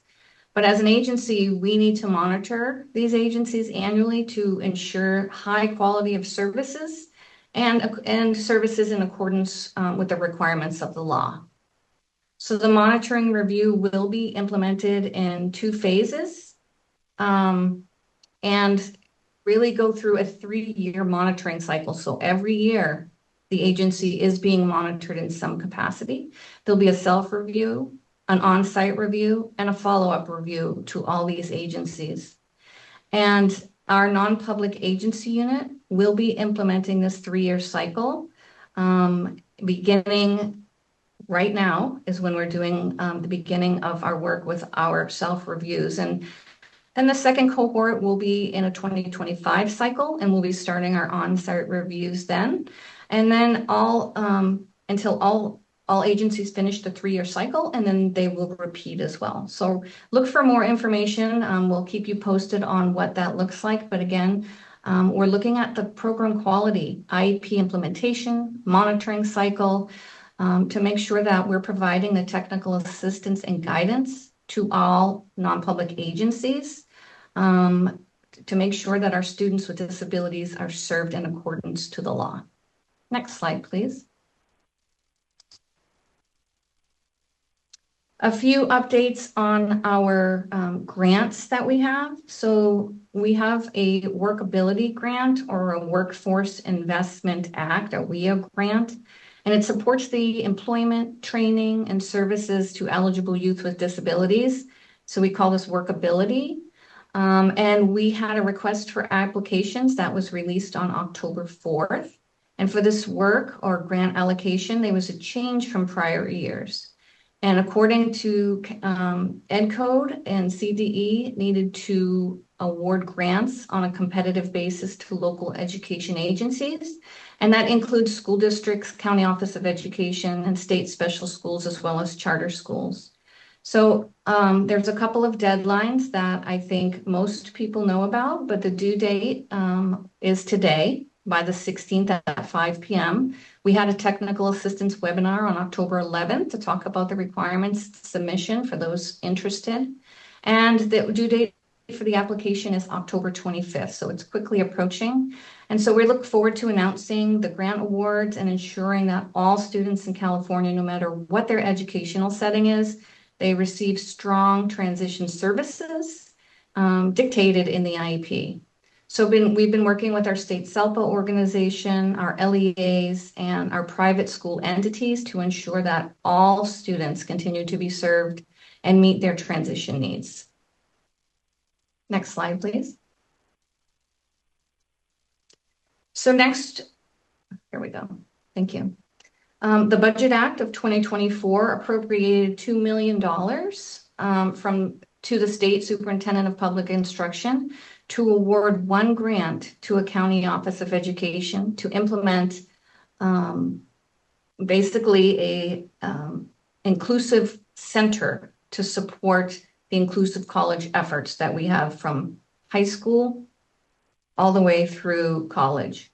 So part of the requirements is to increase awareness of access to inclusive and experiential post-secondary education and employment opportunities for our students with intellectual disabilities through whether they take a degree program, certificate program, non-degree program, whatever is appropriate for that student. And ideally, it also would include an independent living component. There's another component to establish a statewide support and coordination of this information to make sure that our high schools are training up and educating our families on what next steps are for students with disabilities. We're looking at increasing meaningful post-secondary education credentials that we talked about and work experiences for our students with intellectual disabilities. Make sure that there's maybe campus experiences or job experiences or class experience to prepare our students for gainful employment and community living. So the the county office that will be selected, they will have an advisory work group, which will consist of representatives from at least 2, but not more than 5, existing inclusive college programs throughout the state. And we're looking at expanding this opportunities for our students who not only live in these 5 areas, but might live down south and in our most south counties of San Diego, on our border of Mexico, all the way up to our most northern districts. So we're looking at making sure that these programs are accessible to every single student. So please know CDE is reviewing applications right now. The applications were already received for this inclusive college center, and the award will be announced in January of 2025. So we're truly excited for this work. We know it is so needed. This will educate and streamline our services and our students' transition services to higher ed options if that is desired. So that's pretty exciting work. Next slide, please. So now I'd like to turn the presentation a little bit over to Denise Lambert, and she is an educational program consultant with the California Department of Ed in the Special Education Department. I work with her really closely. A little bit about Denise, behind the scenes superstar. She's has 20 years of experience in education, both as a teacher and an administrator, and she truly is dedicated to improving educational systems and outcomes at the state level. Since joining CDE, she's served as our liaison for ACSE, the Advisory Commission on Special Ed. She processes all of our special education waivers, which is a giant feat in itself. And most recently, she's been working tirelessly with Pathways to Partnership. Yes, somebody said she is a rock star. to develop and implement our new division, our ADR processes and referrals, which has not been an easy lift. So her work really has been focusing on enhancing the quality and accessibility of education for all students in California. And I'm so thrilled to have Denise here talk about the work she has been leading for the constituent office and the support services that this office is already providing to our communities. So without further ado, I'm going to hand it over to Denise to let her talk about the work of the constituent office. So good afternoon, everyone, and thank you, Dr. Heenan. As Dr. Heenan shared, my name is Denise Lambert, and I'm excited to be here. More excited to share the project that I've been working on because it is a key initiative to our Special Education Director, Dr. Rachel Heenan. It's been a long road with a lot of hard work, but we are excited to announce the opening of the Constituent's Office within the Special Education Department or Division. This office was created to enhance communication and support for families who need assistance with issues related to their child's education. At CDE, we are deeply committed to making sure every family feels heard, valued, and supported in their interactions with the Special Education Division. The Constituent's Office will act as a key point of contact for families, offering a dedicated resource to help resolve their concerns more efficiently. A key goal is to ensure that issues are resolved effectively and that the LEA level, in a timely manner. Key functions of the Constituent's Office will be handling incoming calls and actively listening to concerns from families and educational partners. We'll be providing immediate support when possible for more complex issues. Cases will be referred to appropriate units in our department. And if necessary, the Constituent's Office will escalate matters to the Complaints Resolution Unit or explore alternative dispute resolution options. The Constituent's Office will collaborate with SELPA to ensure the families and LEAs within our communities are supported. The Constituent's Office will help streamline the resolution process, minimizing delays and improving the quality of responses to families' concerns. This collaboration will strengthen our collective efforts to resolve issues at the LEA level, as I stated before, while providing families with confidence in the system. The Constituent's Office opened last week, and so we wanted to share some of the data that we've had. So we've received over 41 calls. From those 41 calls, we've been able to refer 9 of those to SELPA or Pathways to Partnership for ADR. So basically, if you break that down, it means that 22% of our calls are being referred to ADR, and that's a lot of progress. Great. A lot of work. So I know you guys want to know how to contact the Constituent's Office. We have a 1-800 number and also the email address that's listed on the slide. And we also recently launched a page on the CDE website under special education that goes into the work of the Constituent's Office. It kind of gives a description of what we're doing, our hours, and once again, it lists the email address as well as the phone number. And then it also goes into detail how we're partnering with Pathways to Partnership, with the ADR, benefits of ADR, and also how to request public records. So please check out this new page. We're excited to have that. And that concludes my portion of the presentation. We want to thank everyone for their time and listening to us. And if you have any questions. So Director Heenan and Denise, thank you so much for all the information you shared. I know there's great excitement about the Constituent's Office, and just want to recognize the hard work it's taken to achieve, this level of additional support, and recognize everyone in the division for the work that they're doing. Rachel, it's been a year, and quite a year it has been. I would just keep my comments brief and say thank you for your partnership and willingness to help us as ACSE navigate all of the different all the different factors that come up in hosting our meeting and developing the agenda, and for modeling partnership from day one. So it's been a joy to work alongside you, and we look forward to many years to come and working with you and the team in the department. Thank you.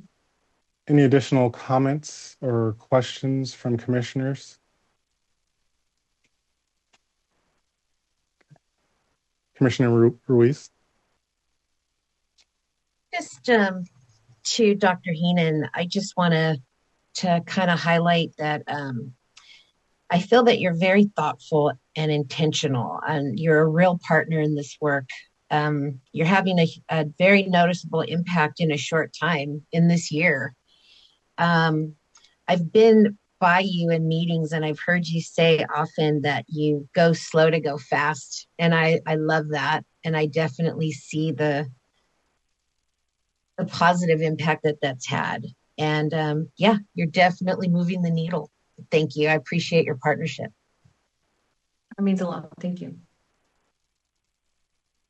Commissioner Tuggs-Dorgel? I just want to say thank you so much, Dr. Rachel. I did want to say that your presentation, it's very student friendly and family friendly when they look at it, because I'm not looking at some state presentation with so many like words. It's very friendly, and I really like that. So I think that when you continue to meet with more parents and with educators, I think you should present that, use that layout exactly, because that makes it very inclusive for families to see. They feel very like, oh, it's okay. It's not tedious. It's gonna be okay. And I really like seeing that. Thank you. Thank you, Commissioner. I appreciate the feedback. All right. With that, I will ask that the slide for public comment be displayed, and ask any members of the public to begin dialing in. Members of the public wishing to make comments on the previous agenda item or the state director's report.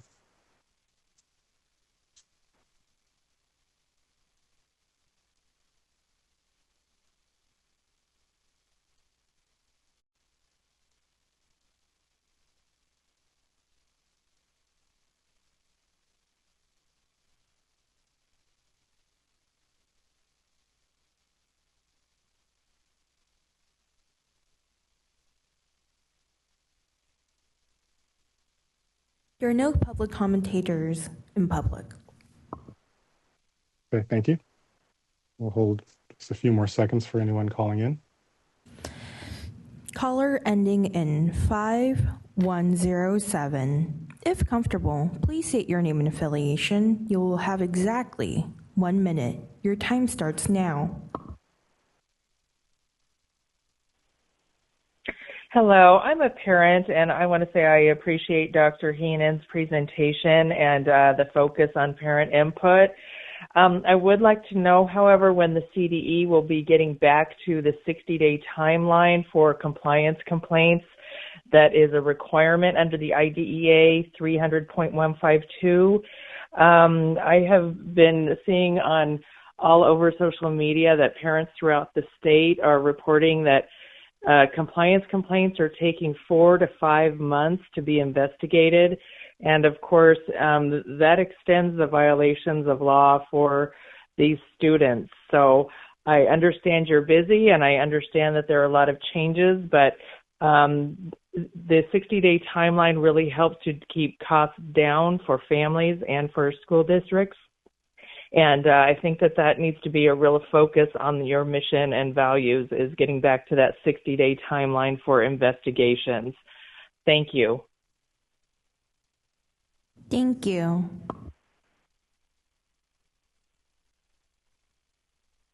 Caller ending in 7320. If comfortable, please state your name and affiliation. You will have exactly 1 minute. Your time starts now. Hi, my name is Debbie Schneider-Solis, representing CTA, and we were wondering how the CDE will be communicating this new office and process to families, districts, and educators. We have found that the current process by which an investigator works one-on-one with a compliant creates a safe environment for educators to call out violations by their districts. and hope that this new process will continue that type of support to our educators whose districts are out of compliance. Our educators are definitely interested in a quick way to resolve issues. We also want to echo the other public comment about 60-day timelines. Our educators are currently experiencing 4 to 5 months for their complaints to be resolved. Thank you.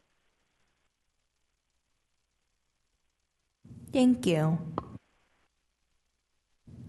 Caller ending in 7000. If comfortable, please state your name and affiliation. You'll have exactly 1 minute. Your time starts now. Good afternoon, Scott Turner, Chair of SELPA Administrators of California, one more time. Thank you to Dr. Heenan for a clear but very comprehensive report on the efforts of CDE on behalf of our students with disabilities. There's so many exciting initiatives and legislative changes centered around special education, and we are appreciative of your leadership in supporting the field. As Chair Tostin shared, in just 1 year, Dr. Heenan has brought so much organization to CDE and has lifted many leaders from within CDE's Special Education Division. Our association is hearing regularly from countless members of Dr. Heenan's team, and our association has been impressed with the knowledge and the expertise of all CDE staff, just like we heard a moment ago from Ms. Lambert. We're excited about the new constituency office and look forward to seeing how this new initiative supports families and districts work through disputes and concerns with, again, a focus on student outcomes. Our association will also be very excited about the new mission and vision work. We will be sharing the survey amongst our membership and encourage SELPAs to share within all of their groups, including their LEA staff, parents, and community members, including our CACs and students, wherever possible. Thank you so much. Thank you. Caller ending in 7407. If comfortable, please state your name and affiliation. You'll have exactly 1 minute. Your time starts now. Hello there. This is Judy McKinley again. Nancy Amon made a statement, something to the effect, what does inclusion mean for deaf and blind students? I think that should apply to all inclusion students.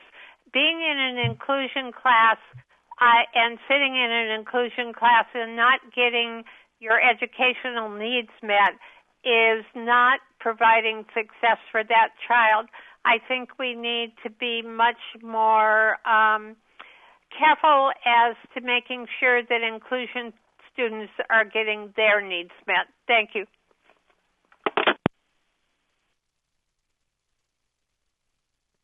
Thank you. Caller ending in 4476.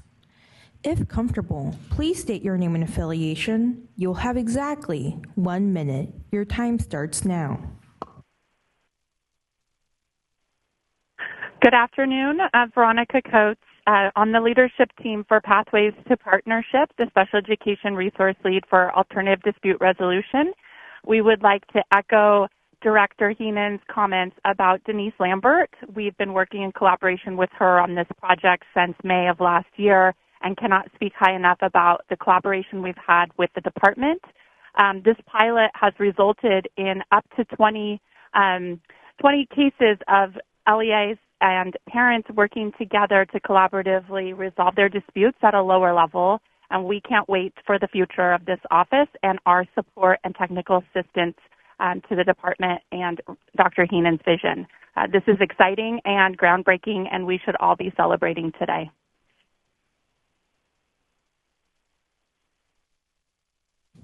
Thank you.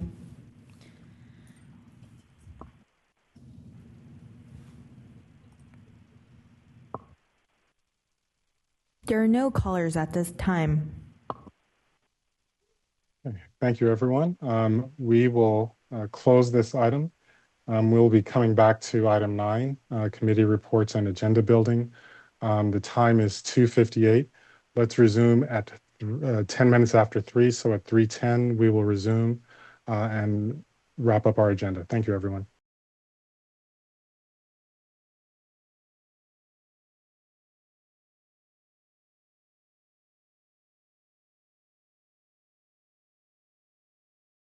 Today. We have an update from the ACSE Impact Award that we need to be aware of and need to take action on so that we can launch the application and recruitment of potential awardees.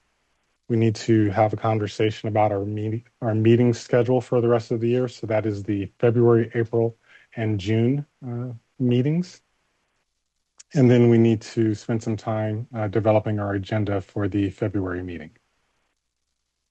Right. So with that, moving into the ACSE Impact Award, I just want to acknowledge Commissioner Michaud and Commissioner Hamilton for all of their efforts to coordinate the transition from the Goal Award to the Impact Award. We have some exciting news and about that award and an extension of our partnership. So I turn it over to you, Commissioner Michaud. Hi, everybody. We'll take a little bit of time to talk through some updates for the ACSE Impact Award that we originally discussed at our last meeting. I'm going to try to cover everything, but Commissioner Hamilton, if there's stuff that I'm forgetting, please jump in. So excited to provide 3 updates to everybody today. The first is regarding partnership and sponsorship. We discussed last meeting that the SELPA administrators of California were interested in partnering with us for this award, both from a financial perspective and from a helping us to think through doing some scoring, et cetera, perspective. And so I'm happy to announce that we have confirmed their ongoing partnership and sponsorship in the award. They've been instrumental in developing the overview and the application. And I have additional exciting news that has happened over the last week or so, is that we will be also partnering with the SELPA Education Administrators of County Offices. I think I got that one right, Commissioner Notch, or SECO. And so both the SELPA administrators and SECO will be co-partnering and co-sponsoring this new award with the Advisory Commission. That generous co-sponsorship and co-partnership is going to cover a bunch of different things. It'll cover the celebrations for the winner, and so that includes the plaque, the lunch. We're also discussing the possibility of reimbursed travel for CDE for the in-person presentation. It will cover the creation of a video showcasing the winning program, which is just going to be additional things that we're able to share into the field as a way to spread those best practices and the great work that programs across the state are doing. And then it will cover the monetary award for the winning program. Through that generous sponsorship and support of both SELPA administrators and SECO, we've secured ongoing funding of about $20,000 per year. That would be inclusive of all of the components of the award. And so given once we are covering costs associated with like the plaque, the lunch, any kind of travel, we are expecting the monetary award to be somewhere in the realm of $15,000 to $17,000 per year, which is a very, very exciting adjustment from last year. And so I wanted to take a moment before we continue and everything else for everybody to give some shine and some appreciation to both the SELPA administrators of California and SECO for their ongoing partnership and support of this award. Just really exciting news all around, provides us even more ability to showcase these excellent programs across our state and share those best practices with others. And so thank you both for your ongoing partnership and support. And if I could just jump in really quick, quick correction. SELPA, Special Education Local Plan Area, SECO, Special Education Administrators of County Offices. And for members of the public, while there may be some overlap between the roles and responsibilities of these two groups, second version, SELPA is responsible for policy, funding, and program coordination. SECO typically responsible for program operation and oversight and administration. And so there's a Venn diagram of their responsibilities, but that is kind of how their roles are differentiated. And I would also just want to make sure to highlight that this partnership are with the, I forget what the actual nonprofit code is, but with their statewide organizations, not the public arm of their work. Thank you, Chair Tostin, for the additional information. Second update is regarding the application. A draft application has been completed. It is located in the virtual binder for your review. We would love to gather feedback and then vote today to approve that application so that we can move forward. It is associated with item 9 in the virtual binder if you wanted to pull it up to review as we're talking through it. Not huge changes from the Goal Award, to be completely honest, but I wanted to share some of the high-level changes. We adjusted the language so that it reflects the new name of the award. And so it is no longer the Goal Award, is the ACSE Impact Award. We've added county offices and SELPAs to the list of programs who are able to apply. They were sort of implied that they would be able to apply in the previous version, so we just wanted to clarify that to make sure that was crystal clear.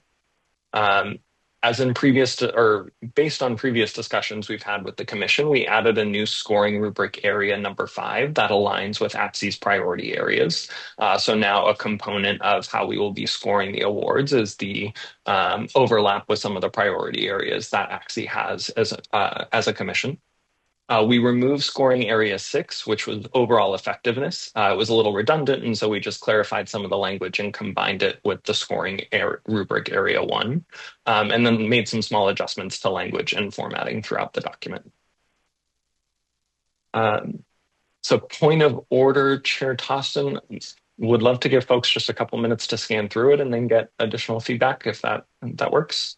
Okay. That works. So great, let's take couple minutes to scan through it. We'll kind of open the floor for any questions or feedback, and then I can go on to my third update.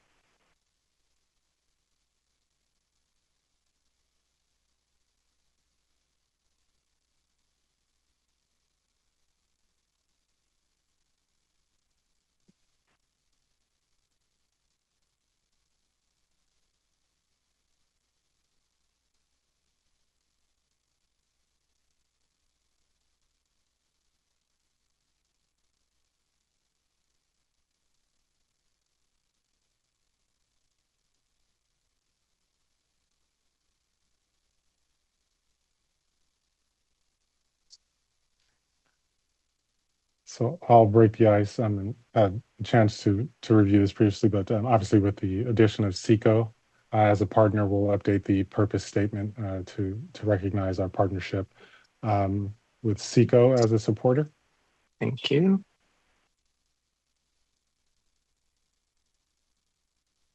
I'll assure everyone on the last page, there's language in red that kind of editor notes about what some of the changes have been to the document that obviously will be removed before this goes live.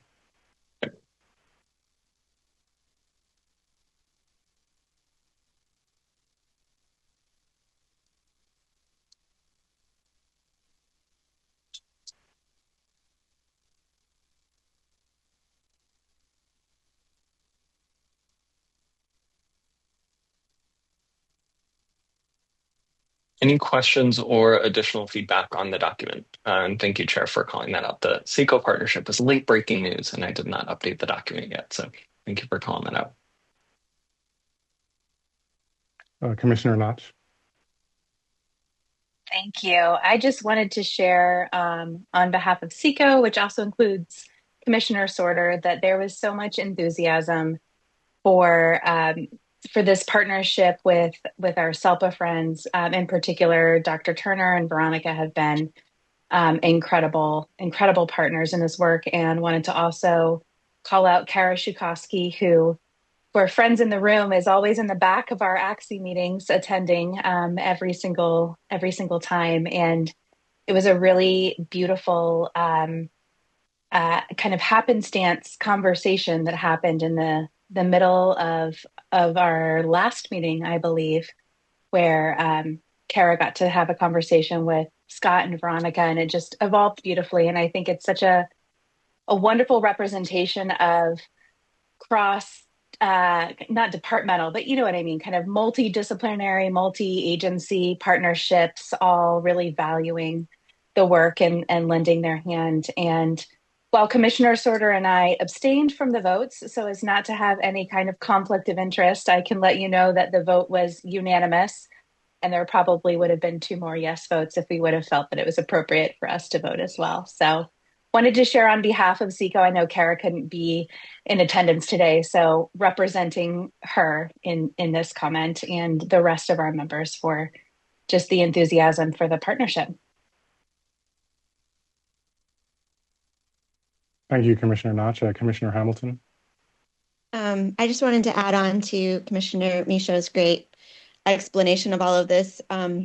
from my perspective, it is really exciting to have these partners, not just from what they're giving from a monetary perspective, but their enthusiasm and their excitement and passion and collaborating. I am just like such a believer in collaboration and being able to do so much more together and have more exciting ideas. And I feel like we have the sustainability there now with this new award that we didn't have before. So it feels very exciting. And then I'm also really excited from my PR background and perspective, you know, with the ability to partner with these organizations and really be able to make an impact with this award and share these programs more broadly and talk about them more, and, you know, more than just giving them the award and a financial stipend, but really truly being able to spread the word about these great programs and how they can be replicated and moving things forward. So I'm super excited to be working with SELPA and SECO. Thank you, Commissioner Hamilton. Not seeing any other comments, so Commissioner Oyakawa. Thank you. I just want to say thank you to Russell and Don. I am so happy to see the changes to the program and the injection of life back into the work that we had been working on before and what was started years ago. So if the Grazer Foundation is listening, thank you to them for and the original ACSE members who started the award. And thank you to SELPA and SECO members for believing in this important work. I think it's really exciting that this is going to not just continue, but continue, I think, in a bigger and more impactful way. So thank you, Russell and Dawn, for taking the lead and moving us forward. And I'm really excited. So thank you. And thank you, everyone. And just a quick question on the form. Is there supposed to be like a section on like how much on the scoring rubric? I thought there's supposed to be like score 1 through 5, or just kind of give a number to work with. That was it. Otherwise, I appreciate your adding the last part on the goals as well. Yeah, great question. There will be a scoring rubric. We'll cover this a little bit when we get to next steps, but we wanted to get a confirmed and approved application, and then we'll complete the scoring rubric from that. So there will be one once we get into the award season. So unless there are any material suggestions about revising the application, Russell, would you like to go through the third announcement and then we'll take action? Yeah, so third update is just regarding the timeline. So anticipated timeline is that we will be updating the application based on the feedback from today, getting it into the field, and would like it to be out to a various amount of partners, and then would like it to be out in the field by the end of October. We would have applications due on January 31st. And then we would have applications to committee scorers by Wednesday, February 5th. Give them a week to turn those around and back to CDE. And then we would have CDE give us the final results Monday, February 17th. And then anticipated at our February meeting, which based on last year's calendar, around the 19th or 20th, we would announce the winner at that February meeting. That would then give us two options for the program to come and present, either the April or June meeting, depending on what would be better for their schedules, because we would love to get them in person. And so that's the end of the announcements around this. And so I wanted to just cover next steps real quick. I would love to get a motion to approve the application with the adjustments that were discussed. And so that is including SECO in the partnership, removing the editor's notes in red, and then confirming what the monetary amount will be pending the calculation of the celebration costs. We'll then get the applications out into the field in the coming week or so with the application of January 31st. And then between now and December, the committee, the self-administrators and SECO will be working to get an adjusted scoring rubric so that those are ready to get out to scorers when the applications come in January. Commissioner Notch. Just a quick point of order question. Do Commissioner Sorter and I also need to abstain from this vote because we're part of SECO, or would it be better if we did? No, we're okay? Yeah. Okay, just wanted to make sure. Thank you. There's no direct conflict of interest because neither of you stand to benefit from us implementing the application or the award. Right. Any other comments or questions? Otherwise, I'm seeking a motion to approve the application and partnership with the State SELPA Administrators Association of California and the Special Education Administrators of County Offices of California to launch the inaugural Impact Award in partnership with us as ACSE. Someone willing to make that motion? So moved. So moved. Thank you, Commissioner Wilkins. Is there a second? Second. Thank you so much. I believe that was Commissioner Sorter. Any additional discussion? All right. Denise, will you facilitate the roll call vote?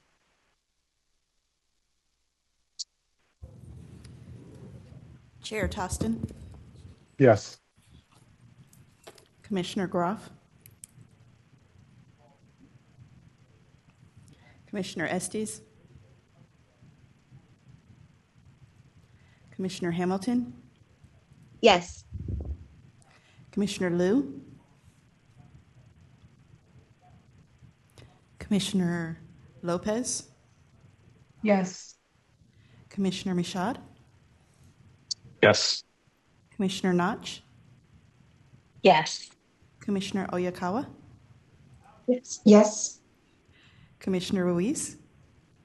Yes. Commissioner Snipes? Yes. Commissioner Sorter? Yes. Commissioner Scott? Yes. Commissioner Wilkins? Yes. Commissioner Ding? Commissioner Tugsterkel? Yes. By my count, the motion passes unanimously. I want to highlight Vice Chair Groff voted yes, but wasn't able to be audible. Motion passes. So excited about our partnership and all the hard work that has gotten us to this place. And while I'd be remiss as we close out this topic if I didn't say, like, we have two partnerships, but we're not like limited. So if there are any other statewide who would like to jump on board the bandwagon and be part of this partnership for special educators, so there's always room for more. And so anyone who might be interested, please reach out to myself or Commissioner Michaud or Commissioner Hamilton if you wanted to discuss how we might be able to partner to uplift bright spots throughout our state. With that, I wanted to transition into our conversation about agenda building or our calendar schedule for the rest of the year. In my initial comments are item 1, we talked about sometimes the state board will consolidate their meeting down to one day, as we have done today. So wanted to put that option on the table to consider for the remainder of the year. As we're thinking about that, I just want to emphasize that the expectation of all advisory committees and bodies across the state is to the greatest extent possible that we are meeting in person. And so the conversation around are we virtual or in person, just wanted to clarify that our intent is to be in person for any subsequent meeting dates. And I think everyone is well experienced with the challenge of the technology trying to facilitate hybrid meetings with all of the different components we need to have in place in terms of interpreters and visuals in the room and externally. And so to the greatest extent possible, we will be in person. Our calendar for the rest of the year, right now we have meetings calendared and posted for February 19th and 20th, April 16th and 17th, and June 8 and 9. I might open up this conversation by suggesting at minimum the June meeting should be a 2-day meeting. We may have the Impact Award winners, but there are also lots of administrative pieces we will want to navigate in terms of transitioning over to the next year, having our election of officers, et cetera. And so looking for conversation related to your preferences for the February and April meeting, starting with 1 day or 2 days. Can we verify the June dates? Because 8 and 9 is a Sunday and Monday, I believe. Great call. I think it's the 11th and 12th, but I want to check. Actually, it's June 18th and 19th. I'm sorry. 18th and 19th. Okay, so I didn't have those right either. Yeah. Thank you. So June 18th and 19th. Thank you for catching that, Commissioner Sword. And is the 19th considered a holiday? June 19th? Yes, it is. Okay. That's another wrinkle. So I amend my previous statements in honoring and celebration of the Juneteenth holiday on June 19th, and recognizing trying to secure the room or changing the days of the meeting might be problematic. We're going to have a very long one-day meeting on June 18th. And I might advise next year, let's avoid the 19th when scheduling our meetings. I think these dates were set before June 19th became an official holiday in our state. We might need to look at moving that to a different week altogether, because for a lot of us, that's going to result in June 19th being a travel day, which may also not work for some of us as far as. Okay. We will check facility availability in June, and we will have that information as soon as possible in terms of what our options are for meeting dates. So in terms of our February and April meeting dates, any strong preferences for a one-day meeting or 2-day meetings?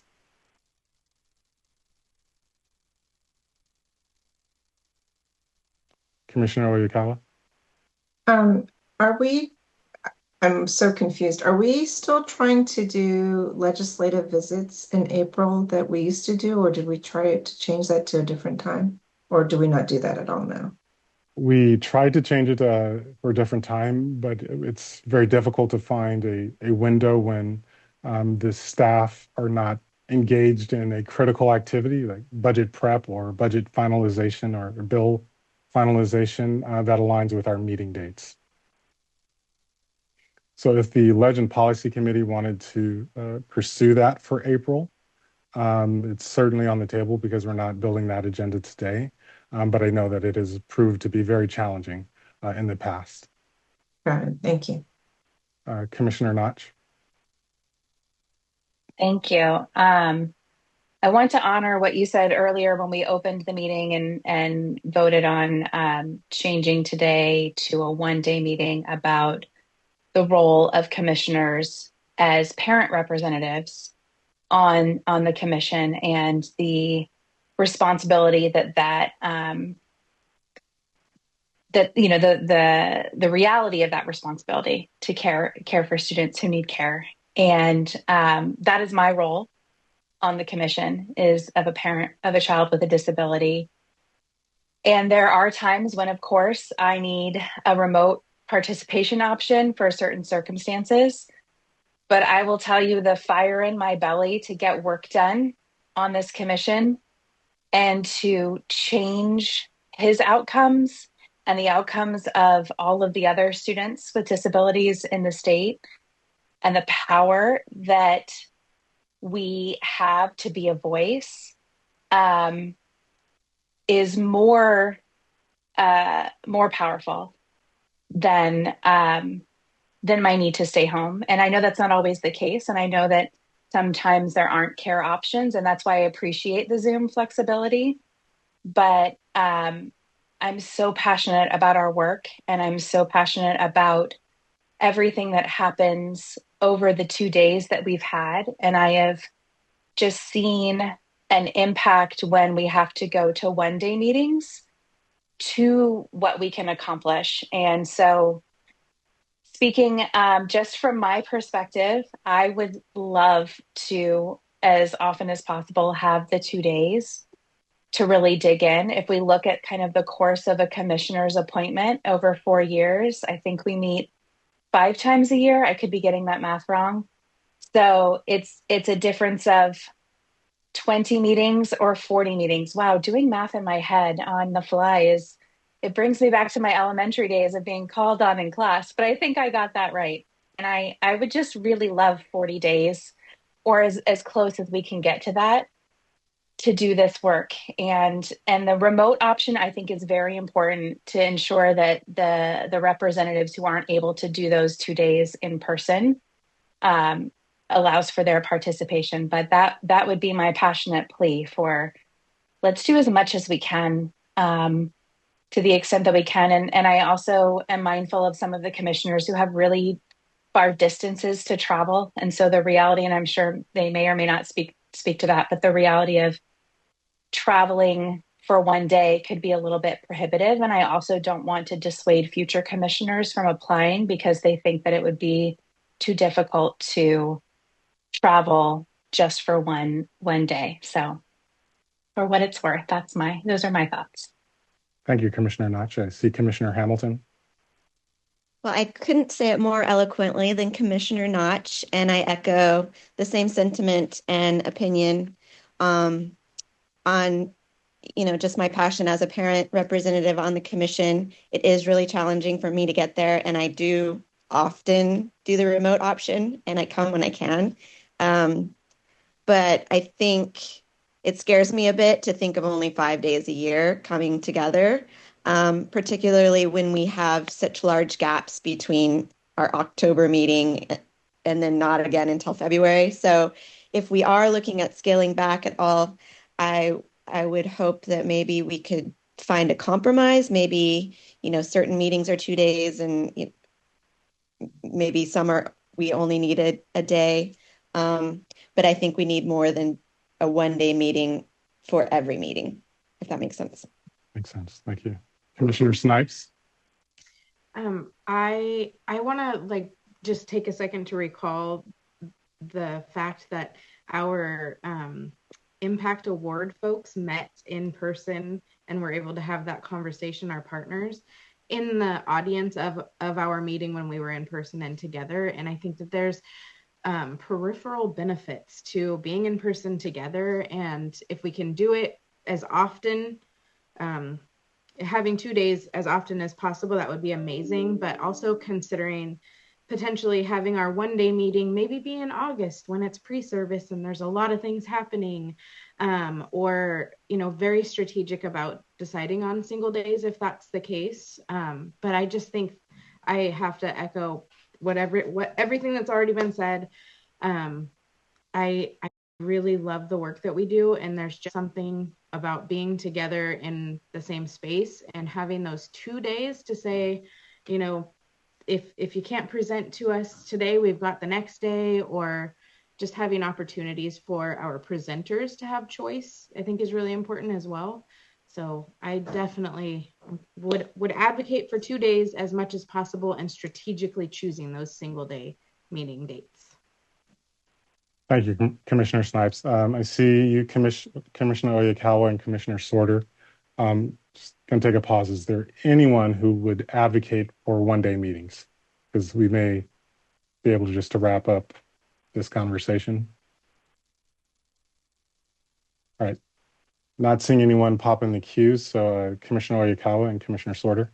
Well, real quick, yes, for all the reasons that were stated earlier about the 2 day, but I also want to acknowledge the effort that was made in first trying to propose and try out the 1 day plan. I think the intentions were good, and I think it can work every now and then to do the 1 day if we want to keep that as a possibility. But I do agree. I think 2 day opportunities to share much more information and learn much more and meet together would be really important. But I'd want to thank you for having started the conversation. Thank you, everyone, for your input. We will proceed as planned and as indicated on the CDE website, with the exception of the June dates. We'll be checking the availability of the facility space, and we'll get a communication out to obviously commissioners and to the field as soon as we have options decided between now and our next meeting. So moving into our next item, planning for our February meeting. I'll begin by sharing a list of the running list of presentations that are already tentatively confirmed. We have one presentation from the Inclusion and Equity Committee who were not able to attend the October meeting and so plan on coming in February. I've asked the Mental Health Committee to propose an agenda item, so they're taking lead on coordinating a topic for us related to mental health or emotional behavioral supports in February. In February, I believe we need to leave space for our annual training around Bagley-Keene, or potentially April, depending on the availability of the staff who provide that training. You don't want to miss that training. It's invigorating. If possible, we'd like to coordinate a budget overview.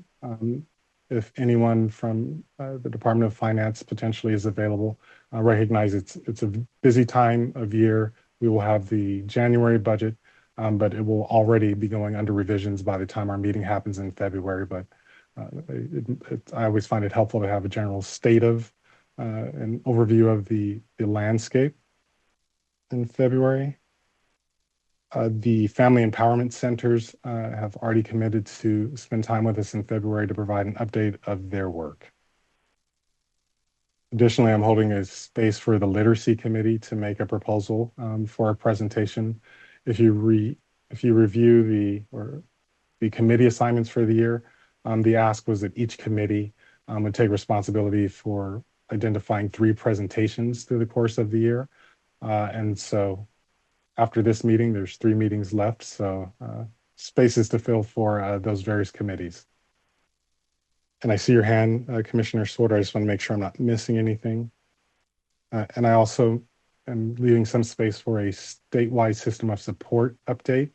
They've had one in-person meeting and have generated lots of excitement and developed plans. And I think it would be a good time for us to have an update on the work that's happening across the state through the statewide system of support. So I saw Commissioner Sorter and then Commissioner Michaud. Yeah, so for the Literacy Committee, I was thinking, and I'm not sure somebody on the commission might know more than I do, that the screener for the reading difficulties risk screener will have been, the ones that were selected, I think will have been selected by then, and to come back and present on an update and status where that is. So I was thinking of reaching out to see if that was a possibility, if that was okay. Yeah, please reach out to see if that's a possibility, and you can let me know, and we'll work with CDE to coordinate that presentation slot. But I have a hold for a literacy presentation in February. Commissioner Michaud? I don't know if you had said it already, but we'll need some space to review finalists for the ACSE Impact Award and choose a winner. Yes. Thank you, Russell. Heather? Just keeping it on the radar, potentially having some folks come in and share with us the updates to Universal Design for Learning, so the 3.0 guidelines. Doesn't necessarily have to be in February, but keeping it on our radar.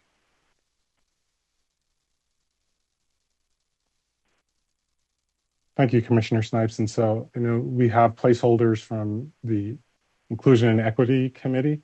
I'll defer to you if it's the previously suggested presentation or UDL guidelines. And Commissioner Tugg-Stragel. I believe I key to add in pathways for that one, but I think they did a presentation last year, and I was wondering, this year, I was wondering if they could come in again to do presentation again. Okay.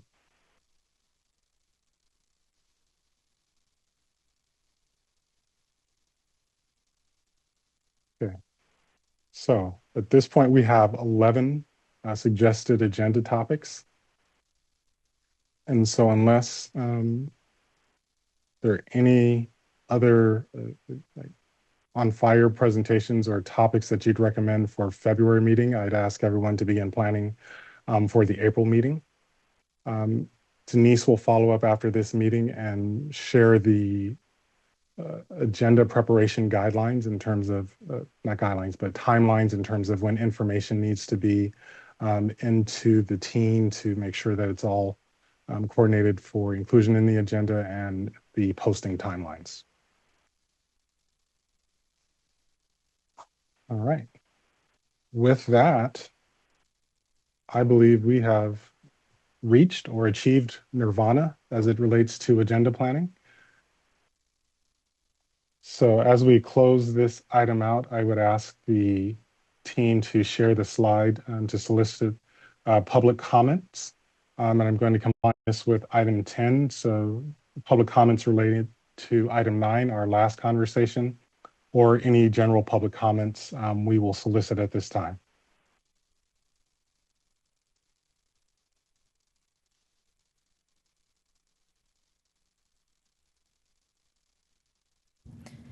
There are currently no public commentators in the room.